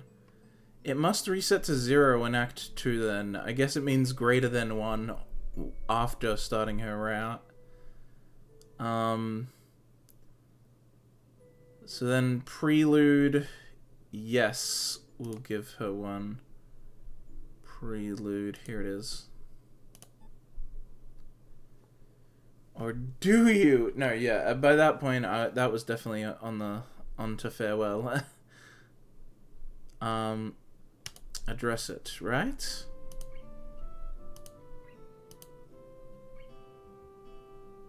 Yes. Address it. Yeah, so yes, yeah, +1. It all leads back to the same scene, but then I'll have to keep going through it until I get to mentioning the letter again, so that it actually saves it onto this playthrough instead of... Because if I just load the next save, it'll reset the count. Come on, you worry about me more than I do at times. It just means I have to sleep a bit longer, that's all. But still, I'd say that I look absolutely fine, but I guess that wouldn't have a lot of meaning to you. This is telling the truth? What? She gives a sigh of of consternation? What the fuck? For trailing off with an amused chuckle, giving up the point. If you say so, please do take care of yourself. See, she knows to say if you say so. Come on, Hanako could use some help. She moves to protest, but reluctantly acquiesces and disappears into the kitchen, her hand running along the smooth white walls as she slowly walks. For a while... Oh, yep, there we go. Now we need to go through all this again so that it is logged that we got the +1.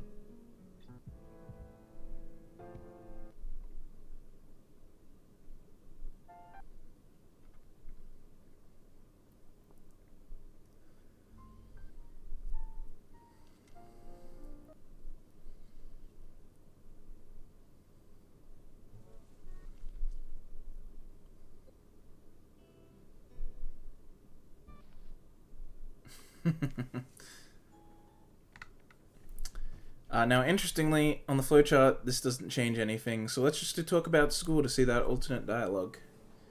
Indeed, exams will be starting too, which will be another thing to deal with. Think you're ready for them? I think so. I don't think it'll be a pleasant period at all, though. Can't say I disagree with her. The exams had completely slipped my mind for a while now. And even though I may score well on most of our tests, I can't assume that I can pass easily with so little studying beforehand. This is interesting. I feel like most routes come down to a single choice or two choices towards the end, not like having enough. Or maybe it does come down to that, and I just didn't realize because they're backloaded and not more spread out like this. That said, she has to contend with doing rather badly in some subjects, no matter how much she tries. At least they'll only last a couple weeks. On the bright side, it won't take long for the summer holidays to arrive after our exams are finished. We could come back here during the summer holidays if you want. For a moment, she thinks on the notion, her head becoming somewhat distant. Can only guess she's reflecting on all that's happened here. Or it's because she knows she's actually going back to Scotland. Which I think that may have been in the original part of it anyway, but...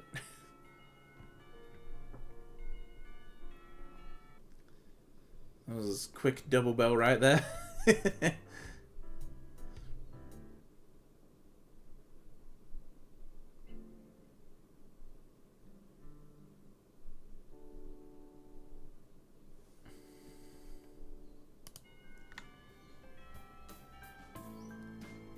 Okay, yeah, there's no more choices until the date. We're just checking. So now we gotta go through all this, then tell her about the letter. Here we go.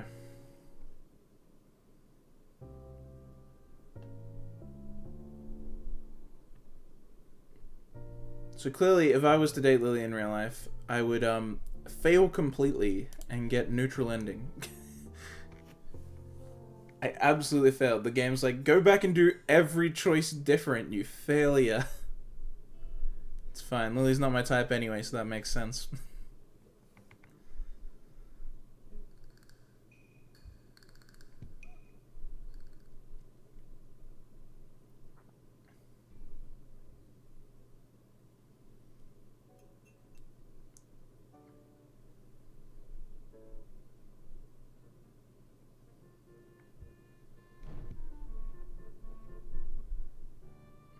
Alright, blindfold sex again.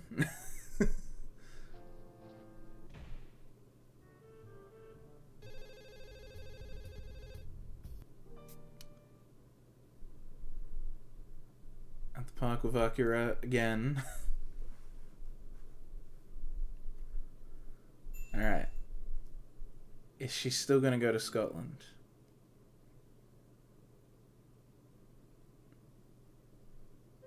Dude, say it ain't so.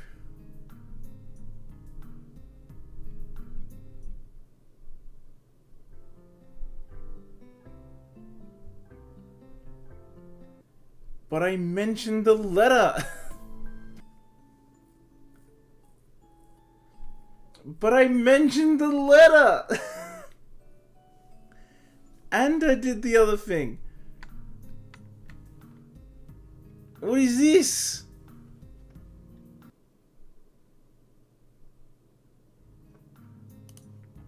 Is this the good ending?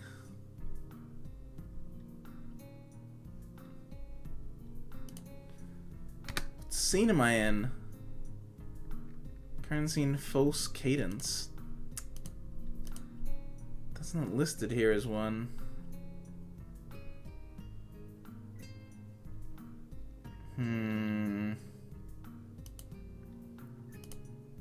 Let's continue and see what happens. Snap of my mobile phone's closing contrasts with the ambient chatter and noise audible even in the hallway outside the library, which maybe your Toast's comment, or do you means I was on it before? Possibly? Was I meant to just go through it? Does it still happen, but then there's more in the good ending? Is it like the fucking Rin ending? Where, like, it just is a longer one in the good one? It's the first day of the summer holidays, a time that has perpetually seemed so far away, and yet it's now not only here, but also made painfully obvious by the students, or lack thereof, left in the school. Most students have returned home to spend the holidays with relatives by now. The few that are left are mostly chatting between themselves, usually about what they intend to do in the coming weeks. It makes me feel like the odd one out for taking advantage of the school library being open for the first several days of the holidays. Ostensibly, it's for students to drop off any books they've borrowed and have yet to return, and for those who'll have their parents pick them up to help pass the time until they get whisked away. Thanks to the recent lengthy phone call from my parents, which had so rudely woken me up from my sleeping on a beanbag at the back of the library, I'm now in the latter category. Sliding my phone back into my pocket, this time remembering to set it to silent, I go back into the quiet and wholly placid room. This is a nostalgic sight. Just as when Lilly first led me to the library, the orange tint of sunset bathes the room in its light, while Hanako sits on a beanbag, silently reading the and Yuko fusses. What? Silently reading and Yuko fusses? What? Just barely visible behind the counter. Hanako especially has been noticeably more quiet than usual since yesterday's happenings, but I can't really blame her. It wasn't just me that depended on that person after all. I quietly walked back to the beanbag near her where I'd sat before, being doubly careful not to make any unnecessary noise. The soft puff it gives as the beanbag takes my weight makes Hanako's eyes flick towards me, but only for a moment. I get the feeling that Hanako's been quiet, only partly out of sadness, following Lily's departure. Rather, she seems more thoughtful and measured than I'd expected, perhaps due to a desire of working out how to deal with Lily's leaving, rather than just being depressed over it. It makes me a little proud of her. Hey Hanako. Yeah? Still going ahead with your idea of traveling? She gives a determined nod. I'll be starting in a day or two. Naomi's decided to come with me too. Wow, quick start. Where are you two headed to first? I think we're gonna start by going north, then loop down and go southward. So Hokkaido's gonna be first? She gives another nod, more tentative than the last. The significance of that place is not lost on either of us. Do you know how you're gonna handle the traveling expenses and accommodations? Yeah, I've worked everything out. I think it should be okay. Naomi says she has her side worked out too. You know that if you need anything you can just call, right? I gave you my number before. Any time of the day is fine. She gives a smile, which in itself feels a small personal victory. And then she's like, shut the hell up, Hasao. You're just trying to leech off me because Lily's gone. I got my own life. Hashtag everyone moving on but the protagonist route.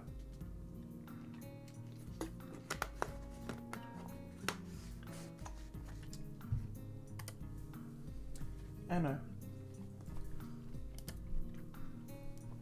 Thanks, Hasao. Maybe Lily was right. Although I may offer Hanako any help I can possibly give, I feel as if I know she doesn't need it. She really has grown. Hanako's plans for her holidays are in sharp contrast to my simple following of my parents' suggestions to stay with them. Holidays have always made me feel less excited than most, though, so maybe this is just a return to the status quo. Before my heart attack, I'd always lived so aimlessly that holidays weren't all that much different from my everyday life anyway. After school, I'd wander around a bit in the city, often hanging out with some friends before making my way home to eat dinner, with usually one of my parents, but rarely both. The work schedules didn't leave much time for them to be home, and going there straight from school would just have meant I'd end up feeling bored. I was an urbanite fort? Oh no, I was an urbanite through and through, I see what you're saying. Since coming to Yamaku though, it feels like I've fundamentally changed as a person. The phone call with my parents eased any trace of doubt I might have held on that... What? The phone call with my parents erased any trace of doubt I might have held on that in any case. Huh? The phone call with my parents erased any trace of doubt that I might have held on that? I might have held on that? Fuck off. That's not a sentence. That's wrong. That's just wrong. Well, before I had exercised a fairly normal level of independence for a teenager, that being not a whole lot, my parents were more than pleased to hear of my newfound ability in taking care of myself. Laundry, cooking for myself, cleaning, all in addition to other general chores that come from living without parents around. Just little menial things I've had to pick up, but with relative ease. When I think about it, I'd always depended on them, even if they hadn't been at home all the time. To say I never depended on anyone after moving to the Yamaku dormitories would be far from the truth, though. Excuse me. Two of us look up at the awkwardly fidgeting figure in front of us. Some things never change. The fidgeting figure. It's getting close to closing time, so, alright, I'd forgotten that the library closes earlier during the holidays. Hanako and I both get up and dust ourselves off, placing our books back on the shelf behind us. The fact that our tastes in reading material have a fair amount of overlap is useful at times. We've bowed to Yuko to apologize for taking so much time. Hanako takes her leave of us. What? Hanako takes her leave of us. See you tomorrow, Sao. Bye. And with that, she walks out of the large wooden aging doors that herald the entrance to the library. That was unnecessarily detailed. She's a quiet person, isn't she? Suppose I should be surprised at a staff member sharing personal opinions like this, but after knowing Yuko for a while, it's largely expected. Our relationship is more personal, rather than one with her acting as an authority figure. Fuck me, man. I'm getting tired, I think. All this reading small text. Remember guys, this game isn't full screen, and the text box is really... The window for this game is really small. It's a really small window. The text is really tiny. Straining my eyes. Ugh. I think I'm gonna go wash my face, actually.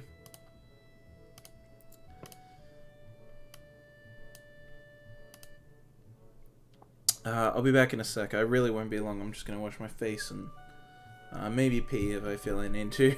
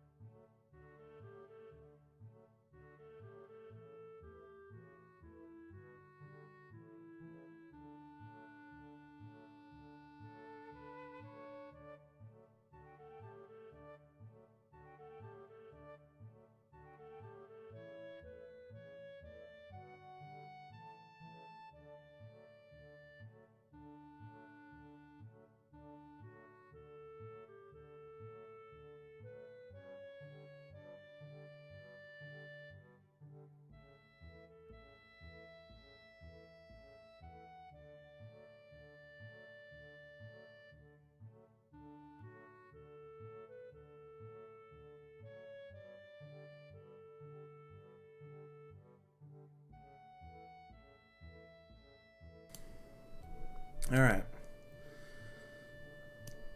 Let us continue.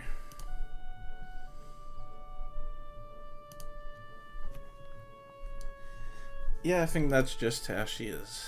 She's got a lot more confident in herself these days, though. I don't know her as well as you do, but I think I agree. It's nice to see her talking to people here. She never used to do that before. Hey, Yuko, you know about Lily's leaving, right?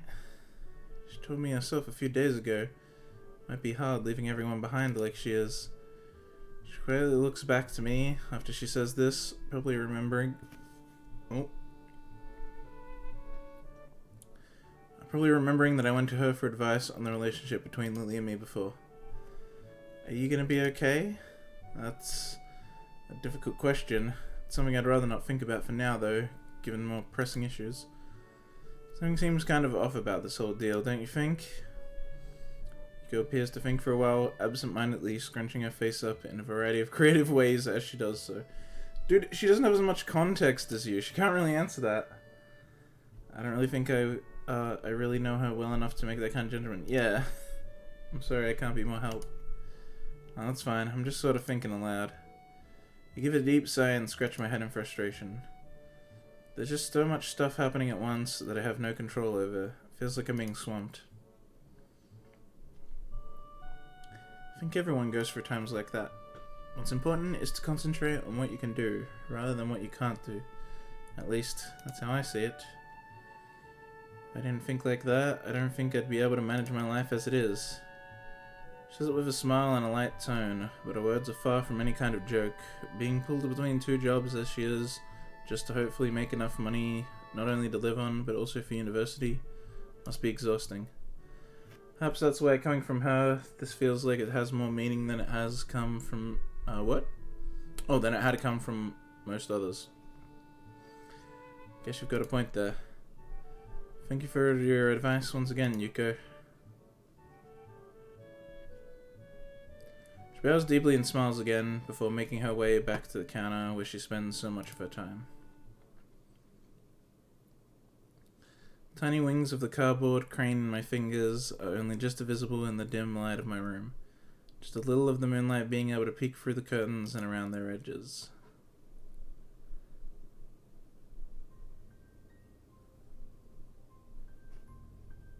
I think I remember... Yeah, wasn't there some origami scene? Did Lily make this for us? I can't fucking remember, dude. This is the problem with summer, like, just crashing through and making me take months to fucking get through the Lily route. I lie still in my dark bed for a long time, oddly looking up at the little origami bird. Origami. Origami. I'm the origami killer. It feels like a lot's happened since Lily folded this. Yeah, there we go, she folded it. But at the same time, it feels like very little has changed. Compared to everyone else, I'm back to square one. I might have a newfound idea of where I want to go in life, but that's hardly something that affects me now. Hanukkah changed, I know that much. If anything, she just makes me feel like I've got no excuse to be like this, considering our previous situation. Everyone moves on but the protagonist rat. Lily, though. I turn the bird in my fingers another way, looking at it from yet another angle. When I first met her, she seemed aloof and perhaps somewhat distant. Her actions were always careful, measured, and precise, and her carefully maintained composure always gave the appearance of unearning confidence and sincerity. Oh, and serenity.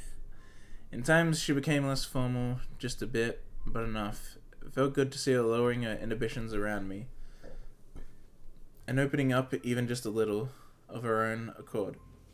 Oh my god, I keep burping. It felt as if I was seeing her real self slowly become more vibrant and visible. Now, though, I'm beginning to have doubts. Perhaps they're to be expected after what is, effectively, the two of us breaking up. They don't feel new or strange, though, but rather like an old book being found and dusted off. I soon realized after meeting Lily that she saw me as she did Hanako, as someone who needed help and care. At first, I simply thought that we'd be fine as friends, helping each other through our limited time together in school. Then I began to treasure our moments together more and more, from our quiet walks to our talking over lunch. The good side of her personality became ever more obvious and even more likable. The absence caused by Lily's trip to Scotland to visit her long-distant family and sick aunt only made me realize how much I liked just being around her, and I had thought that she felt a similar way. For her, though, maybe that wasn't everything to our relationship. Even after she returned to Japan, that just meant she lost her family once again, after meeting them for such a brief time. She lived so much of her life without her family around, not to mention with Akira working long hours, that she had little choice but to be like that.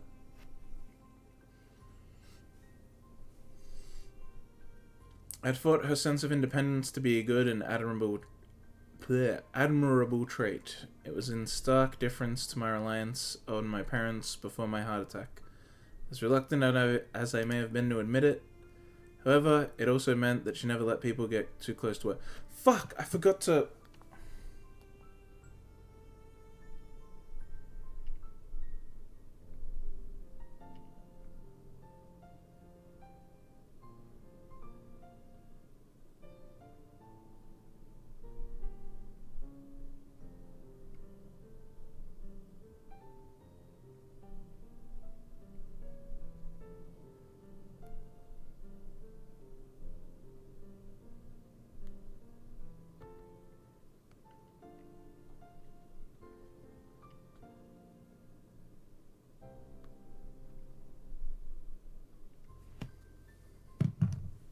I guess it's too late. Doesn't matter.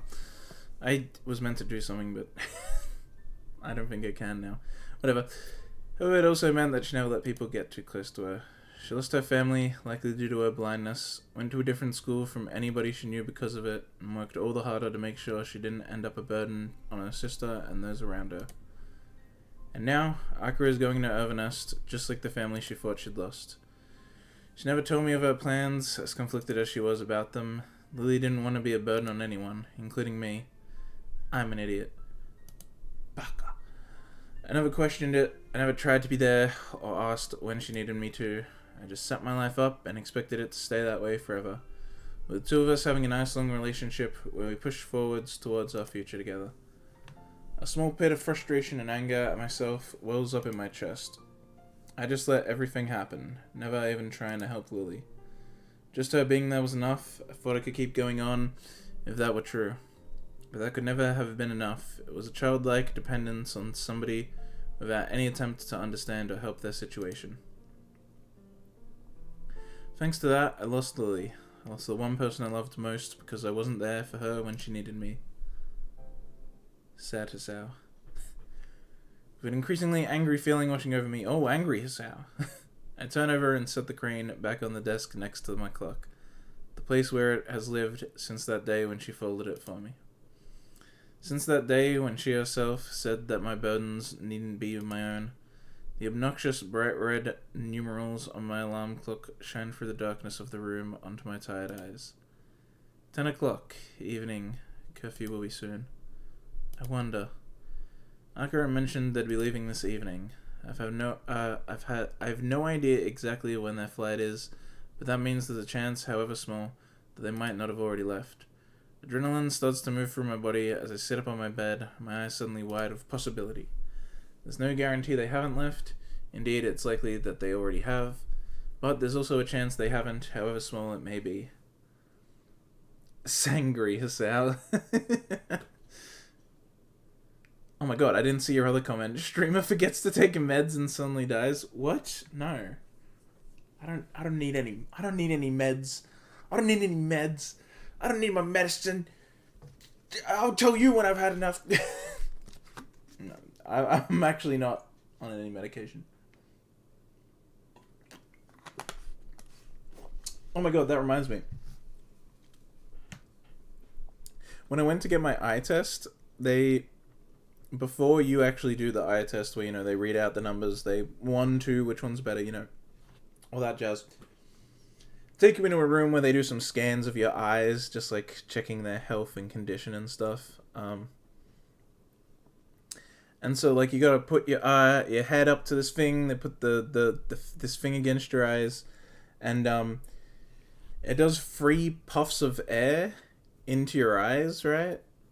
And so when they did my left eye, um, like the first puff of air hit it, and it kind of made me like jolt a little, but it wasn't like a big jump or anything. I just kind of went like, oh, jolted a little, blinked it out, and then did the next two. And for the next two, I barely moved because I was like, right, I was used to it, the sensation by then. But then when they did my right eye, holy shit! I don't know why my right eye was so is so sensitive, but like they did the first puff and I like jolted like more than I did for the first one on my left, and then they did the second one and I like jolted again, and the third one I like jolted, and it like each time I had like this like big reaction, and I really like felt it in my eyes, and I was like, what the hell's up with my right eye?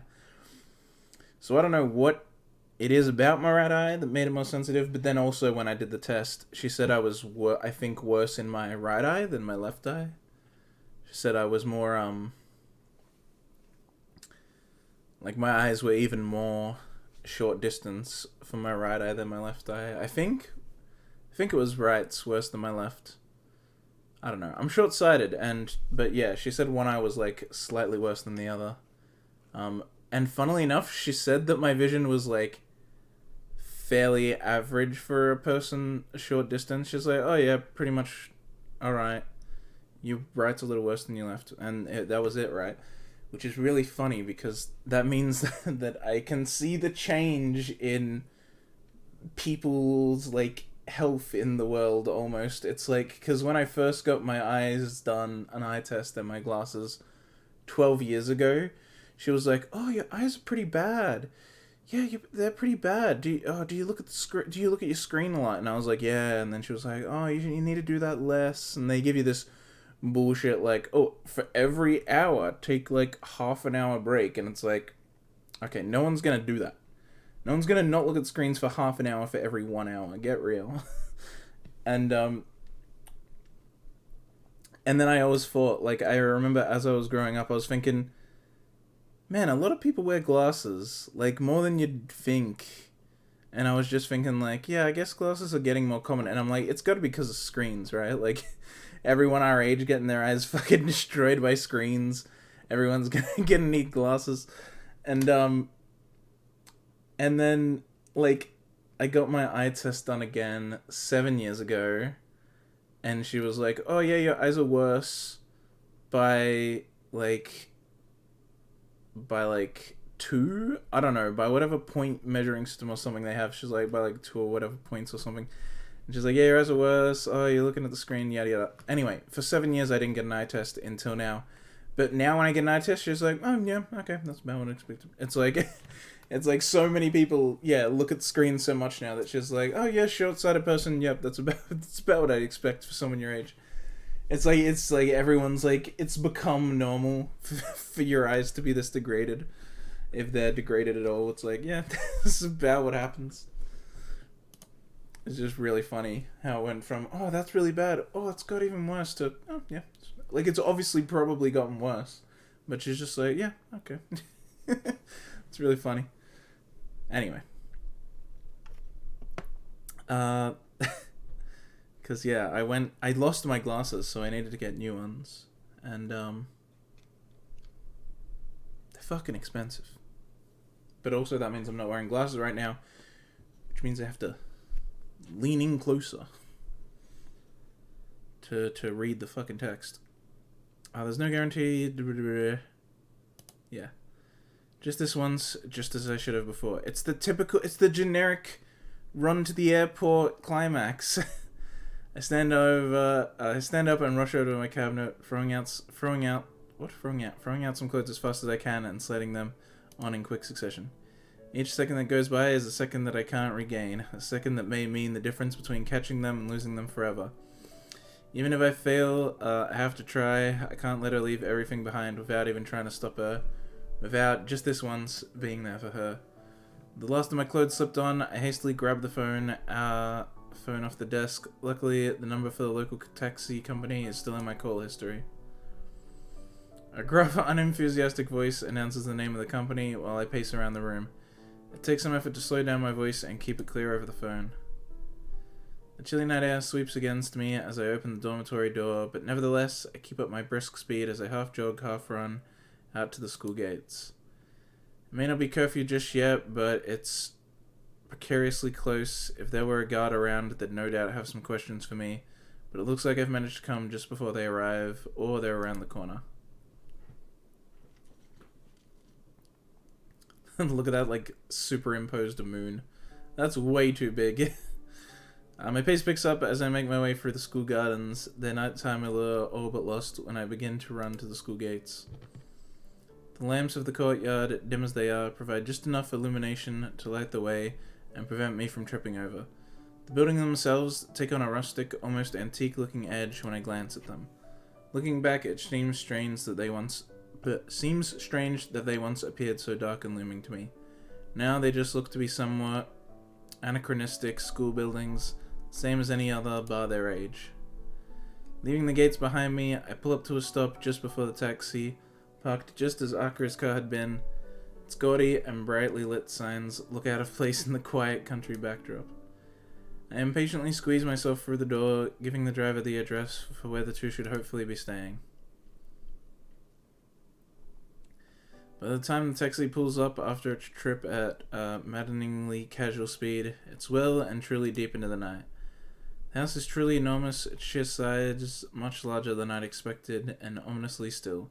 Fearing the worst, I asked the driver to stay just in case my efforts are for naught. A single press on the fancy intercom system outside the gate produces a short electronic melody in the otherwise silent road. It's not long before a somewhat deep, gruff voice can be heard from it. This is the Hakimichi residence. Please state your name and why you're bothering us this late. I press on, despite inwardly wincing at the reasonable annoyance audible in his voice. It's Asano Kai. I was hoping to meet Lilly or Akira, if they're still here. Surprisingly, I managed to summon quite some energy to my voice, enough to make the other side of the intercom silence. A few seconds pass, but just before I press the button again and ask what's going on, a light turns on outside the front door. I strain my eyes to try and make out who is coming through, but as he comes past a large parked car... What? He's coming through, but as he comes past a large parked car with fishing rods sticking out of the back, his identity becomes clear. His face is typically placid and emotionless as he saunters up to the gate, his still childlike in his mannerisms despite his demeanor. With the press of a few buttons from behind the fence, the gate slowly opens. Sal, what are you doing here? I think this is the most emotion I've ever heard from his voice. Not that it would be hard to reach that mark. Akira told me that she and Lilly would be staying here before they left for their flight. I need to talk to Lilly just one last time. Are they still here? Look on his face says everything. I failed. I was too late. The one time when I actually needed to act quickly and... Actually, it's possible. What is it? He's a bit taken aback by my fervor, but I can't help it at this point. Blech, I keep messing up. They left not long ago, only a few minutes before you arrived, in fact. If you go straight to the airport, you might be able to... Hisao? I dart back towards the waiting taxi, grabbing what little money is left in my pocket as I go. Thanks, Hideaki.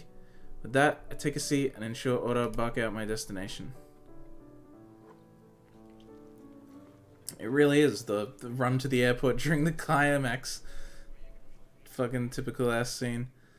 My chest beats wildly as I tear down the street, my body twisting this way and that to slip between the pedestrians walking back and forth beside me. With the road solidly blocked by taxis and other cars, dropping off passengers and picking up others in the time they have to wait, we ended up having to stop almost a block away. But that's in the past now. What matters is reaching Lilly. One foot hits the ground, the other quickly follows without the slightest thought, as if my legs have taken on a life of their own, and all my mind can do is concentrate on the view ahead of me. Just one glimpse of that long hair of hers, that long yellow hair that was the same color as the wheat that stretched as far as the eye could see. In the end, I depended on Lilly just like Hanako did. Even after we started going out, it still doesn't feel like she really ever let herself depend on me. Except for that one moment where we held each other tightly on that bright yellow field. At that time, she must have feared losing me just as she did everyone else. That's why, just this once, the night air wraps around me, draining every last remnant of warmth out of my body, to the extent that it feels more like midwinter than a summer night. My fingers, my hands, my feet, they all feel increasingly cold. The sound of the passing crowds is reduced to no more than a background hum, while the sound of my shoes hitting the pavement echoes loudly, every step surging towards the person I have to catch. Forced by my chest tightening in response to the cold of the night, I rest an arm over it and try to settle it down. Oh shit, he's gonna die in the airport. When the airport comes into view, though, I realize this feeling is one I felt before. Not now. Of all the times for this, please not now. Take a gulp and shoulder on regardless, pushing my body as far as it'll go. Sweat pours off as I hurtled forward, my shoulders hitting someone's side as my mind suddenly flooding with emotions and memories. I continue on without an apology. I have to keep moving now. If I stop, I'm not sure I could begin again, and even if I couldn't, it would be for naught, if not in time. I hit another person, then another, offering little resistance to getting bounced about. My feet feel numb, my arms are losing all feeling. My chest forces me to hunch over awkwardly, tightening ever more.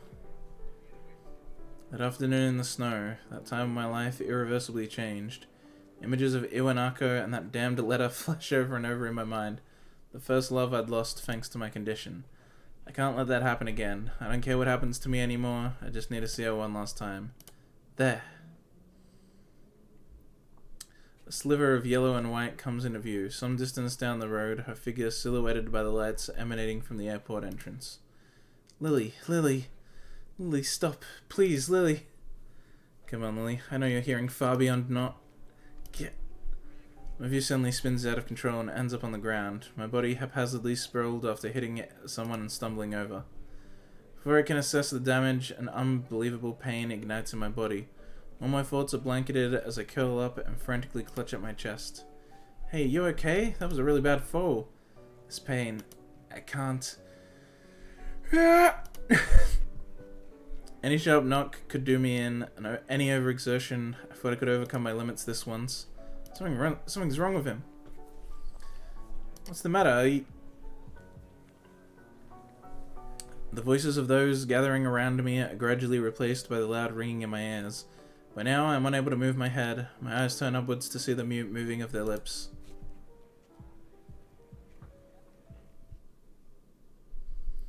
Even as I clutch my chest, I realize I can't feel my fingers anymore. Nor my feet. It feels like my entire body is shutting down, starting from my extremities.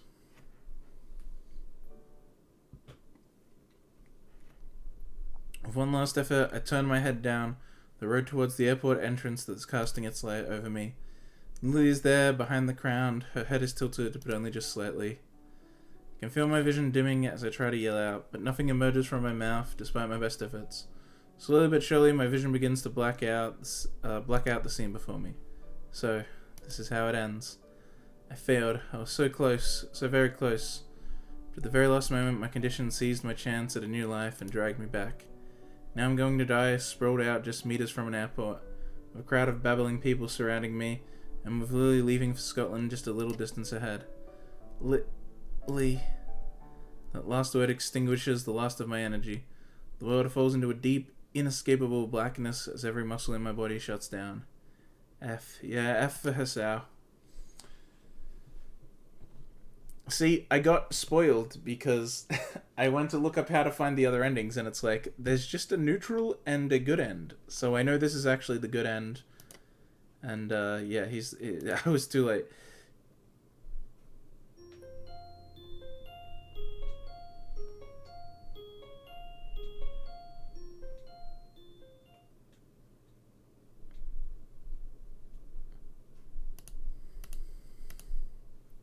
What's going on? As I slowly open my eyes, a bright white light assaults my retinas. For minutes, I just lay where I am, mindlessly staring ahead while my scattered thoughts coalesce in my slowly waking mind. Slowly but surely, the white begins to come into focus as a bare expanse begins to be drawn across my field of vision. It's only when the light fixture comes into view that my mind clicks that this is the ceiling above me. Slowly levering myself up, I silently absorb for all my senses the details of the room I'm in. The smell and taste of strong bleach hang in the air, lending the impression of a place just slightly too clean to be natural. Inoffensive, pale peach-colored walls, all perfectly painted, without a crack, stain, or imperfection. A single framed painting hangs on the wall, perfectly straightened like the walls. It's as boring and inoffensive as can be. I'm sorry, are you in a hospital? Perfectly painted without a crack, stain, or imperfection? It doesn't sound like any hospital I've been in. Hospitals I've been in have too much paint, and there's plenty of cracks that they just kind of leave. And very inconsistent amount of paint, too, on the walls, usually. My attention's grabbed, I guess not all the rooms were like that. I guess that was more a lobby thing than... Yeah, the rooms I stayed in were pretty, actually, like, just perfectly clean, nothing wrong. Being in a hospital is always interesting, though. You can listen to the people around you, find out their story. A person across the room from me had to get his fucking foot chopped off because of blood cancer. So he got amputated, and he had like his leg going just before his knee, I think, is where it got cut off. Maybe he still had his knee. Did he have maybe it was Emmy, maybe? Can't remember. But yeah, and then they were like, oh yeah, the blood cancer spread to your other leg, so we're gonna try chemo for a while, but if that doesn't work, we'll have to cut off your other leg. And I was just sitting across from it, and I just got a simple skin infection. I just have an infection, you know. This guy's getting amputated and has cancer and shit, and I'm like, Jesus Christ. It's the dichotomy of our situations right now. Holy shit. The person next to me could barely sleep at night, and they had some kind of brain tumor and shit. Chick diagonally from me in the room was going crazy and shit, and one night she kept leaving her bed, and then they had to fucking restrain her to her bed, and she was crying out for someone or some shit, and I was just Jesus, what the I'm just here with a very simple thing, and everyone else in my room's you got a way worse condition than me. It's very oh my god. Although eventually the person with a brain tumor next to me left. I think they got moved to a different hospital or a different room. And then another guy came in who was much more simple. He just stayed for the day and then left. And then another guy came in that night. And then I never found out his story because I left the next day. But yet, if you're in a hospital, when I told my mom all this, she's like, oh, were you talking with them? And then I'm like, no, I was just listening. I'm just sitting there, minding my own business, but I'm really listening. I see everything. You can't hide from me. I'm the streamer. My attention's grabbed by the translucent curtain waving across my vision, my eyes following it to the open window it covers. While I move my right arm to try and lift myself up and look through it, I feel the catheter digging uncomfortably. It's only now too that I notice the cannula tubes winding around my cheeks and my nose. After some fidgeting... What was that?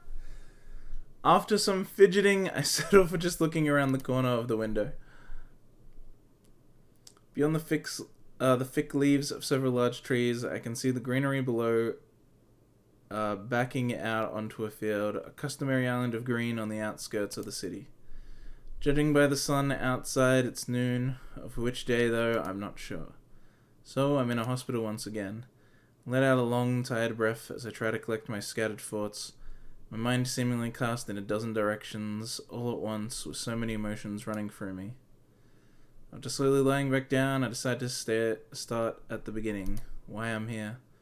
I cast my mind back, but I can't work out a smooth recollection of what happened. The events of last night, of whichever night it was, come back more as a series of snapshots than any cohesive memory. Laying on the bed, looking at the origami bird. Talking to Hideaki outside the Hakamichi residence. Running down the street, passing pedestrians and bumping into more and more of them. Falling. Looking up at the searingly bright airport entrance, seeing Lily's back as I lay on the ground. The silence of the private room suddenly feels overwhelming. So that's it. I had my chance to correct my mistake, and I blew it. Whether I was at fault for neglecting my medication and disregarding to pace myself, or my body was for giving out so soon, doesn't matter now. All that matters is that once again, I'm alone. Oh my god, what's going on? The pastel blue pillow yields with a little resistance as I let myself fall back onto the bed, its starchy case along with the starchy sheets providing little comfort. Compared to the darkness of last night's events, the bright light of the room around me is striking. All it does though is emphasize how otherworldly places like this are. Arrhythmia. A strange word, a foreign, alien one. One that you don't want to be in the same room with. One you don't want to run into in a dark alley. A rare condition, it causes the heart to act erratically and occasionally beat way too fast. It can be fatal. It was a miracle that you were able to go on so long without anything happening, they said. And then it did. My condition had taken away everything. My old school was of no importance anymore. My home was reduced to a faraway place. Both my friends and my first love simply stopped visiting after a length of time. I became cynical and embittered, distant and subdued. In my defense, no person could avoid that after such a thing happening to them, but nevertheless, I left the hospital as a very, definitely changed person.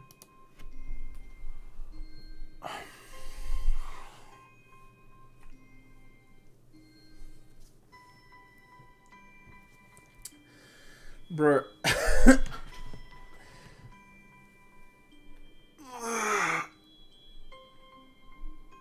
Have I ever streamed Katawa Shoujo this long? I know the stream when I did the end of Rin's route was pretty long. Was that this long though? Because I've been streaming for 5 hours. Which is like, oh, what are you talking about? It's a normal stream. Yeah, it's a normal stream, but not when you're reading the whole time. Oh, I'm feeling it, man. I'm really feeling it. And by feeling it, I mean I feel completely out of it. Ugh. I forgot how easily my room can get hot. It's not hot today. It's like it's cold. It's actually cool. It's quite cool today, but my tiny room doesn't care about that. It's like it's too small. The room's too small. So my body heat fucking radiates throughout it and makes it warm way too quickly. I guess 5 hours isn't quickly, but I'm really feeling it. Yeah, well, feeling dead is what I'm feeling. Fucking hell. Come on, I gotta be close to the end. We'll make it through the Lilly route. Come on, I gotta get this whole game done. And I still got all the Emmy after this. Alright, let's go. Things changed. I made new friends in Hanako, Shizune, and Misha. Found a new sense of home in my dormitory, a new interest in science and the world around me, and I found a direction to my life that I'd never felt before. But I'd also discovered other things. You didn't mention Lilly! The sense of isolation in Yamako and its surroundings was not entirely unwelcome. And quiet, giving a peace of mind I might not have found elsewhere. But it gave the area a feeling of being pushed out of the way, of being kept out of sight. People in the... That's like how city design, if you look at like designs in city and city architecture, there are many things done to stop homeless people from being in areas where they'll be seen. Because the public doesn't like seeing homeless people, so Keep him out of sight. That's what city planners do. They just get him out of sight. People don't like seeing them. Don't let them know how high the homeless rate is. It's small, but it's not small enough, so we need to make sure people don't notice. That's why, like, under a bridge, you might see, like, literal spikes. I know that this is in Melbourne City. In Melbourne City, there are bridges you can walk under that are, like, they literally have, like, concrete spikes in the ground. They don't, like, really hurt to, like, touch or anything, but it does stop anyone from being able to sleep in that area, you know? Like, you wouldn't be able to lie down on them. And there's, like, no gap in between them, pretty much. Or they'll put, like, bike rack in a place where no one needs bike racks, just because it, like, stops people from sleeping there. They'll make, you can see this a lot, too, benches that are, like, tilted, or a weird, odd shape, so that people can't sleep on them, or they'll put holes in them so that if people do lie on them, it's really cold. You'll see that at train station ones. That's why, like, it's really hard to stay warm on a train station. They make them really, like nothing is like a solid wall, nothing is like a solid seat. They also will put, like, armrests in weird spots along the thing. It's like, oh, 2 people could fit here, but there's only 2 armrests. Like, there's, like, one on each. Like, there's, like, a room for 1 person to sit, armrest. Room for 2 people to sit, armrest. Room for 2 people, armrest. Room for 1 person. And it's like, yeah, no, they're just putting them there so that people can't sleep here. It's like, like, once you know what to look for, you'll see it everywhere. But, yeah, it's like that. It's like doing things to force the people society doesn't want to see away, out of sight, out of mind.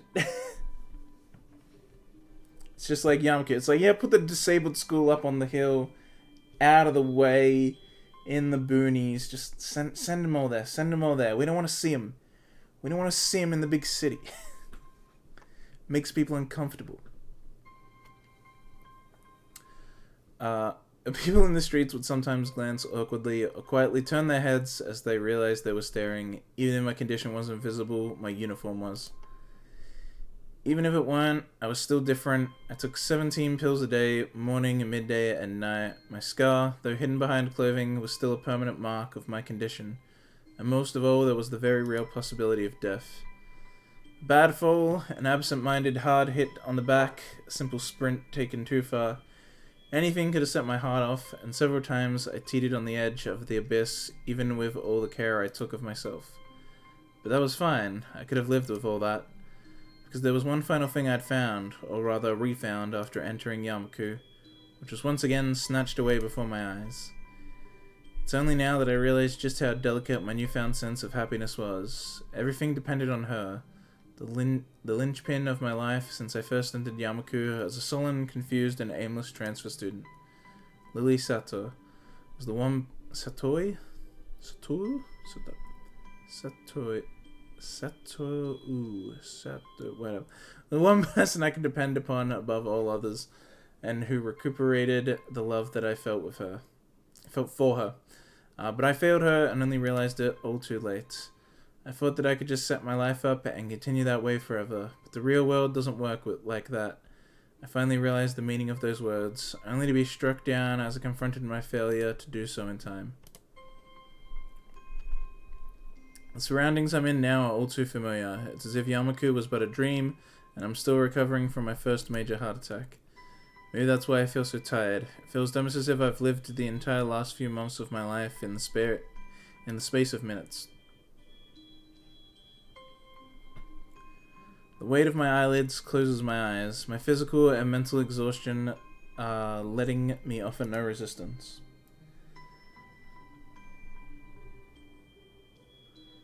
Unintelligible mumbling from ahead of the bed stirs me out of my sleep. It's gonna be Lilly, guys. We all know this. With my eyes still closed, I can't focus and make out someone, presumably a nurse, bidding farewell to a doctor. As I open my eyes, I notice the door closing in my peripheral vision. The doctor stands reading some notes off a clipboard held in his hand, carefully looking over the pages. After consulting his obviously very important documents, he looks up and notices my gaze. It's now that I notice something slightly odd about his expression and general disposition, but I can't quite put my finger on it. Ah, I see you're awake, Mr. Nakai. A quick glance to my bed end to verify my name shows that his documents obviously didn't have it written on them. I must admit this is a bit unfortunate. Your parents visited just earlier while you were asleep. I could notify them you're awake now if you'd like. Thanks, that'd be good. Gave a somewhat dazed reply, most likely the one he'd expect, before really thinking about what I'm saying. Not a problem. If you have any questions you'd like to ask, I'd be happy to answer them. That is, unless you'd prefer to rest. The anesthesiacs are still going to be affecting you a bit, I'm afraid.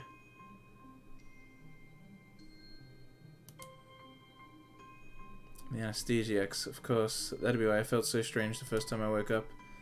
I slowly shake my head, not wanting to dislodge any pipes or cause myself any more discomfort than necessary. The doctor politely puts down his clipboard in response. I guess my main question is, what exactly happened? To put it simply, you've unfortunately had another heart attack. While not as severe as your first, you were very lucky it occurred so close to a hospital. After being stabilized, you were taken to the operating room. What followed was keyhole surgery in order to insert a temporary pacemaker. All in all, the incident happened 2 days ago, with emergency treatment being carried out very soon afterwards. Since then, we've kept you under close observation while you were asleep. Will I be alright? Are there any lasting problems? Compared to the procedure carried out for your first heart attack, this was relatively minor.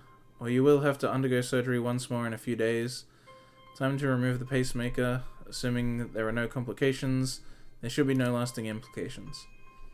Continues talking, the subject shifting to a repetition of facts about arrhythmia, my medications that I already know for the most part. I start to nod in faint interest while my mind drifts. I begin to think about how perfectly hung and inoffensive, the inoffensive painting hanging on the wall behind his shoulder is, and how neat and sterile the surroundings are, even including the doctor himself. If my mumbling bores you, you are quite welcome to say so, Mr. Nakai. Lord knows I lose track of myself sometimes. Gives a short chuckle at his self-deprecating joke as I grimace awkwardly, having been rather badly caught out.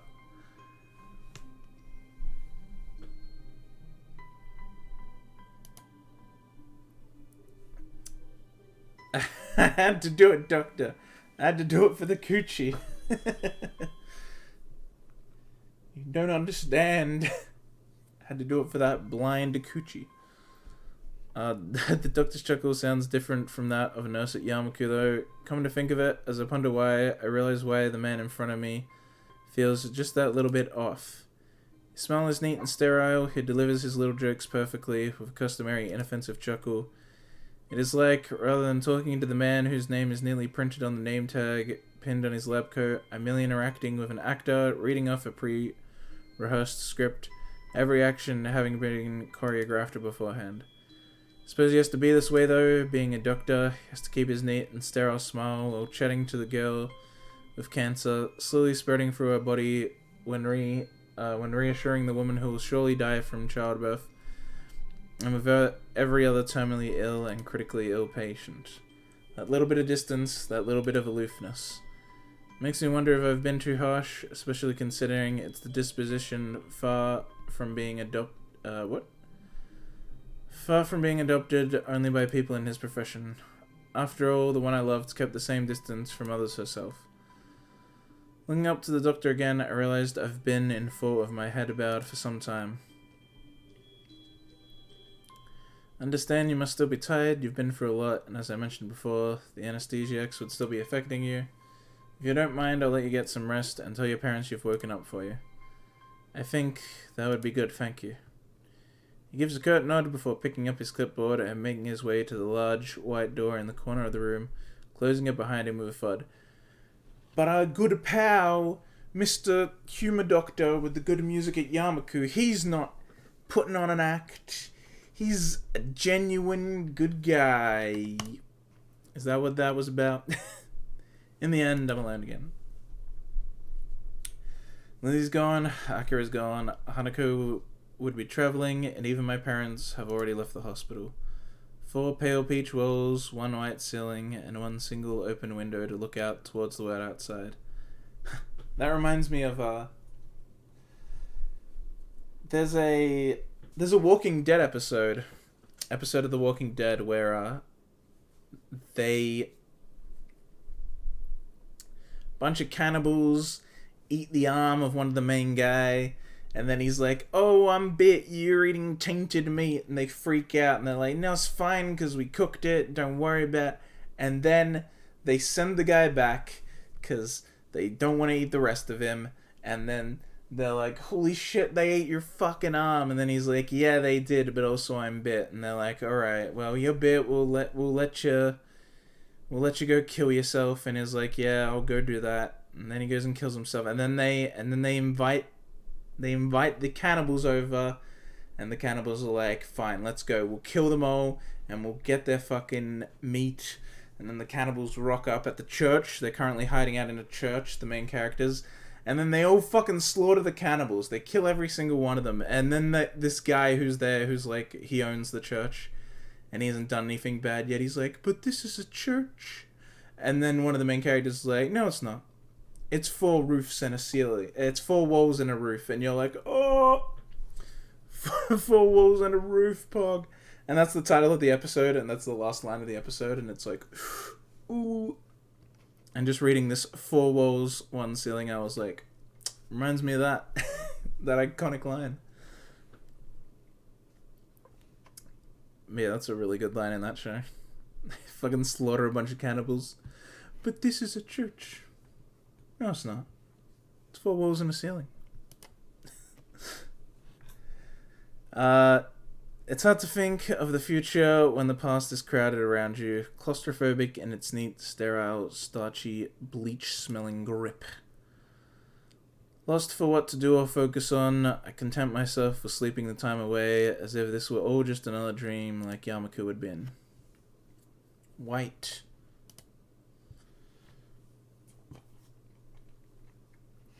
Sterile, clean white for a sterile, clean room. My eyes open and I simply stare at the ceiling for some time. It's almost as interesting as the television would be, mounted in its metal rack hanging off the ceiling ahead of the bed. Indeed, the television saw its entire use during the time my parents were here, left on quietly as they waited for me to wake. It was about as banal as it had been the first time I'd ended up in the hospital. Earlier today, an attending nurse had offered to turn off the EKG speakers. I refused simply because the sound is so entirely normal to me now. It's almost comforting in a way. The metronome-like regularity gives at least some feeling that time is moving, even in a place such as this. After some time of listening to its beeping while I fully awaken though, I realize there's another sound in the room. Concentrating all my efforts on listening, a task made rather easy by the lack of distractions, a tiny teeny? What? Oh, tinny. Right, melody can be heard. Oh, it's Lily's music box. Light and quiet, the music sounds almost fragile as it's dwarfed by the EKG pulses. Tilting my head just slightly to the side in an effort to see the source of the melody, without dislodging any of the sensors and pipes stuck into me, I noticed a little wooden box sitting on the nightstand next to the bed. My mouth opens just slightly while I suddenly watch the tiny yellow metal drum slowly rotate inside, the little bumps on its surface gradually moving in and out of sight. The music box. It's the one I gave. The creaking of the door breaks me out of my reverie, my head and heart remaining still as my eyes turn to see who comes through. Long tan skirt, peach off-the-shoulder sweater, pale, almost porcelain skin, blue clouded eyes, and long yellow hair. I look into his stare as Lily slowly walks into the room, her fingers lightly running over the wall for orientation, and my mind comes to a shuddering halt. Lily? She stops mid-stride, her entire body tensing. Hasao, was that you? The voice is quiet and pensive, echoing her expression. I thought you were... Lily takes one tentative step forward, then another, as if she were holding herself back. Her control over her composure is for naught, though, as she finally rushes over to where I lay as the last of her resistance falls. I'm slightly taken aback when she grabs hold of me, hunching over as tears begin to fall from her cheeks. Since only minutes ago, I thought she was on the other side of the world. After a moment of hesitation, I rest my right hand on her soft shoulder. Hasao. Lily's body trembles as her tears blot the pale green sheets, her emotions floating through a carefully maintained exterior. With her face now closer and made easier to see for her pale skin being lit by the sunlight from the window, I notice her cheeks being redder than they should be. It's okay, Lily. I'm okay. You don't need a... She rights herself quickly, her crying forcefully stifled with both sadness and stubbornness remaining in her moistened eyes. Her prideful nature, always having been something to contend with, takes me off guard. All according to Keikaku. It's all part of the plan. I'll collapse just behind her, create a commotion, and she'll have to come back. She has to stay then. Stop telling me not to worry about you, Sour. Just this once. Let me cry. I'm caught speechless. She waits for a response, but her composure breaks again after a handful of seconds.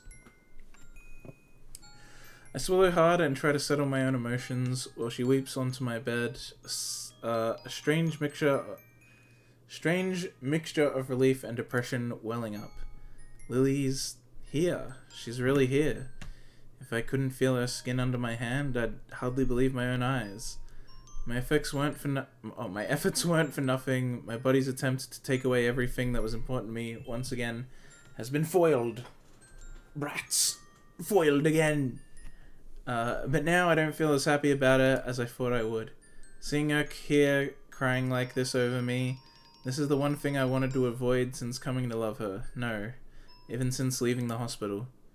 I'm sorry, Lily. It's my fault I'm here. I shouldn't have tried to push myself so far. I gave a self-deprecating snort. After months of keeping myself together so nobody'd worry over me, I went and did something like this. I guess I'm pretty dumb. With a couple of sniffs and a long breath, Lily manages to pull herself together and calm down a little. Despite her red cheeks, moist eyes, and the lines of her tears still visible, she delicately wears that weak smile she seemed to so often give. Oh. Oh yeah, that's alright. You needn't blame yourself. I heard later that it had happened as you were running down the road after me, right? Still. She wipes her eyes with the back of her hand, returning more to her old self as the rush of emotion wears off. Why did you run after me, Hasao? What do you think? I moved to respond but noticed her face tightening. Even after I'd said goodbye and I'd left Yamaku Academy, she takes a moment to steady herself, her emotions almost bubbling up once again. I just wanted to say that I'm sorry. Sorry? For the times when I wasn't there when you needed me. Until now, I thought you just being there would be enough. I only needed you by my side to make any day feel better. Even if my body may be like this, I want to help you, Lily, to be there when you need someone. But you always were there, Hasao. Why did you want to go to Scotland, Lily? Why? I told you before, because Akira was going and because of my family summoned to their home. Why didn't you say that you wanted to go? I'm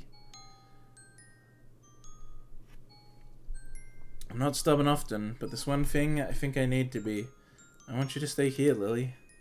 I want you to stay where everyone you know lives, and where all your dreams and ambitions were made.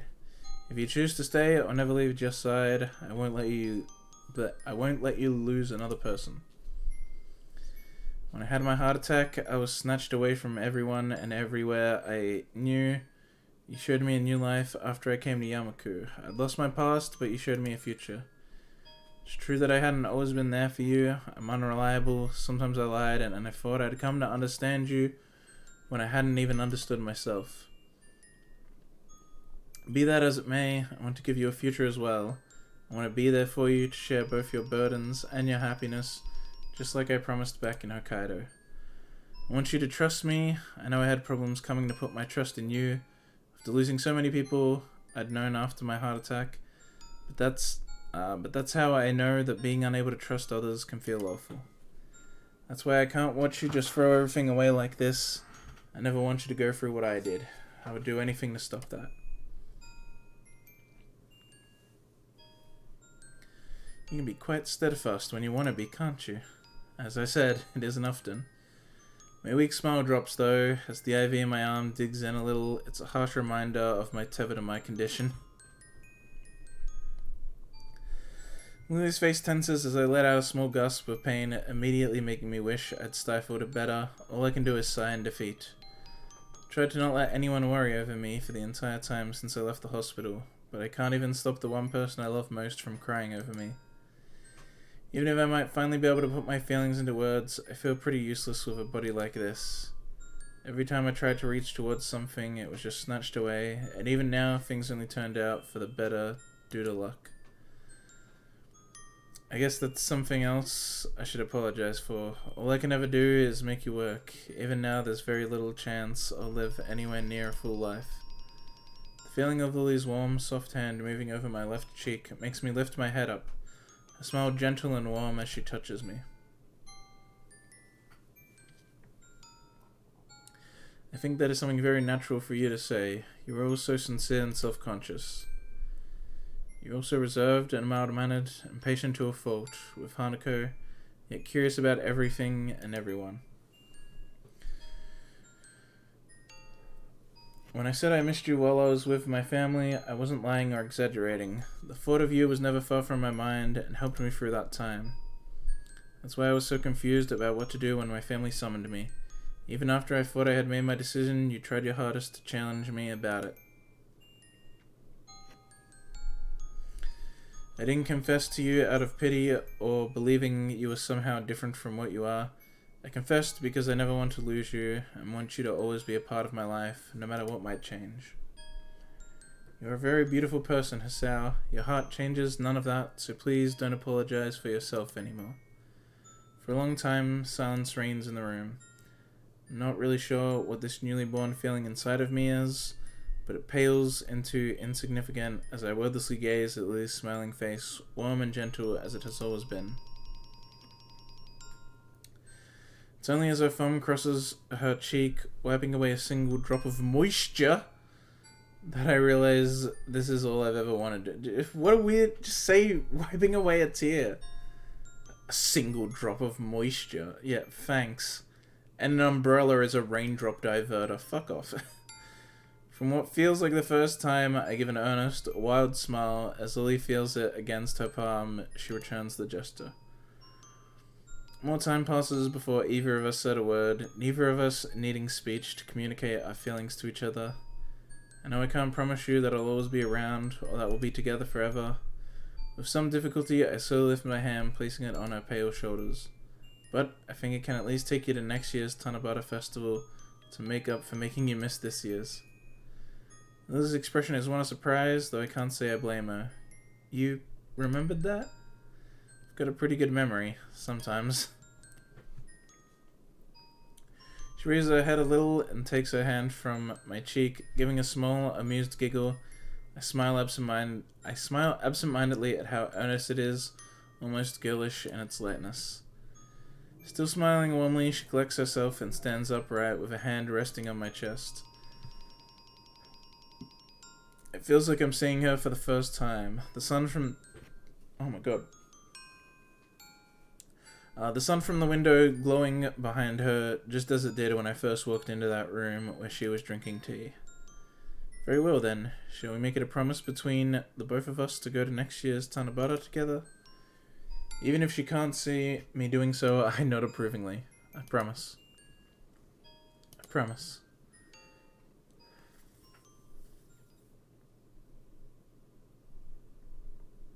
There we go. So that's good ending, right? I assume so.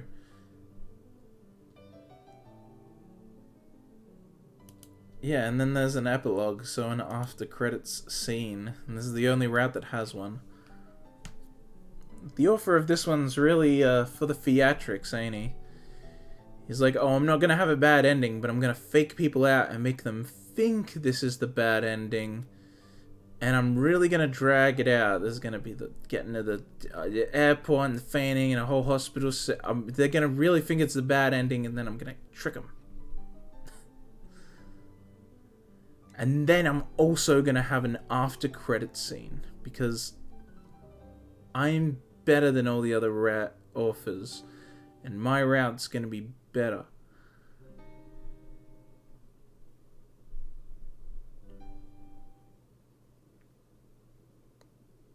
Ooh ooh. Ooh ooh. I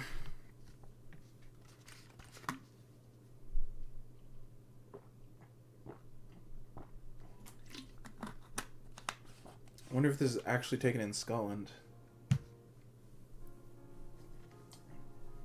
It doesn't look like it is. Heck, I can find more mountainous mountains than this in fucking Australia.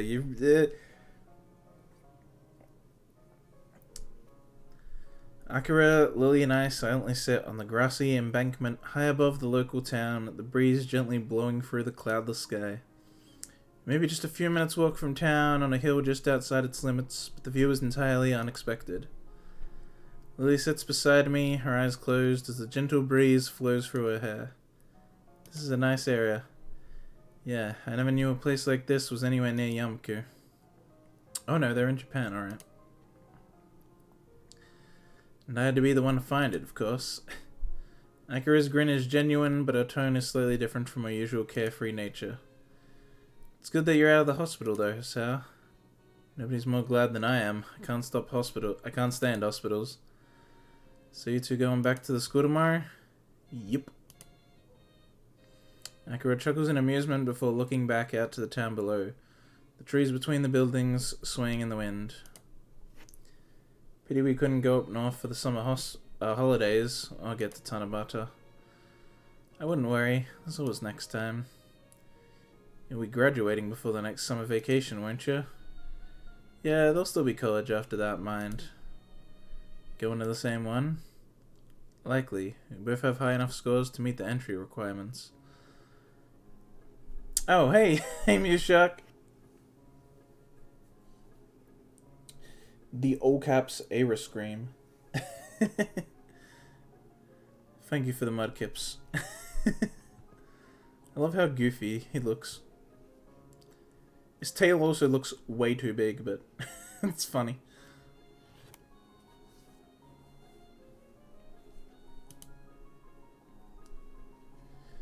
You sound so sure. Don't worry, you're better than I in most subjects. Toast. Mudkip! Don't worry, you're better than I in most subjects. I guess we'll work it out in due time. That's the way. Just enjoy yourselves in Yamaku while you're there. He's such a derp. He truly is. Oh yeah, speaking of Pokemon, what do y'all think? Did y'all see the Pokemon presentation? So happy to catch a stream of yours. Yeah, usually you come in and then you say you're tired and you go to sleep.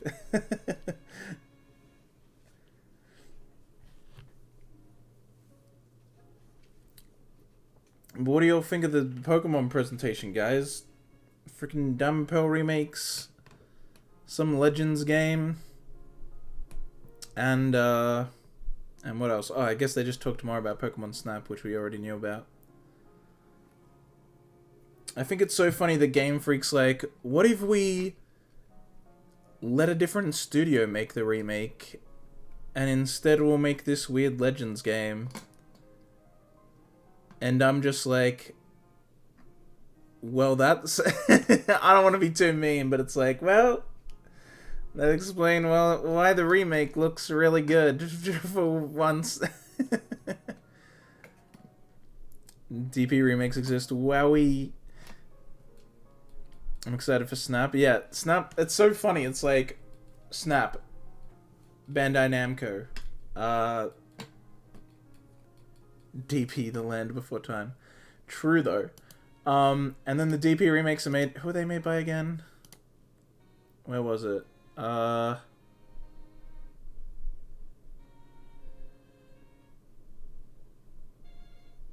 Yeah, ILCL, who have worked on Metal Gear Rising, Nier Automata, Yakuza 0. They're like really good. Also, I actually love the chibi style. I know a lot of people are complaining about it, but I actually like it because I think it looks like the 2D games. Like, it looks like it's one of the 2D games made 3D instead of like X, Y, and Sword and Shield and stuff where it's like almost went too far 3D.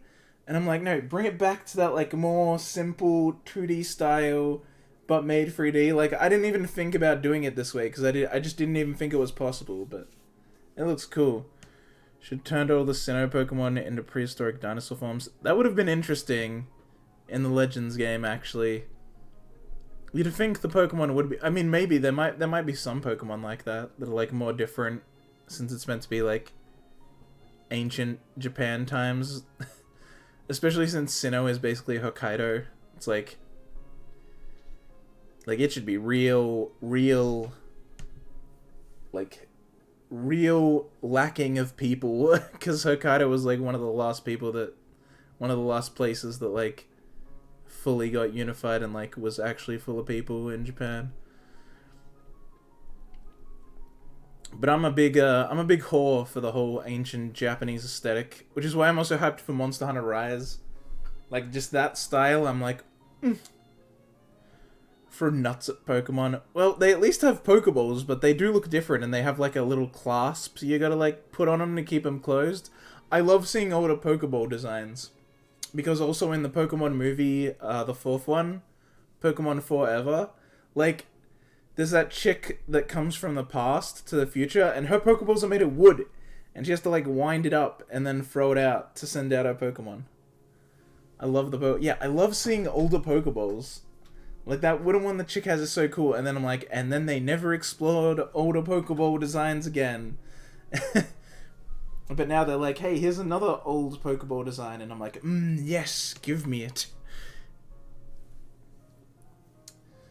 Sinnoh always had the best world building, so it almost makes sense that they're like, different studio, make the DP remake, and we'll handle doing weird experimental stuff with Sinnoh instead. And it almost makes sense, because Game Freak was clearly starting to like want to do like different things with the remake. So I think it makes sense to instead make this like Legends game that's like more exploring the past, doing world building stuff for Sinnoh, and then they're like, have a different studio just do like a faithful kind of tile for tile remake kind of thing. I think that's just such a better idea, because obviously Game Freak would not be able to make 2. They can barely handle making 1 game on time. Making 2 would be like, they'd both end up just terrible. So hopefully they're both good though. I'm cautiously optimistic for both of them. I think that's the best way to describe it. Cautiously optimistic. Yeah. Because the only problem with Legends is that the reveal trailer was pretty laggy. The game was pretty laggy. And so, but I'm hoping that's just because it's an early build. Because, I mean, think about it. The game isn't coming out till 2022. They probably, like, made the engine, made some models, probably started putting things together, and they're like, okay, we just have this town that isn't even really working, and we have part of a wild area that's not finished. This is like just enough to show off the trailer, and so then they just put the trailer out. I'm thinking that's normal for, Game Freak. Yeah, the lagging's normal, but it's still pretty bad. So I'm hoping it's just because it's an early build. Because, like, also the wild area looked pretty barren. So I'm hoping it's like, oh yeah, that's just because we haven't built everything that we're going to put in it yet. And so I'm hoping, like, as we get closer to reveal, they'll show, like, a newer build that has more of the world filled in, has more of the game working well. Like, I'm really hoping it was just like, we have enough just to show it off. Show off this much in the trailer, that's pretty much all we've done, and it's not refined. That's my hope. My hope is just it was horribly bad. Yeah, it was really bad. The lag was really bad. And the place looked so barren. I'm like, please just be, because it's an early build. Like, if the finished game looks like that, it'll be pretty rough. And it's just gonna cause more problems. Like, like, Game Freak is on shaky ground right now. Like, Sword and Shield was, yeah, it sold well, but it was shaky. DLC was shaky. And then it's like, you let a different studio bring out Pokemon Snap, a game people have been wanting for ages, and everyone's already talking about, look how good the Pokemon models look in Pokemon Snap because it's Bandai Namco. And then you let a different studio make the Diamond and Pearl remakes. If the Diamond and Pearl remakes and Snap both end up being really good, and Legends ends up being not good, you're just gonna get everyone going like, just get rid of Game Freak, give it to a different studio. Like, people were already pointing out how bad their coding is, and it's true. Most of the Pokemon games are held together with, like, spaghetti code. Game Freak's a really small team. That's also part of the problem.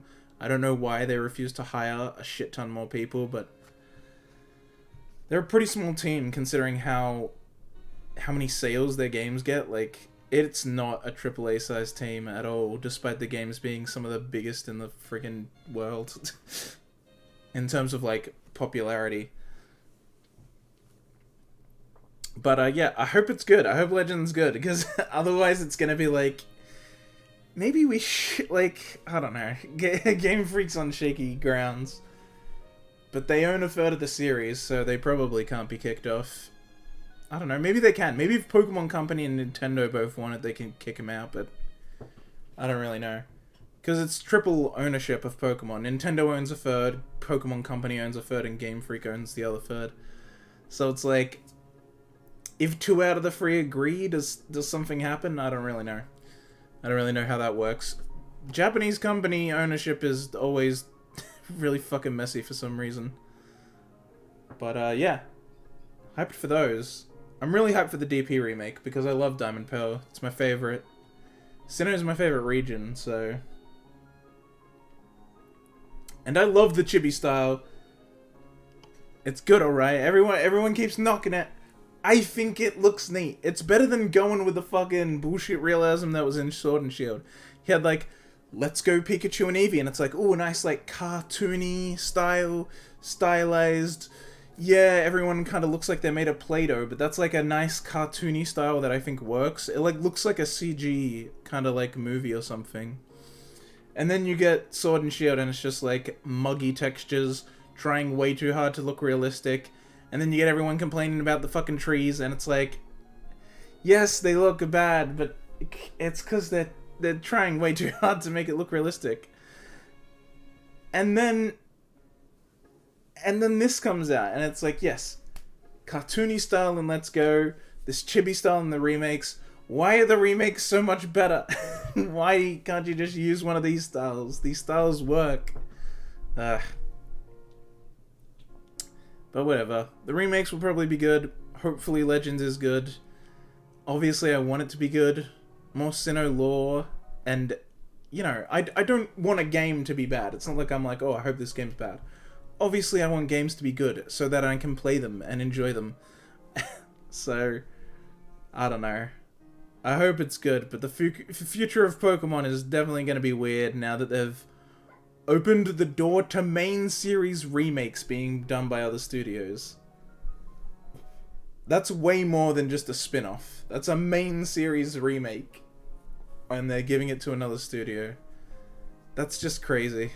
But, hindsight really is 2020. Yeah. It's gonna be crazy. Going forward, yeah, it's gonna be crazy to see what happens.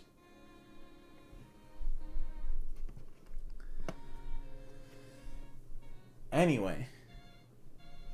Almost done. I wonder how long this scene actually is gonna be.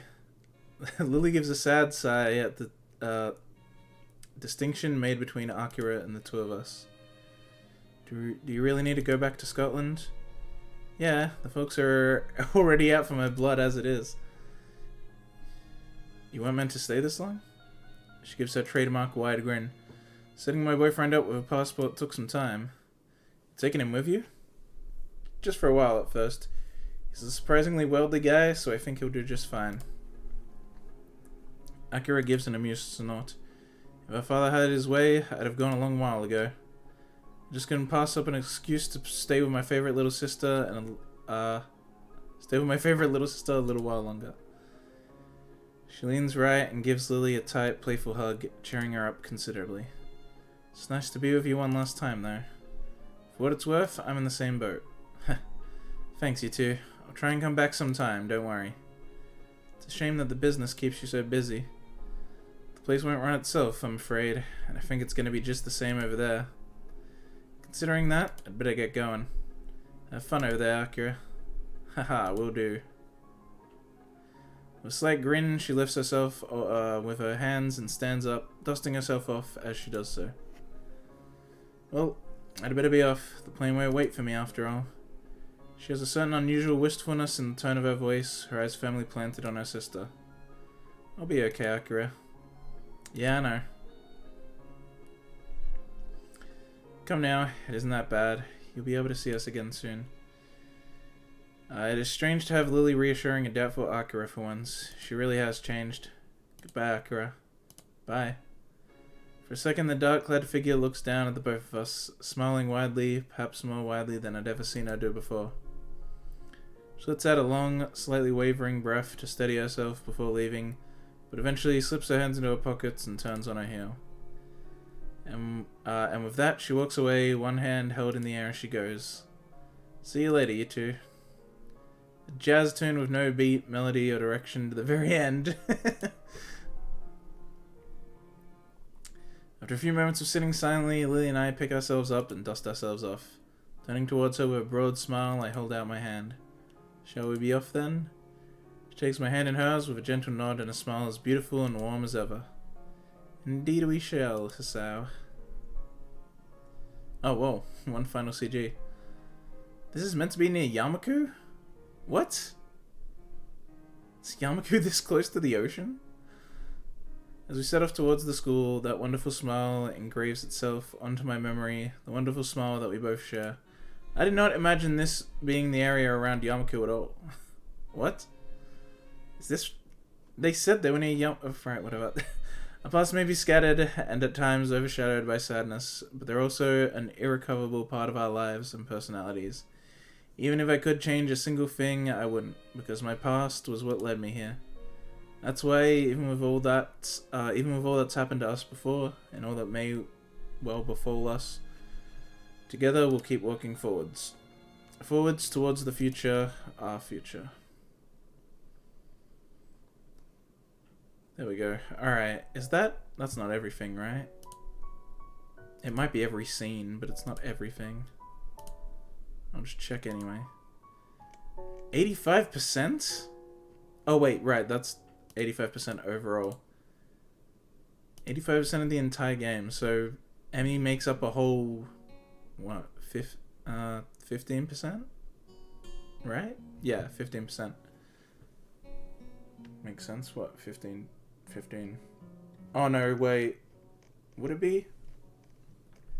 There's a few scenes in Act 1, I guess, left.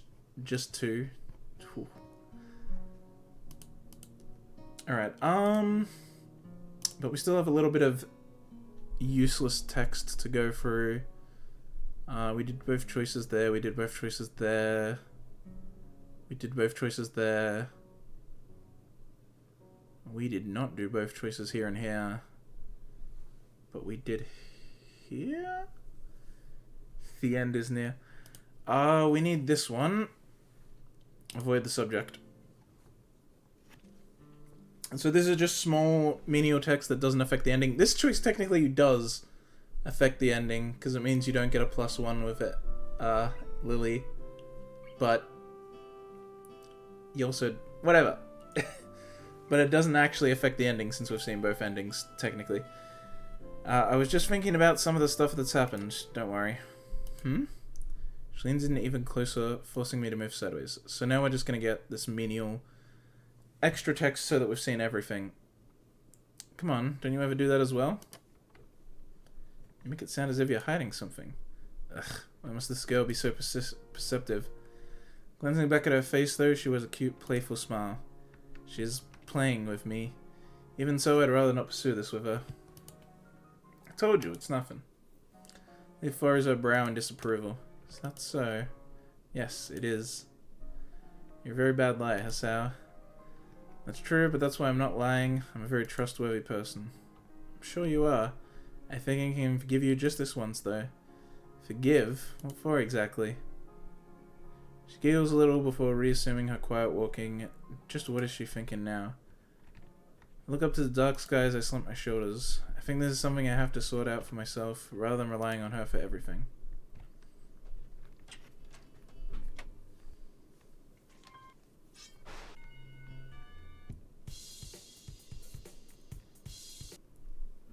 Wait, how much am I skipping it? Am I gonna have to skip through a lot? Oh god, like 2 hours worth? Well, I don't know.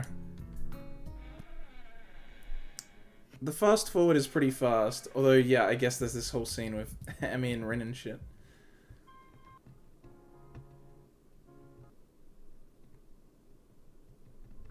Right, that's when she made the crane. I forgot it was part of that scene. Well, at least it made me remember that. Come on, give me the last two choices so I can get the tiniest bit of extra dialogue.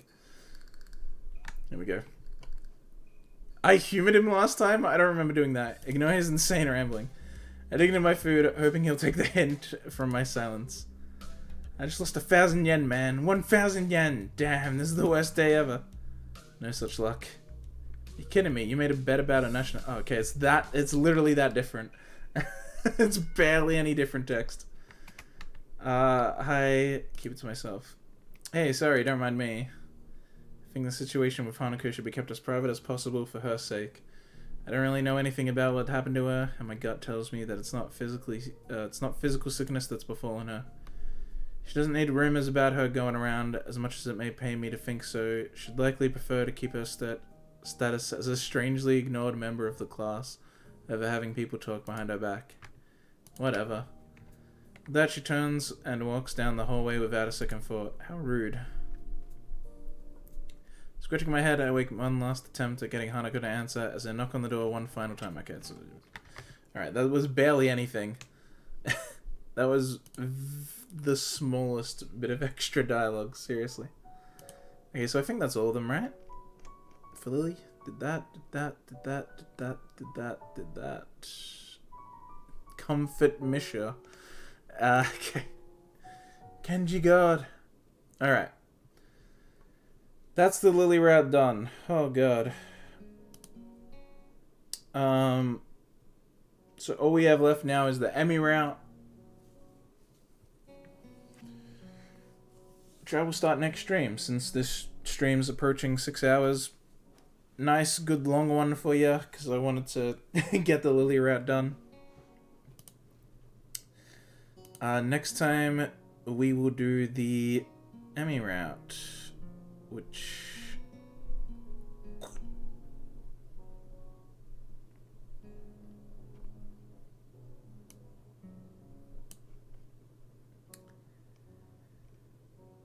Ooh. Which has a good ending and a bad ending, no neutral ending. Interesting. Alright. But I haven't seen any spoilers for Emmy route, so that's fine. I was able to just check that. Alright, so next time I stream, we'll go through Act 1 again, once again. This time, going for the Emmy route, and then we'll start Act 2, and I don't know, we'll do however much I do. I'm getting more used to doing longer streams for Katawa Shoujo, so if the weather's gonna stay cool and I feel up to it, then I'll probably do more than 2 hours again, hopefully. Yeah. So I don't know if next stream would be Katawa Shoujo. That's just what we'll do the next time that we stream Katawa Shoujo. My next stream will probably be, I guess, Future Connected.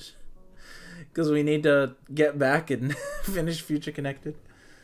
We never did that. We started it, just one stream worth of it, and then we didn't do more. So yeah, I'll see you guys next time for whatever I do. If you're not follower, feel free to follow. Though I think it's just Toaster Mushak now. I think my big long Pokemon talk made everyone else leave. All right. I'll see everyone next time. Make sure you stay frosty.